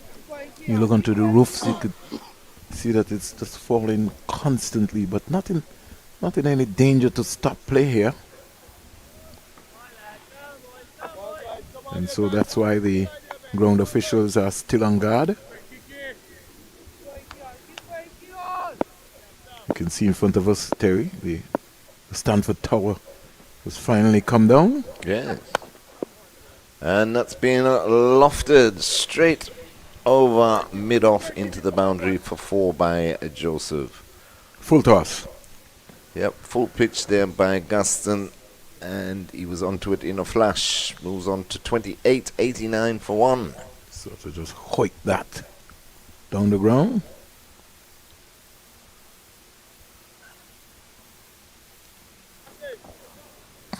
Partnership comes up with 52 of 74 deliveries at that boundary. So it's going at a very clip rate here.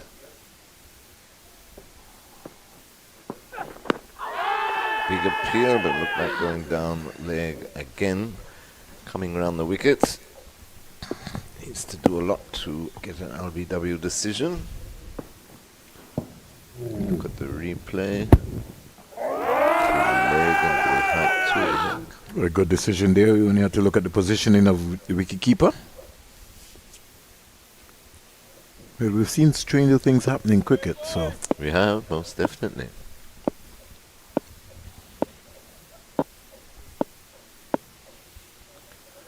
Three slips weight as Gaston into Joseph, and Joseph lets this one go by.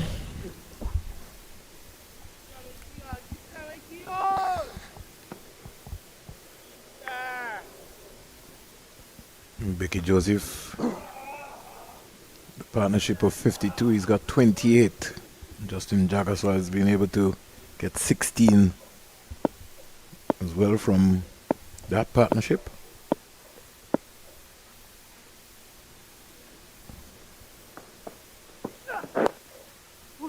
Turned away. The Scarp will have some running. Deep backwards here, and they come back very quickly for 2. He's got him. He's run out. Direct hit. Hit wicket. Direct hit, I should say. And Joseph was always a risk. They took the risk, but a direct hit by Descard. I think he fumbled. No, he picked it up nicely and threw it. And Joseph was always struggling. So there's a wicket that they didn't need to lose. Just take 1 run, Terry. Exactly. You're not in a hurry. He was out by a good couple of inches there. Had he continued running straight, Terry, he would have made it. He diverted. Let's look back at that, Jason. Good throw, though, by Descant. Right on the money. Pick up. He's in trouble, Terry. He's in trouble. Look at him. Yeah. He's fumbling, and he direct hit. Yeah. That's what did. If he decided to come straight, Terry, you'd have been there. But he's run out for 29. So West Indies Academy lose their second. 90 for 2. We're just talking about the partnership. Well, they were going so well, and the running was pretty good between the two of them. But I don't think there was ever 2 on there. So a pretty needless run out. Joseph running himself out, really. But Windward Islands Volcanoes will take it. They need a bit of a spark. Get themselves back into this match. They maybe wait. I think their objective right now is that they just want to bat a second time. You know that kind of cricket? Right. I could tell you that. They still have to try to get 8 wickets because this academy team is not an easy rollover. 90 for 2. Teddy Bishop, the captain, he strides in and he knows the importance of this partnership. Denver to start a new over into Jagasaw. Jagasaw slashing at that and hit it straight to slip. He's gone. But look at his positioning, Terry. Yes, he's stepped outside right the back. liner to try to hit that ball there. Outside just look the to punch the ball up in crease. front of you. He's tried to cut that from a mile outside his leg stump and hit it straight to Hodge at the one and only slip. So the Windwards pick up 2 wickets in 2 balls. One a run out. The other one, Jagassar caught Hodge, bowled Demba for 42. And now all of a sudden, Windward, West Indies Academy are 90 for 3. Something I've seen lately, Terry, from modern day batsmen. Look at him. Short ball. You got to get close to the ball, Terry. There's no need for you going leg side of the ball. You've got to get on top of the ball to look to hit the ball up the V. He's pulling away from it, which means that he's lost sight completely of the ball. Yeah, he's pulling it away from it because it was far too close to cut in the first place, so he kept going further and further away from the ball, as you say, Vernon. Anyway, he has to go.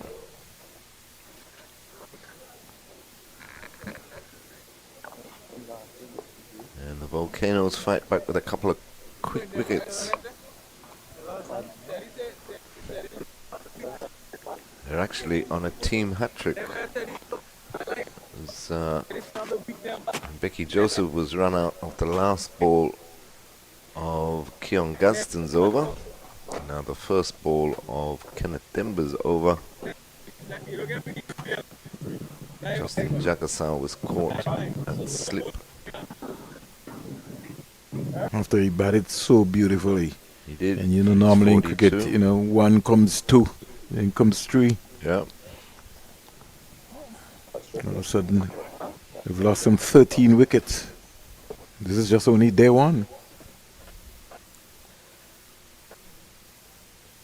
So Colin Bowen Tuckett comes out to the middle to join his captain in Teddy Bishop. Bowen Tuckett will be on strike to Demba. Demba's first wicket, he's in his 5th over, 1 for 11.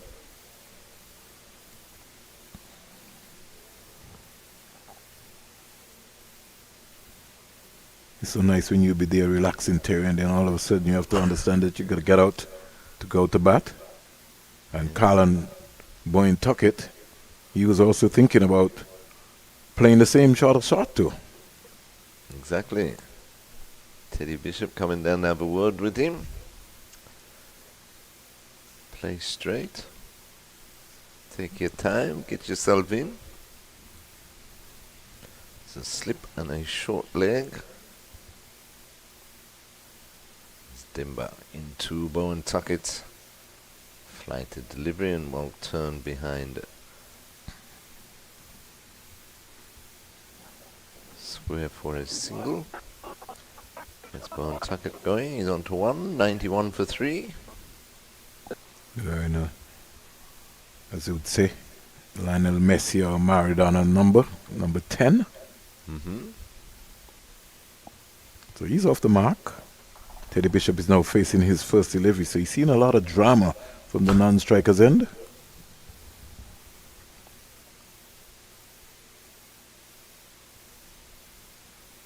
He comes languidly forward.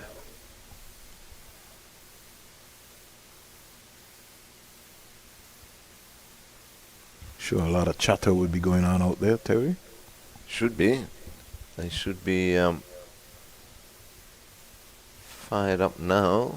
It's well played by Bishop. Just rolls that up to Alvarez at long on to get himself off the mark. But this is the cricket I don't like, Terry, because Teddy Yes, Bishop he is a just knot. come in. Yeah. There's no way that you need to have Sonny Alvarez down at long on. If he comes in, John and mid-off has to be as close as possible. You're just giving him a single.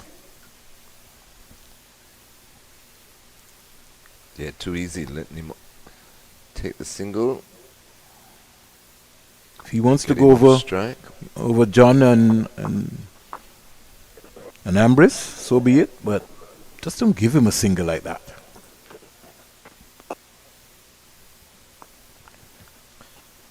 Nicely played by Bowen Tuckett.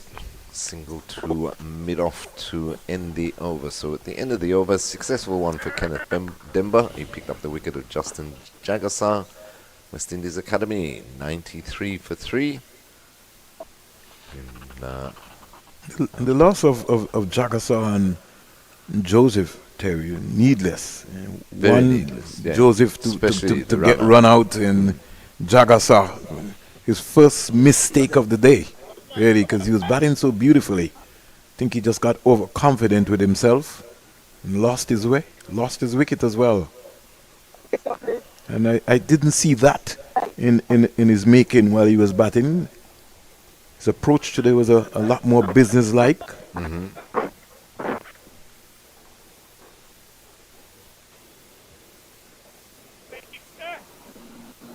So Keon Gadsden will start his 11th over. He's bowled 10 overs, no wicket for 40. He'll be bowling to Colombo and Tuckett. Tuckett is whipping that beautifully through the mid-wicket area for 4. This young man is in real rich batting form. That's a lovely cricket shot. Leaned with his head on his shoulders. Got it past his front left pad. Balanced. Didn't try to overhit it. Just timed it. And it sped away on this fast outfield here at the Coolidge Cricket Ground. The home of Cricket West Indies for Boyne Tuckett's first boundary.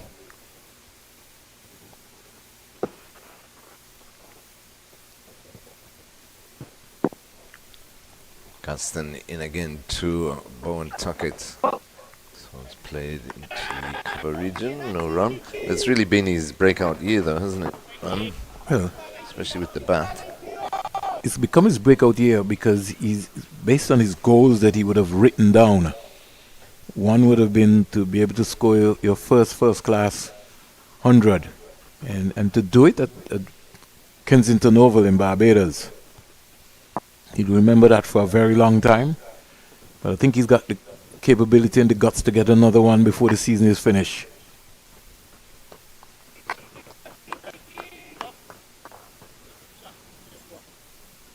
The son of Carl Tuckett, who played for the West Indies in ODI. Carl and Boyne Tuckett, first time I saw him, Terry, started as a young athlete. 100 meters in the Gulf Insurance Primary School Track and Field Championship called the Mini Olympics in Nevis. Good football skills, good cricket skills as well too. Bowls left arm spin, right-handed batsman. He's always got the potential as a wonderful athlete, wonderful student athlete as well too. Mm-hmm. So he's a bright boy. He's come from a good stock. His mom, Sonia, really, and the family have really invested in him. Had a couple of stints in India. So he's been around the globe.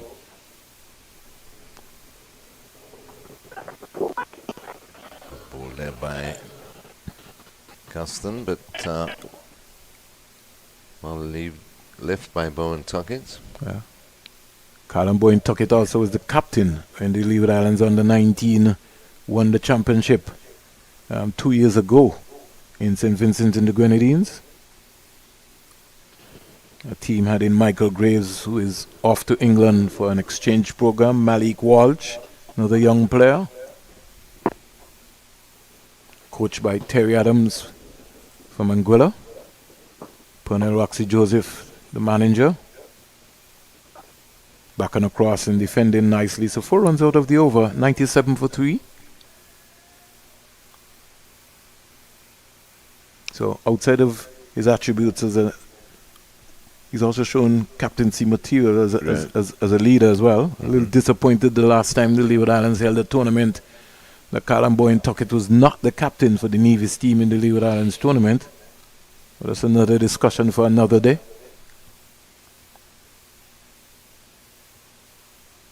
What about the under-15 squad? How's that looking? Well, in a few minutes or so, I think I should, maybe later this evening, we'll have that because they're going to have 2 practice games against the Windward Islands under-15. Half of their squad is already here. So we want to say thanks to the Windward Islands Cricket Board for coexisting and cooperating with the Leeward Islands Cricket Board in terms of the preparation for this under-15 championship in Antigua and Barbuda. And just to let the folks know, the 360 team will be bringing live coverage from all the venues of the matches for the very first time in 2025.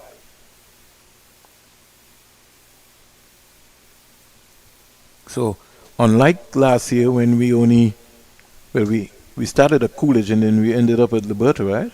Mm. Yeah. Yeah. Well, this year Terry, you're gonna be manned out to span around. I think I'll only be here, Terry, just maybe for the first 3 rounds before I travel out. I think I'm at the stadium. Yeah, I put you there. You're the main man. And you'll have a rookie with you, hopefully. I think it is a stretch or a panel now. You have to juggle.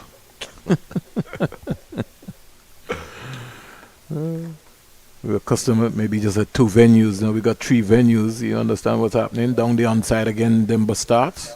Yeah, he's bought a lot of deliveries wasted down the onside in this spell. Because what I think he's trying to do, and you have to give him some credit, he's really trying to spin the ball, put some revolutions on the ball, so you can understand that. Just needs to figure out now where he's going to start it from. Needs to start a lot more wider. Made over here by the young man. Just like anything else, it's an art. You got to keep working on your craft all the time. But I don't like the ploy of having Ambis at long on. I think he can, especially for Teddy Bishop, can bring him up. If he wants to go, let him go. Yeah, especially early in these 2, Bishop and Bowen Tuckett's innings. Let them hit over the top if they feel.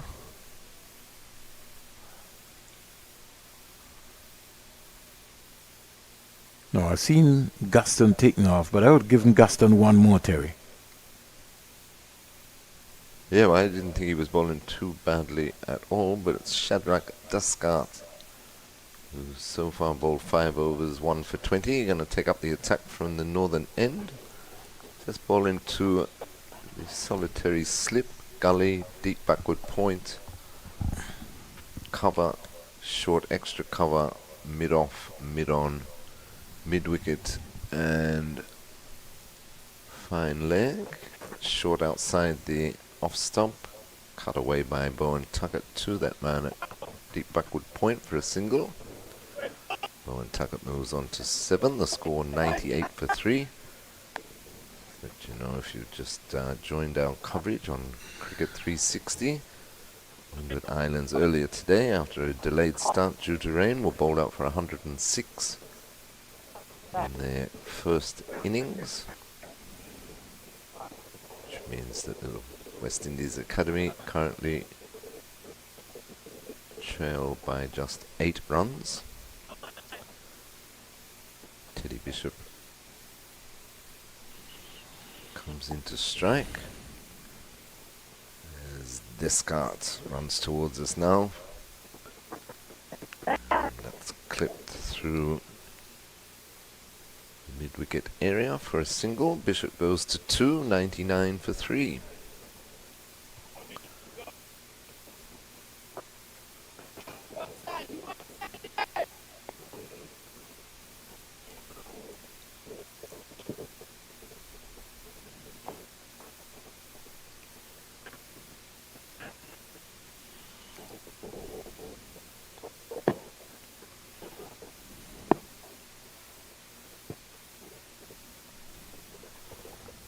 Descartes into Bowen Tuckett, and Tuckett is driving up to mid-on. Can't beat the field.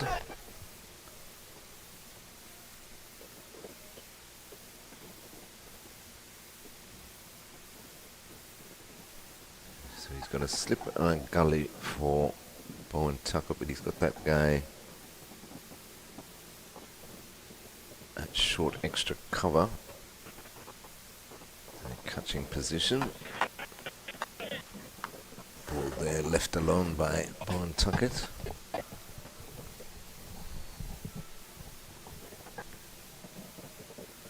The These two, of course, just trying to settle things down after a 53-run partnership between Jagasaw and Mbeki. Joseph was broken by a needless second run, direct hit by Descartes, who's bowling at the moment. Run Joseph out, and then the next delivery. Jagasaw was caught at slip, so they lost 2 for none and 2 balls. And in this batting lineup, these two are you'd have to call the 2 main batsmen in this West Indies Academy for the season, along with Joshua Bishop and Rivaldo Clark.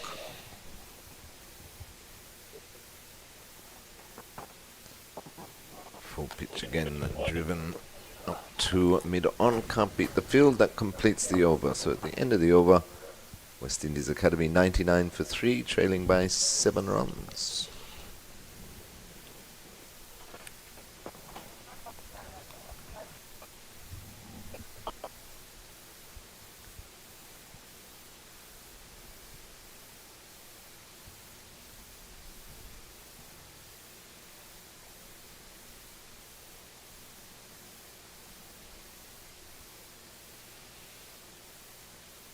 Talking about Colombo and Tucker, he's now had the 17th, or he's in his 18th match, 830 runs at 33.2, highest score 103 not out. The 105 50s, that 103 not out came against Barbados. He also scored 57 and 70 against Jamaica.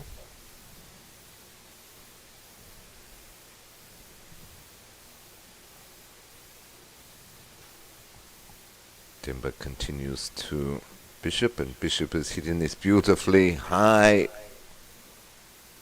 over mid-wicket into the boundary for 4. Well played that by Teddy Bishop. Used his feet, got to the pitch of the ball and hit it sweetly through the mid-wicket area. So that brings the 100 up for West Indies Academy. They move on to 103 for 3, just trailing by the 3 runs now. Teddy Bishop moves on to 6. He's got an average of 26.42 in his first class career. Highest score 114, 106 50s. Made 99 in his last match against CCC.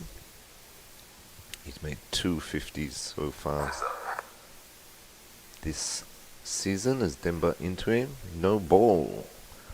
Cardinal sin by a spinner.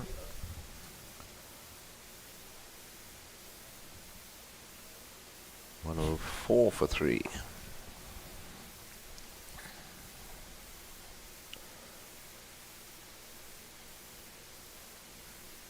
Demba into Bishop, and Bishop uses his feet again and hits that firmly straight down the ground into the boundary for 4 more.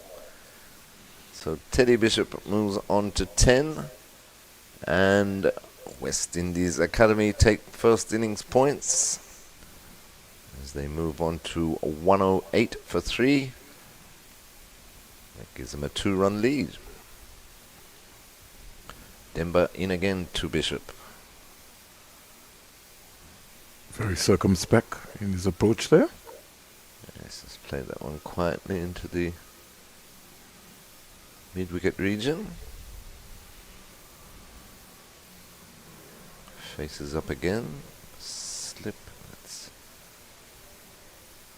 dragged down, but he got away with it. Tried to force that through the offside, did Bishop. Didn't get the contact that he was looking for.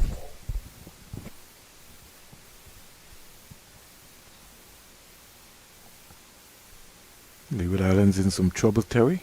Again. 126 for 4. Louis 2, Henry 27, Casey Carty scored 55, 122 balls, 6 boundaries. Karim Ago 22. Justin Graves is on 2 and Joel Andrew on 6 to come. Hamilton, Cornwall, Thomas, Spencer, Durham. No Walsh. What? Again? Well, so anyway. Let me not say anything. Carty, though, another half century. Didn't go on with it? Just got 55, got out. Mm. I'm just kind of surprised that Landeveld, at the end of the season, Landeveld from St. Martin, who's been very impressive in the Antigua and Barbuda Cricket Association to the competition, been impressive in the trials, can't get into this Leeward Islands team as a young fast bowler. This young man is just about, if I'm not mistaken, he might be 20, turning 21, plays for PIC Liberta Blackhawks. If you look into blood young players, especially who are performing, you have to give them an opportunity. So this season will pass, and Landeveld will not get an opportunity to play first-class cricket, and Leeward has not won the competition. In 28 years, driven sweetly there by Bishop, all the way to the boundary, past the short extra cover, placed beautifully between the short extra cover and the mid-off, into the boundary for 4 more. He moves on to 14. It's just like when you look at a young guy like Shelton Forbes, who we saw playing his first-class game, scored a very impressive half-century, and then you don't even look at him again. Never got another game. Now, they've made some funny, if you like, for lack of a better word, decisions this season. It's another season that's gone begging. They had chances once reaching the top of the table of cementing their place there. But it's carrying on with it too. I mean, they should have got first innings against Trinidad. No, let's back up, Terry. Mm-hmm. They should have won the game against Trinidad. You have to bat properly. Against Guyana, you bowl Guyana out at Warner Park for that low score. You have to be thinking about batting ones.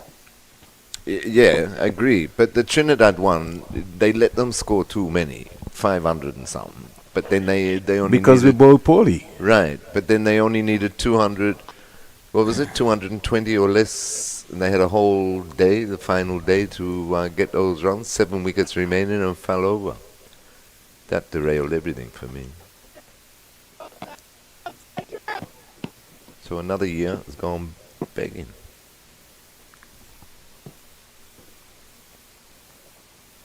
Descartes into a Bishop. Bishop is driving straight back to the bowler. It's just like Nathan Edwards. Had a contract last season, traveled around as a tourist with the Leeward Islands Hurricanes. We never won the championship, never got a game. I mean, how do you explain that? I'm saying it comes at a point in time where you have to look and figure out how are we going to get these young players into the system. Got to give them an opportunity.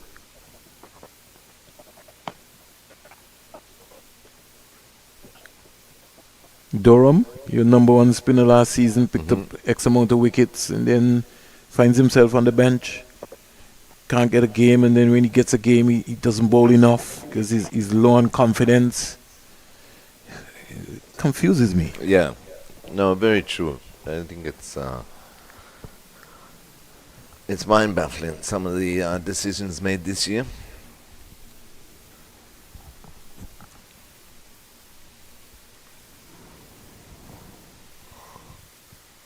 Have a look at the game for the championship. 186 for 6, the Red Force, after being sent in. They've been under some pressure, but at least they're battling it out. Though. Yeah, but they don't need a draw, right? They need full points, right? Yeah.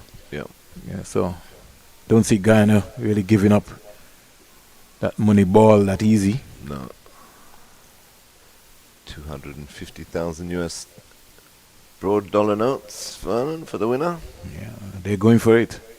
Cyrus comes into the attack.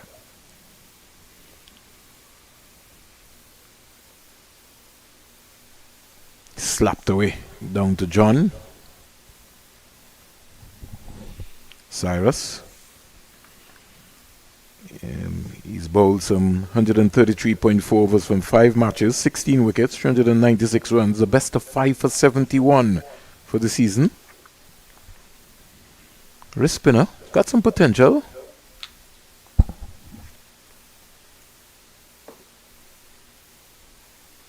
I think Athenes is just too close there. He needs to give himself a chance, especially on the practice pitches area.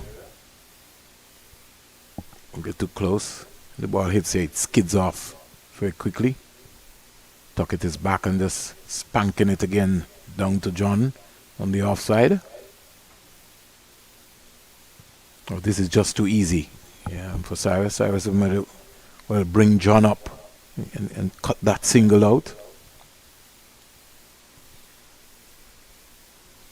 Yes, they're going along nicely, these two.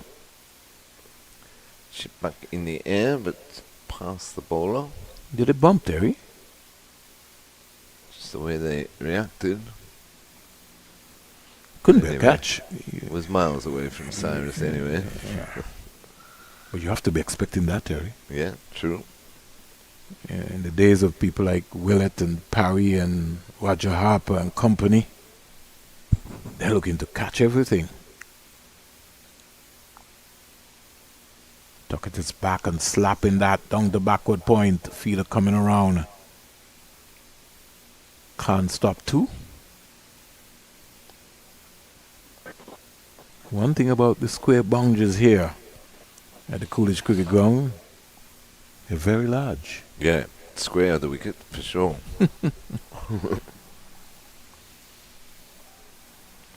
Nice little productive over this though for the Academy. 7 off it without an effort. It's just too easy. Partnership moves on to 30, 120 for 3. Some rags are coming out to maybe dry the ball. Sonny Lambis. As simple as how they would call the score. This partnership quickly just allowing to motor on. It's 30 from 42. Yeah, they've been going about their business in a very positive way, but a very safe way, just playing each ball on its merit. We have some 27 overs, Terry? Yep, remaining. In the day's play. We'll be lucky if we get 15. But the sun just peeping through quietly. Springtime now, as we would say. Let's hope and pray that we have a very quiet hurricane season which kicks in on June 1st. A lot of festivals, a lot of carnivals. People are planning, getting geared up.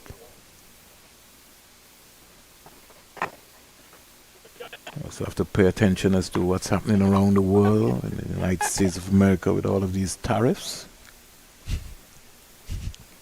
Especially if you're China, I believe.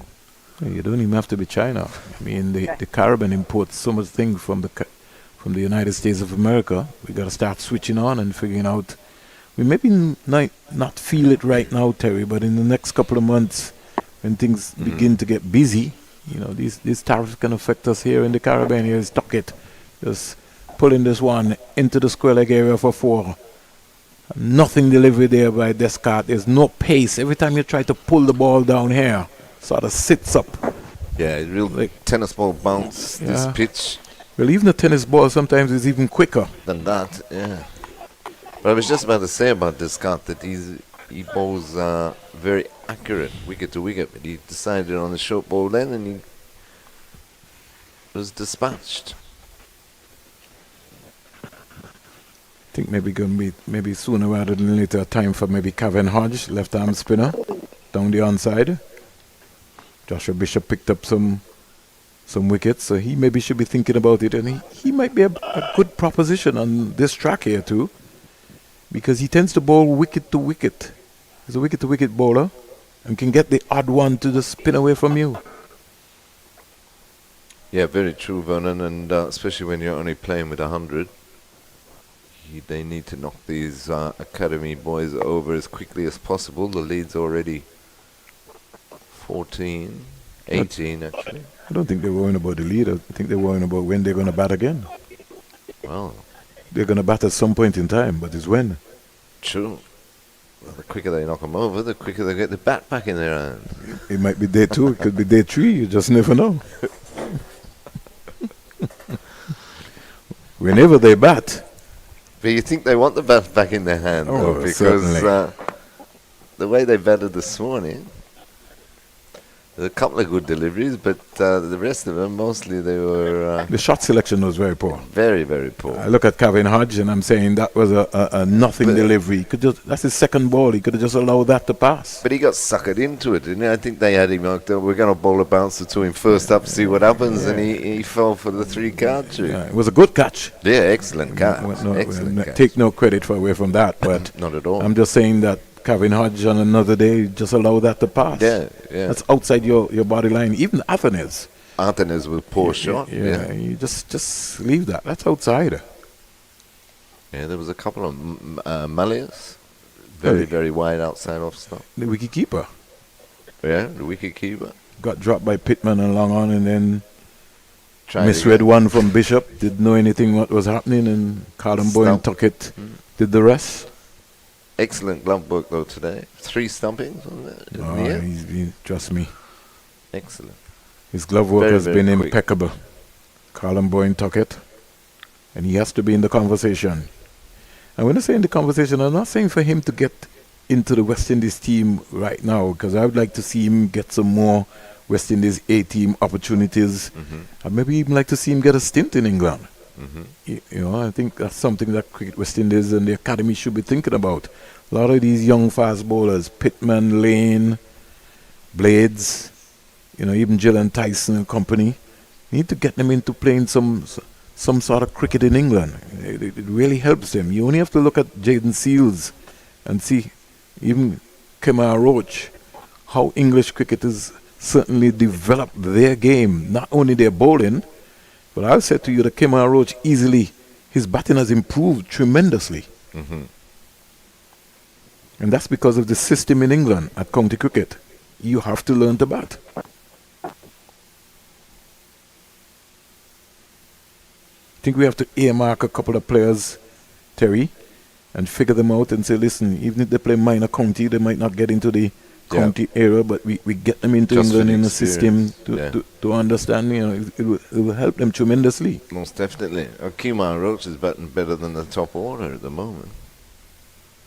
Because he's showing that patience. He's picking the deliveries. He's playing balls on merit. But when you go to county cricket, Mally, based on this, and Terry, based on the system that is set up, you are allowed to go, you have to practice to bat. Right, yeah, for sure. It's not like you just go there to bowl. Yeah. You have to practice to bat.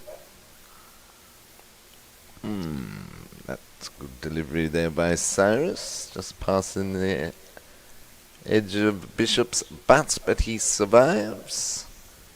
And at the end of the over, 124 for 3. I was doing some research, Terry, and looking at even the Barbados Trinidad game.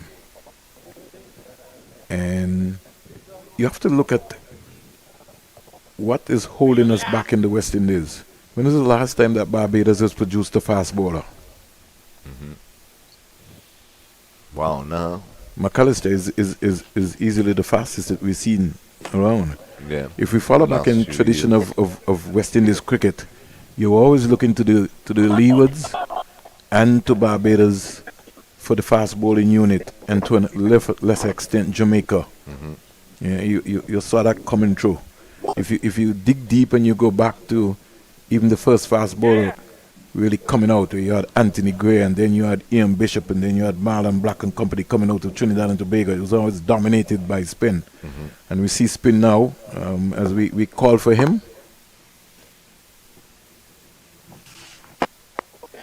Janelle Eugene taking up the attack from the northern end. 124 for 3, the academy, 18-run lead. So that has the mannerism like Kevin Hodge as well too.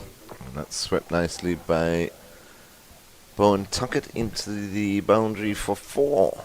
So he moves on to 21. And Tuckett is going to be a very difficult proposition to bowl to. He has a low center of gravity, so his base, he's got a solid base, and he stays low to the ball when he's playing it. He plays spin very well, so anything offline, he's going to pounce on it. He's got good hands.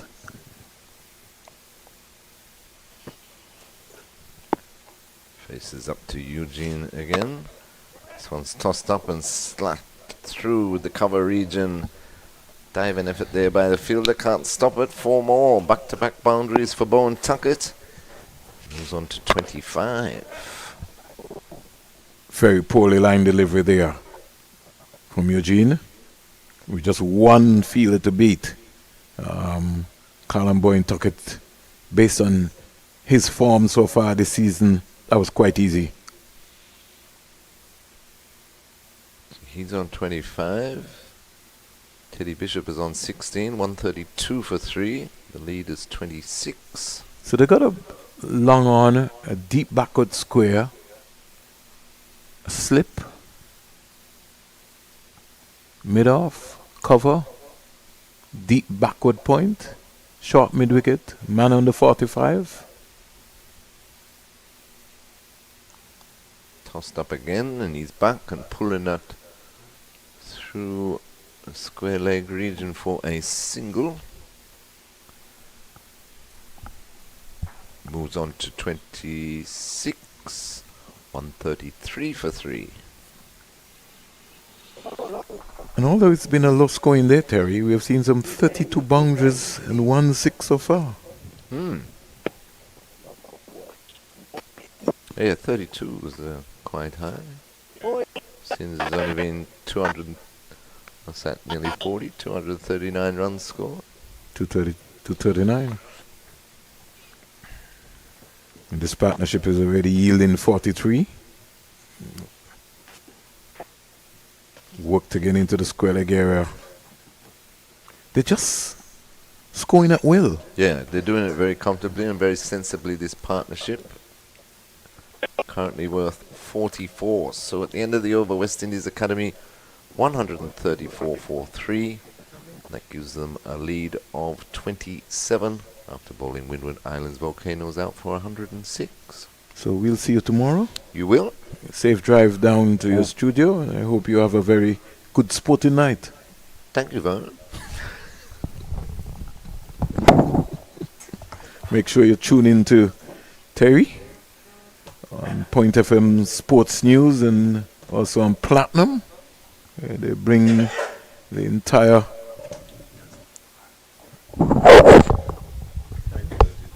affair to you. Smack down the ground by Teddy Bishop. Darryl Cyrus didn't get down.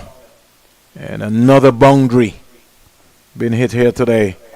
Umpire Gregory Brathwaite, almost like one of those flamingos trying to get out of the way, getting up onto his left foot and his right foot in the air, trying to scurry away. I'll tell you something, Mali. Late Wanaka Morton is who discouraged me from even thinking about getting into umpiring. Because while I was a coach and standing there, the way how Wanaka used to hit the ball scared you. Ferociously, you just hit it back at the bowlers. He would launch himself into those strokes, wouldn't he? So I never thought about thinking about umpiring if Wanaka Morton was hitting the ball like that. Well, we're seeing the umpires having to use protective measures now.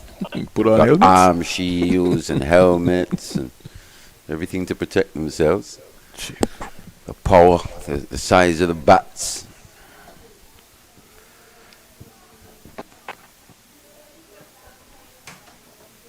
Gets away with that full toss, does Cyrus? Yeah, he does. Remember one time I was listening to a conversation, Mally, with your dad and Clive Lloyd. And they were talking about how they, especially when spinners came on, 50-run partnership, Mally, 50 of 63. They were talking about spinners that came into, anybody was young spinner that came around. One of the things that they would all be working on is that they would hit back the ball to you. They would see how good your hands are, and ferociously would come back at you. I mean, El Camino Willett, I mean, he was talking about that. He said one of the first time that he bowled to Lloyd, it was a bowl on court. He didn't have a choice. He had to catch it. Yeah. Guess what happened? When he went off, he had to go and ice his hand. Yeah, those ringing fingers, you can't necessarily impart as much spin as you generally do.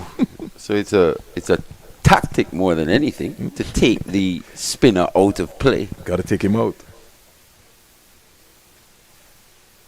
And he was to the left, to the right, you know.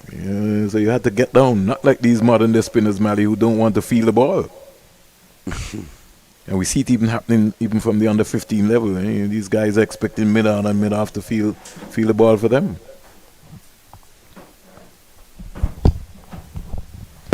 141 for 3. 7 runs out of the over so far. Partnership is 51 from 65. Flighted.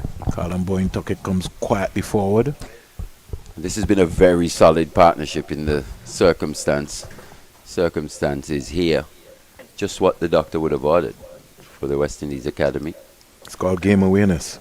Looking to put pressure back on, keeping the Windward's Volcanoes down. They've got a lead now here on day 1.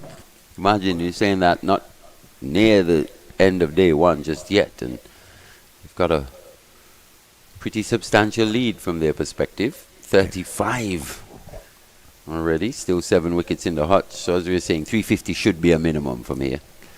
Thought Becky Joseph and Jagasar just quietly just allowing the Windward Island Volcanoes to come back in, but these two have just settled everything down. Back to business. Yeah, the run out of Becky Joseph. Yeah, needless run. Unforced error, as they'd say. Jagasar once again to the orthodox spin of Demba, just looking to maneuver, too much room to hit him through the offside. It was like he was giving catching practice. I thought that he was coach. He was a coach. Just finding that first slip, but Teddy Bishop eases that one over that wide mid-wicket boundary for 6. In the way in which Jagasar got out, I thought he was Coach Ryan Griffith. He was giving some catching practice. Because he went so wide, Mally, outside his leg stump, to try to cut a ball. Especially against an orthodox off spinner here on day 1. Not too much turn and bounce. No need to really look to maneuver the ball as much as he was looking to do. Justin Jagasar could have just knocked that into the onside. With a nice straight bat. His first fall shot, he lost his wicket. I thought he played really well. He looked really good. The positive he can take from that is the fact that he's now starting to feel what it feels like to build an innings at this level. This morning in speaking to Teddy Bishop at the toss, he says that the team has come on, but he's also very much concerned about his own batting form. Feels that could have had even a bigger bumper season. And Colin Boyne Tuckett gives it away. Colin Boyne Tuckett, it dropped! I cannot believe that! Would you believe that? Cyrus has dropped a sitter. No, that did not happen, Mary. Yeah, number 10 to number 10. He looked very casual under that one, Daryl Cyrus. In the end, popped out. Upon hitting the hands, John Eugene would have picked up his first-class wicket. He's under pressure here. He's gone for 17 off just 1.4. He would have really needed that. Not just him, but the Windward's Volcanoes. You can't drop that at this level. That's just too easy. This is Tuckett's strength. He does tend to stay quite low. So he capitalizes on anything just a little short. Uses the crease, the depth of the crease to get back and pull more often than not. Wow. That's a huge, huge chance here. This partnership 59 off 71. I think that sums it up for the Volcanoes season. And they now come and sneak a single. Yeah, insult to injury there with that. So he ends with a single. 9 runs ending up coming from that Eugene over. I was looking at this tournament, Mary. I know we're into round 7, but based on some of the games, because I look back at some of the highlights, the feeling is something that has let down a lot of teams. When you look at the amount of catches that have been dropped, I was looking at Leewards. I was talking to Coach Steve Leiber, and he said that was one of the major downfalls of the Hurricane season again. Yeah, we've seen quite a few catches throughout here, our matches in the coverage we've done. Quite a few drop catches. We tend to do quite a lot of the West Indies Academy games here at the Coolidge Cricket Ground. It's something that's really plagued them this season. For me, their out cricket overall has just been a little disappointing. That discipline, leaving a lot to be desired. They've just overstepped that crease as well on a few too many occasions. Quite a few overthrows. When you look back at the glory days of West Indies cricket, fielding was one of the hallmarks. I mean,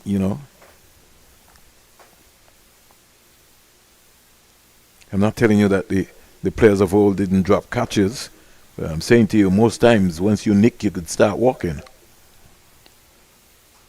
Yeah, that one from Cyrus. He's got a pair of safe hands, but that occasion,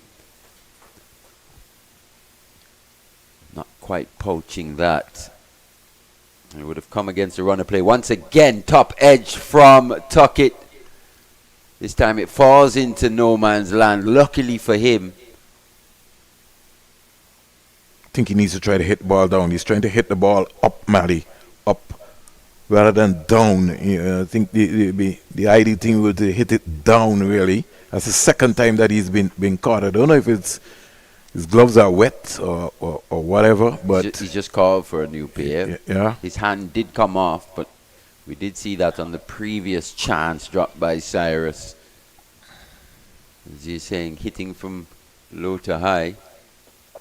Someone who stays quite low. So if the ball does keep a bit low, he's in a good position. As you're saying, maybe best served looking to stay on top of it as opposed to hit it up into the air, looking to go aerial. Gotta reset. He has to reset. No need to give it away. He's done all the hard work. He's been given a chance. And so Teddy Bishop just reminding him, listen, remember the objective. Probably just looking to hit those a bit too hard as well. Just losing his shape. Yeah. It's not a power player, he's Tuckett. Touch player, uses the pace. Just there, misreading length every now and again. The end of that Cyrus over. And that's why, as a keeper, Mali, your awareness of the game, you have to be so brilliant, you have to be spot on. Because even when you're wicket keeping, that's something that you'll be looking for. So you look for every delivery, and you have to study almost all of the bowlers. It's something that Collins is going to have to work on. It should aid his batting, shouldn't it? Yeah, somebody was giving him a lot of problems. Was even for Sammy Pamal with the arm ball. That's something that he's going to have to be mindful of, and know that when Pamal comes on to bowl, he's going to look to trap you on that. So you have to have that in your memory bank. Eugene gets a third here from the CIU road end. He deserves it. That chance going down in the previous over. Good running this again from Bowen Tuckett, calling through Teddy Bishop for that single. John looks a little stiff, man. Just the way he ambled around there to pick that delivery up. What if he's carrying all sportsmen do carry some sort of injury. Especially at this stage of the season. 7 rounds in, you're not going to be 100%. Something will be hurting. Gotta have a niggle or two. Stands up and just slaps that into the cover area. Don't think it will have the legs to go for 4. He can stop it. Good work by the fielder. Save 2. Kept his shape on that one, did Bowen Tuckett. Yeah. He's quite a difficult player to bowl to when he's in this mode, especially as a spinner. He looks to pick you off, and as we were saying... And he finds the gaps. Yeah, he turns those not-so-short deliveries into short deliveries. Just there again, goes back. Hammered. It's gone all the way, Mali. Well, he's looking to deposit that over the boundary, and does so. It's gone all the way. So maybe it was just his gloves in the end. Maybe it just could be. Just needed a drier pair. That was a good point of contact there. He just presses forward. But that press forward just gives him that position in which he takes in all the information. It happens very quickly. And then the right foot goes deep into the crease. You know, he gets parallel there, and he keeps his eye right onto it. But he's been batting beautifully, this young man. So he's in the conversation. And as you rightly said, Mali, a couple of 18 tours behind him. He'll be more or less be ready in another 2 years, another 2-year cycle.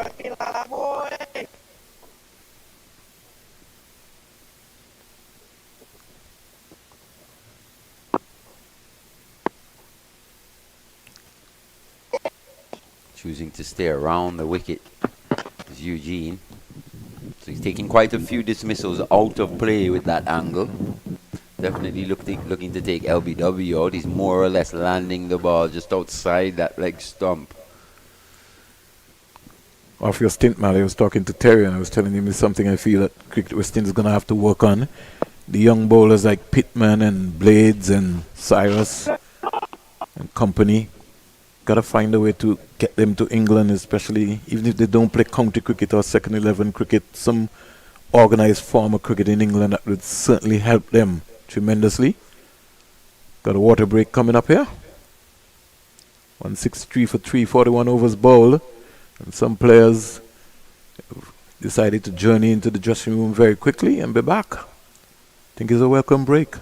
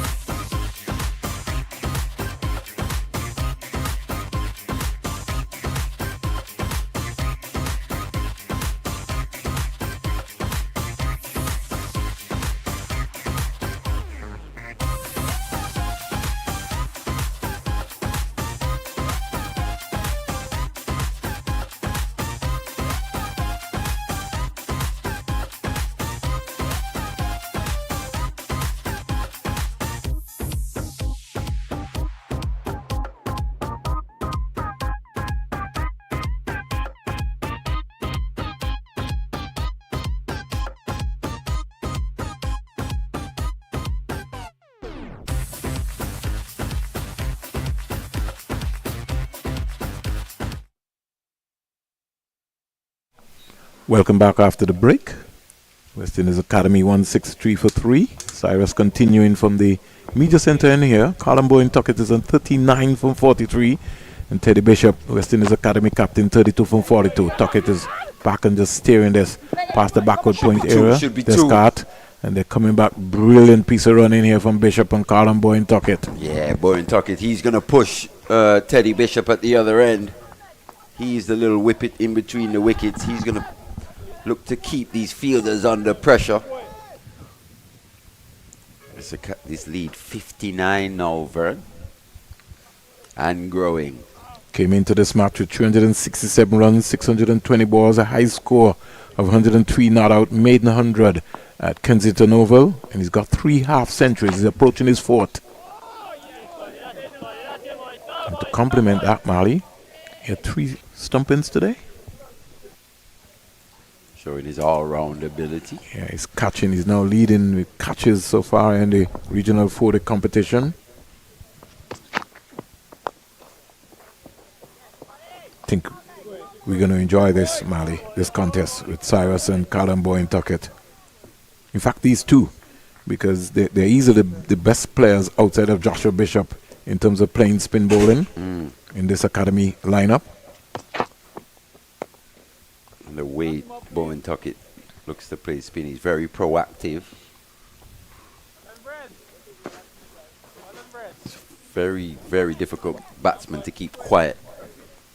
Because he tends to rotate the strike. He maneuvers the ball on both sides. That's his skill. That's his strength, really.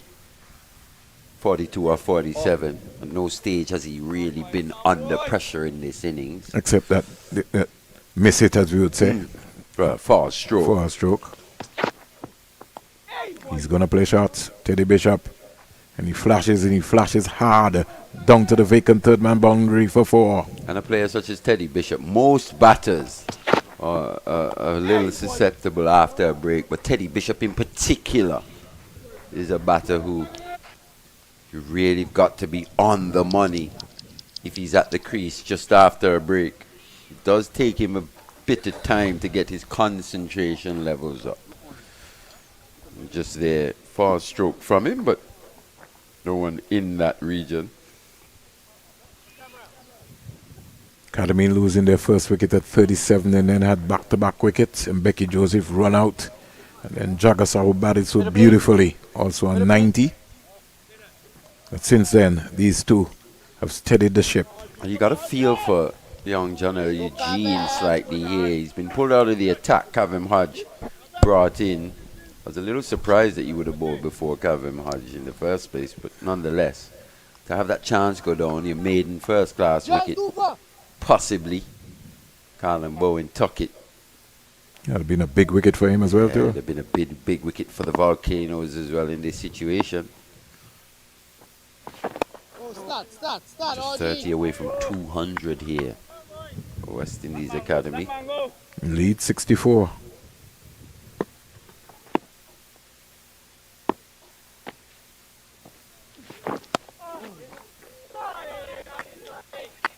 I think he's going to have to reset, because Kevin Hodge tends to he can get the ball to skid on with his wrong arm action. So he's going to have to be very, very, very careful. Driving sweetly. They're going to come back for 2 if he wants. No, he's not interested. Maybe playing it safe. Keep going, Audrey. Keep going, Audrey.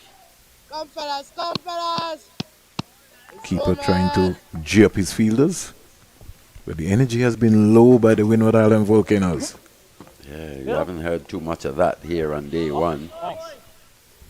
So good afternoon to Thomas Kentish and Trevor Shillingford in Dominica. Joseph Red Spurrier, he would also be monitoring the cricket as well. It's good to hear the voice of Reds in the last couple of rounds of these regional 4-day competition. I want to thank Reds as well too. Reds really have me in this hot seat here.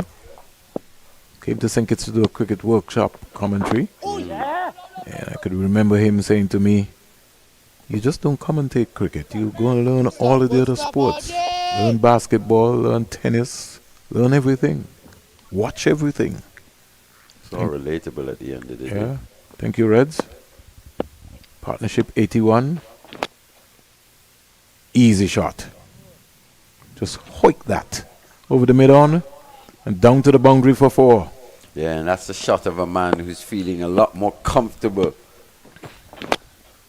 at the crease these days. Teddy Bishop, coming off that 99 the previous round. And oh, how we would love to get 100 against the Windward Island Volcanoes. Definitely missed out by just 1 run last week, but yeah, against his home franchise. You want to remind them that in the next contractual season, he's already, well, he's been a Volcanoes player a couple of seasons ago, wasn't he? Before the West Indies Academy. Yeah. So, he's got a taste. I think this is good for his cricket, and with the A-team tour coming up now, so the academy getting a run out as well too.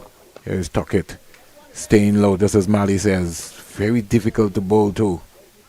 What was really good about that was that the fact he hit down, he kept that one down. Bowen Tuckett just learning from that fall stroke a bit earlier. The longer side over to the sticky wicket, choosing to go on the ground. Down the ground again. It's too easy for a player of Teddy Bishop's class, especially with that reach, that length. It's got long levers. Yeah, a bit too easy. Overpitched by Cyrus. No real turn on that one. He got to the pitch, deposited that quite authoritatively down the ground. As you rightly said earlier, Mali, the lead now pushing up to 74. The score is 180 for 3. Yeah. So when you make 106, and this becomes ordinary. Yeah, they could end day 1 with a lead of 100 plus. These two can continue. Sweetly timed there. Nice use of the feet there by Teddy Bishop and just stroking it. Not trying to overhit it.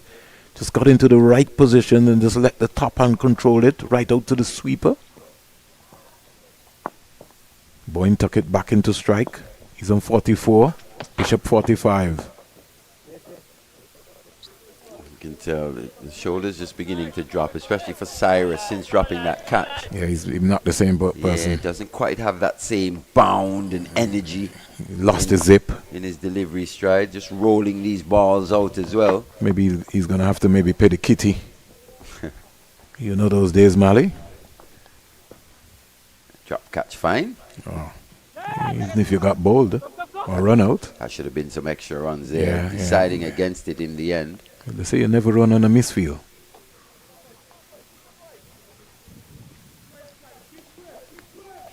Both batsmen are on 45. Teddy Bishop 45 from 48. Callum Boyne Tuckett 45 from 53. The partnership is 92 from 101 deliveries. Bishop back in strike. Cyrus bowls a delivery which more or less a drag down. And Bishop just ambles through for a single. Picks up his 46th run. So Cyrus from his 6, north for 32 so far.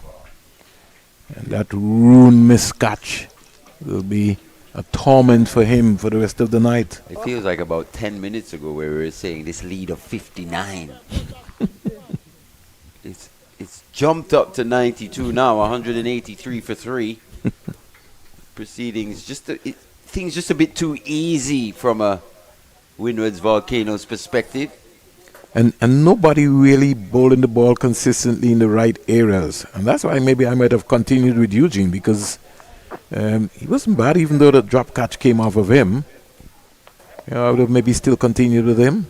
But the captain has gone for his test player in Kevin Hodge, test bowler.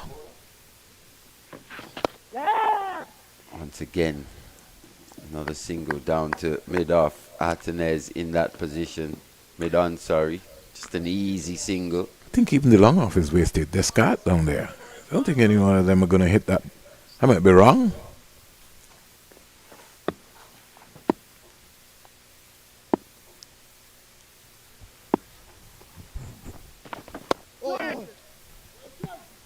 Yeah, he's going to have to watch the bounce. He's hit the ball straight back. to Kevin Hodge. Easy ball and caught. So against the run of play, just at the wrong time, towards the end here of day one, Bowen Tuckett. Just a soft dismissal, really. Very soft. He'll be very disappointed with that. But the 4th wicket's down for the West Indies Academy. Look at that rate. He's scored at 4.15 throughout this innings. Just there, looking to go back on the back foot. Easy catch, really, to Kavem Hodge. Bowen Tuckett, he'll be very, very disappointed with that dismissal. Another 100 was on the cards, Vern. Another easy 100. Another easy 100. And that's what I was talking about. You got different bowlers with different variations. You got to keep concentrating. You can't come off the money. Got to stay on the money all the time. I thought he just went to sleep more or less within the little period of time when he got to 40 yard, just from 42 to 45. He just sort of went into a little lull. He was just ambling singles, lost the momentum.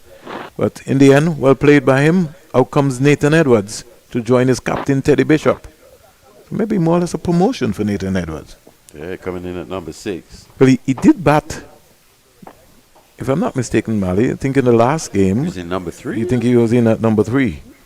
Not sure if that was a night watchman kind of situation. Well, but I think he's capable. He's demonstrated. Definitely capable, yeah. He's got a technique. The technique to bat and spin, he understands how to bat. In fact, for maybe a couple of years ago, just looking at maybe where he'll end up, personally, I think maybe he'll be more of a batter than a bowler. I personally feel that way too, man. In fact, I said it's amazing that you said that, Mali, because when I first saw him when he was, say, around 12 years old, before he played for the Leeward Islands under 17 team, they had a competition here in Antigua and Barbuda, and his batting is what stood out for me. I wasn't really worried about his bowling, but just the way he was stroking the ball through cover.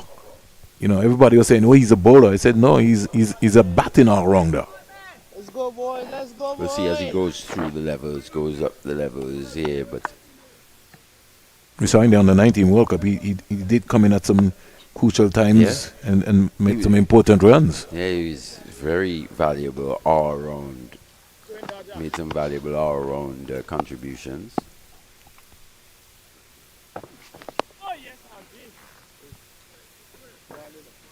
Yeah, this morning I was talking to Ryan Griffith, Mali. I was saying to him that Palmer opens for St. Martin and has got a Leeward Island 100 during the Leeward Islands tournament. And Griff looked at me like he was kind of stunned that I was telling him that. I said, yeah, Palmer is really, I know you guys think Palmer is a bowler, but Palmer is a batsman. He's a batsman who can bowl. There's a complete difference. The opening batsman as well, too. I think people have just put him into this category like a Odean Smith. You know, he just come and just whack the ball, but Palmer can bat. Overcomes to an end, 186 for 4. Tuckett, 45 or 54 balls, 4 fours and 1 6. A strike rate of 83.33. He'll be very disappointed. I know him. He marks himself very hard.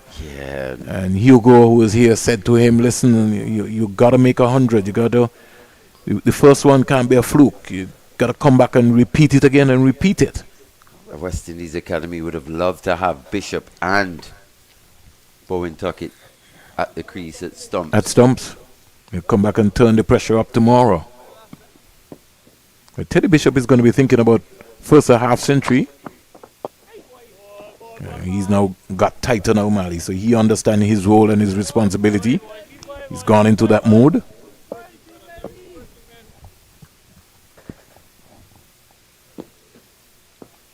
This could be a way for Volcanoes to get back into the contest. Apart from that 99, it's been a rough season for Teddy Bishop. It certainly has been. So he's got to make use of this opportunity here. 47 off 52. He needs to end the season on a high. Yeah. Before this game, Ali, he's done all the hard work already. 284 runs, 450 Oh, that's close. Has he hit that? Oh. He's got 3 half centuries already for this season, Mali. But by his standard, really, he'll be thinking about turning one of them into a big score. He's got a good platform here to make that happen. I think he's lucky to get away with that one. It's got to be, have to be careful. That hit, did that drop on the boot?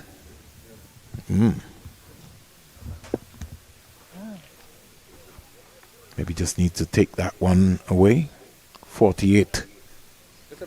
Teddy Bishop. Nathan Edwards is on 2. He comes into strike. I think now is the time for Alex Atenes to put some pressure back on these two. Maybe bring up long on. Don't think you need Sonny Lambrets down at long on for Nathan Edwards. Put some pressure on. Put some pressure on Nathan Edwards. Don't make it be so easy. The man on the 45 maybe can come into a leg slip position. The sweeper on the offside, you can bring him in. I think Cyrus is bowling with good control. The deep backward square, I'll maybe keep him. Overbowled.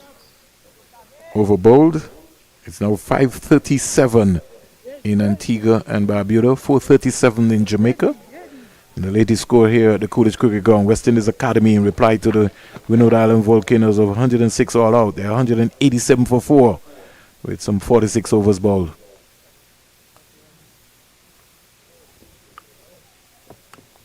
Elaine Turner's mother and another cricket fan enjoying the cricket here at the Coolidge Cricket Ground.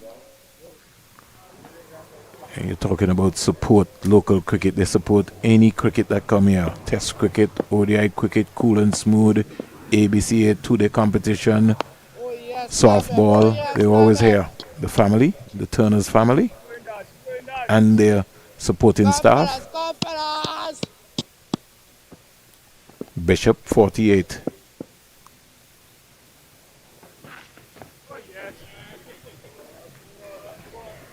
Comes forward, and in the end, just asks if he could be able to just lob the ball back. Just give an approval, and we're all good. Here is a delivery which is punched into the offside, and Bishop has just shut himself down. That's 2 runs quite easily. Hope he's not getting into a closer play style and just deciding that he's going to shut shop. Still has to look to be positive. Teddy Bishop goes to 49 from 57. Brings Nathan Edwards into strike.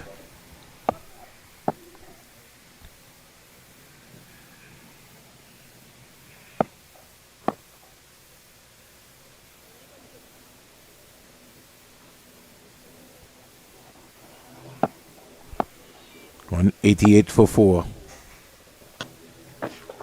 Down the onside. Here is Edwards sweeping. They're going to come back quite easily for 2.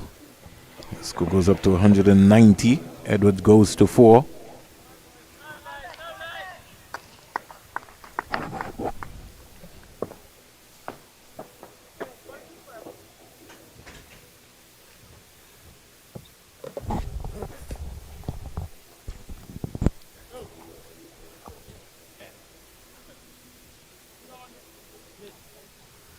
Two umpires today.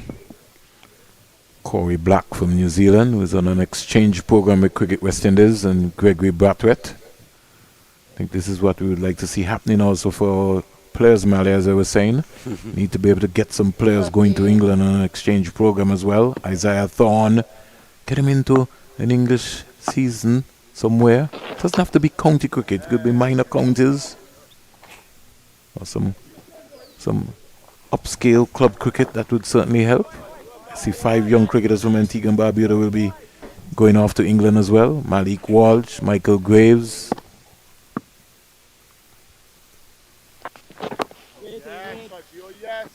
Andre Peters. Yeah. Son of Orlando Peters as well. He's getting a scholarship. Yeah. But the 5 you're talking about, I think they're going up to play some club cricket Some as club well. cricket as well, yeah. That's what we think that's the avenue that we need, you know. My only problem, Mali, is that when they come back to Antigua and Barbuda, what development program is in place for people like Malik Walsh and Graves and company when they come back? That's the important bit, but What they'll learn up there will be very valuable, playing in different conditions. We saw late last year as well, a few young batters go over to India, experience the spin-friendly conditions over there. And you're talking about players, Mally, I can tell you, there are a number of players from Barbados playing in Australia. 50?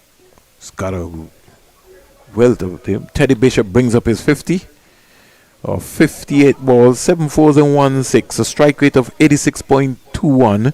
His fourth half century of the season. He now want to turn this into a big one, as they would say. First, got to get past the 99. Yeah, it's got as good an opportunity as any. He's followed up that 99 here with another substantial score. Edward just dabs that away into the onside for one, quite stylishly. He's got a good technique, doesn't he? He Nathan does. Edward. He does. And he stays low to the ball as well, to his center of gravity. Plays the ball from right under his eyes with soft hands. Really doesn't go hard at the ball. When he's defending, it stays there.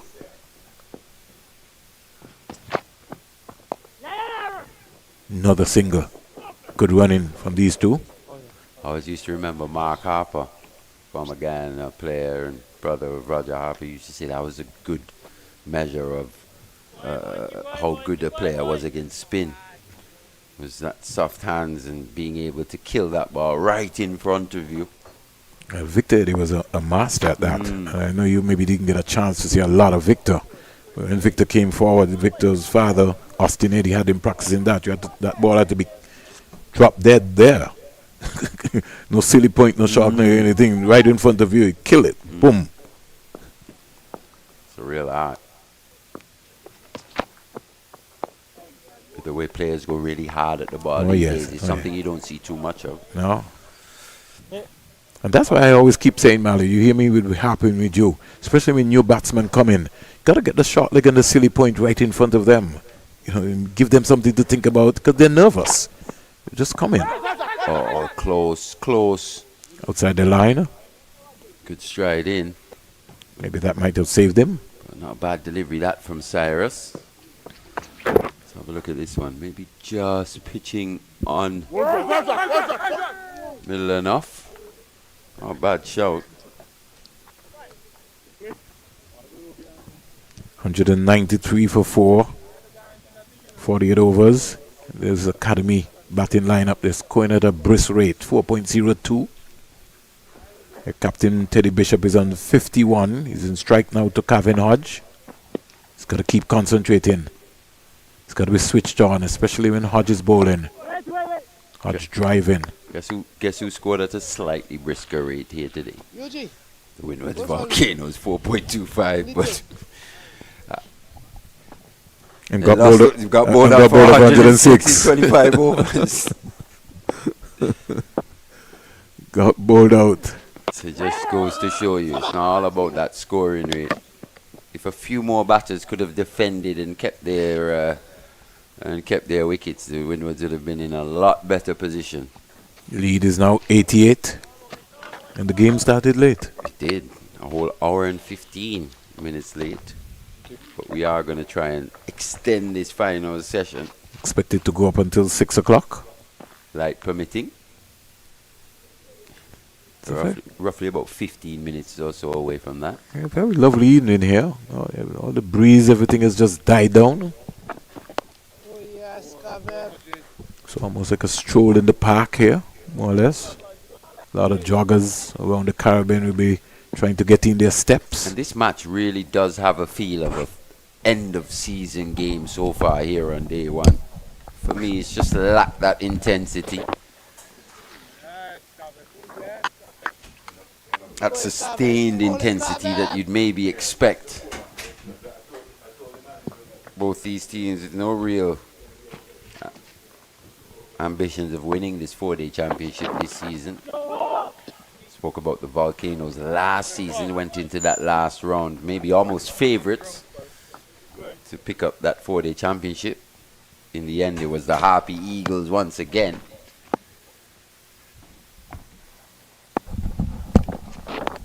Will it be the Harpy Eagles in 2025? By the look of things, it sounds that way. But you never know. Cricket is a funny old game. But I think one would have to give some credit to the Trinidad and Tobago Red Force team. Not a team full of a lot of stars, but a team cohesion. Jaden Seals and Anderson Phillip, who are in England, applying their craft. We did see the quality of a Jaden Seals when they took on Barbados. Finished them in what, 2 days? Yeah. That was a real shellacking as well. Top of the table clash. Yeah. It was billed on a green top. Yeah, maybe as Kensington strong Oval. as strong a Barbados team as you've Oh, seen yeah, in the last few seasons. It's very, very strong. The only person missing there would have been Kyle Mayers, but take no credit away from Trinidad and Tobago's team. They were on top of their game, and they went to Kensington, blew them away, and just blew them away. On a seamer-friendly pitch, both teams with experienced seamers. But as a serious concern, Mali, because when you look at Barbados, over the years, if we follow the cricket history of the Caribbean, Barbados has always produced fast bowlers. And you have to start thinking in your mind, like, who's the next young fast bowler coming out of Barbados? There's always a thoughtful question that you keep asking yourself all the time. That's a good question. Very good question indeed. You see a young Keon Gaston here for the Windwards. He picked up a 6 for on debut last game. It was versus the Barbados Pride as well. 21 years old. Who's that going to be? You need to see those young quicks coming out of Barbados as well. I think the last you could have really said was Jair McAllister. That was a few seasons ago. And he's maybe the quickest that we've seen on the scene. Bunch, no. Of the bunch. Oh, I mean, all of the others are almost just like average medium pacers. Got Keon Harding as well. He's not reckoned in the last couple of seasons or so.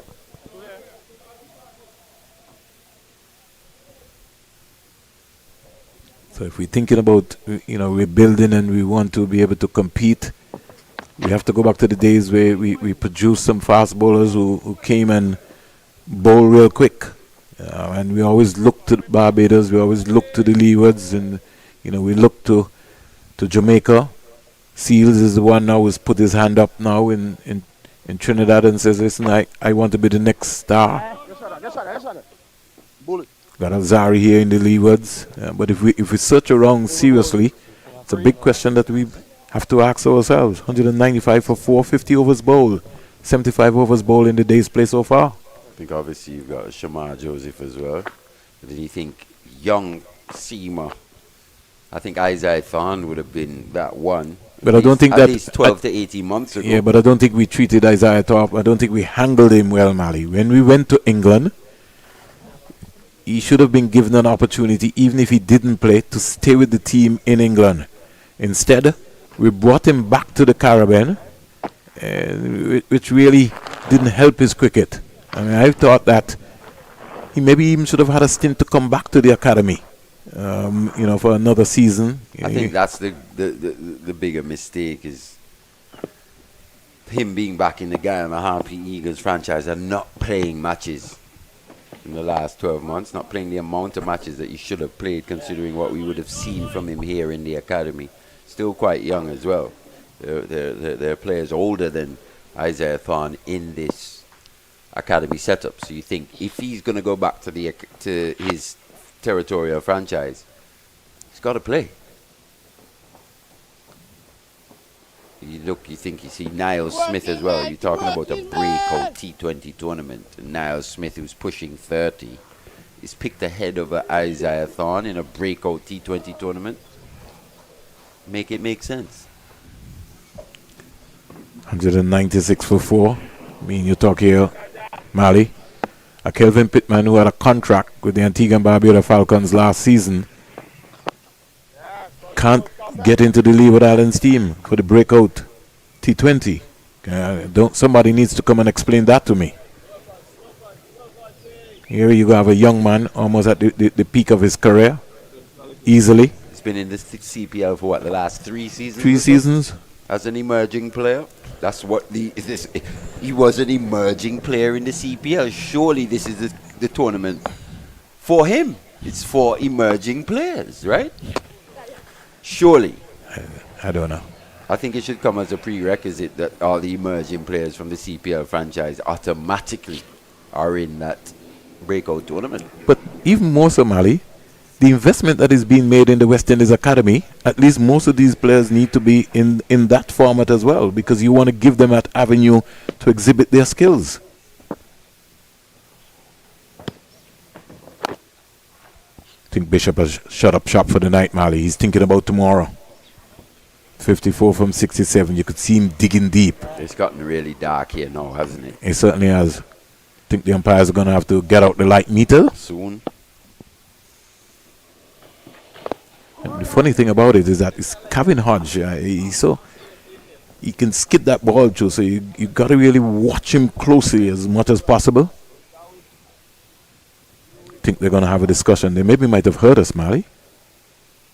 It's gotten dark here in the last 5 to 10 minutes or so. I think Bernard is on the boundary edge, so anytime now I think he'll be crossing the line with the light meter. Yes, and Gregory Batwet says no, light is still good. I think it's going to be stumps. No, I don't think so. He's not making any move for that. He's going behind the stumps. He's telling the bowler he has to come and bowl. You didn't see that? Of course. Gregory say, let's get in these overs, man. Spin bowlers are bowling. Let's see how far we can go. There's no danger. Teddy Bishop is still standing there. He's saying, listen, I can't see. Gone for a change here. Looks like Demba's going to come back into the attack. No? Now, Alex Atenes has to apply some pressure, Mali, because these two are thinking about going off. Survival. Yeah, so you got to put some pressure. Get somebody under the helmet. Silly point, short leg, especially to Edwards. Put some pressure on Edwards.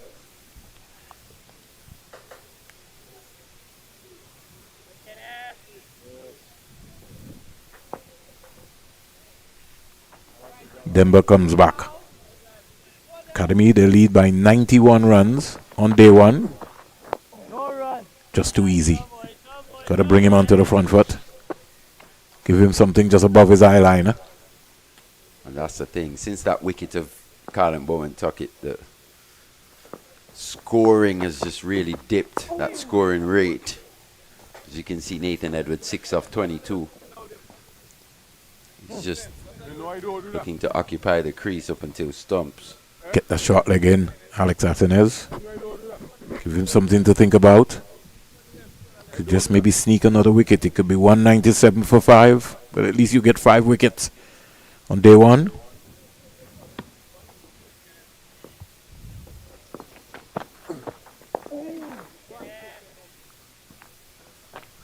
Can't just allow him to just come quietly forward with no pressure at all. Edwards, 6. Nicked off. It's caught at first slip.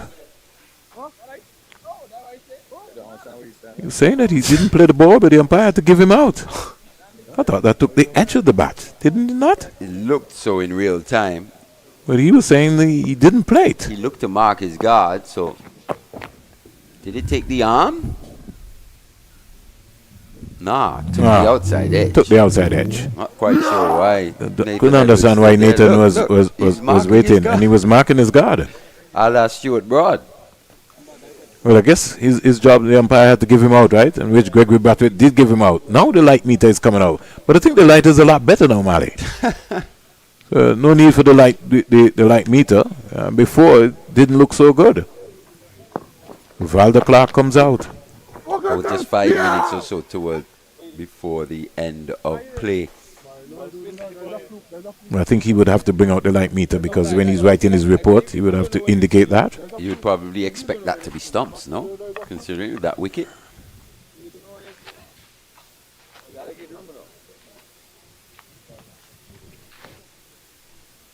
I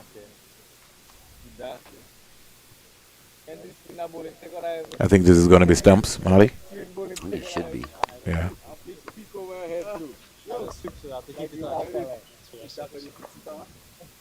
Still not sure? Gregory's continuing still? Well, I know if he asks Teddy Bishop is willing to go straight to the hut. Just some unnecessary tension. Okay. Yeah, that's it. Should have been stumps, really, considering that wicket. Yeah, I think that would have been it. Just a few minutes left before stumps. So, at the end of day one, the West Indies Academy large and in control. They lead by 91 runs, 197 for 4. Their captain, Teddy Bishop, is not out on 54 from 69 deliveries. And this is after the Windward Island Volcanoes would have turned in a very, very poor batting performance. Bowled over 106 in 25 overs after play would have started an hour and 15 minutes late. And that was because of some overnight and early morning showers. The groundsmen here really putting in some hard work to be able to get play up and running. The umpires work with them nicely. But in the end, the academy large and in control, Mali, 197 for 5. Yeah, it's been the academy's day here on day one. Led largely by that bowling performance, bowling out the Volcanoes for 106. Putting a pretty decent reply, 197 for 5. Rivaldo Clark still to come. Teddy Bishop looking very good on 54. Carlon Bowen Tuckett once again getting a good substantial start, but not going on. But from the academy's perspective, they'll be the happier of the two teams, that's for sure. He will feel very disappointed, Mali, because as he was looking so good, 100 is always on the card. But in the end, that's cricket, that's life. Jagassar as well. Yeah, first he's really demonstrated nice. But I think the slide started when Becky Joseph got run out, needless run out. You don't, and these are some things that are happening, Mali. This is something that they're going to have to work on next season, or maybe even going into the Super 50 if they're in the competition. Yeah. In seizing the moments and understanding the game awareness situations around them quietly. We were talking about it, that put some pressure on the Windward Island Volcanoes and bowl them out maybe under 100. You know, in the end, yes, they did bowl them out under 106, under 125. But you have to believe. You have to believe and you have to be confident. So they're batting. You still got Joshua Bishop in the hut. But with the stage of the game now after day one, they've given themselves as good a chance as we've seen this season to pick up their first win, leading by 91 runs here on day one. If they can come out tomorrow, bat add another 150 or so to that score, they'll be in pole position. Yeah. Final thoughts from you, Mal? Yeah, just as we said, West Indies Academy, day one to them in the books. Obviously, the Volcanoes will be looking to hit back tomorrow, but so far, the Academy with that lead of 91, it must be said, they are favourites here to pick up their first win this season. Make sure you join us tomorrow, 360. We'll be bringing live coverage, providing there's no rain. Our team will be back again.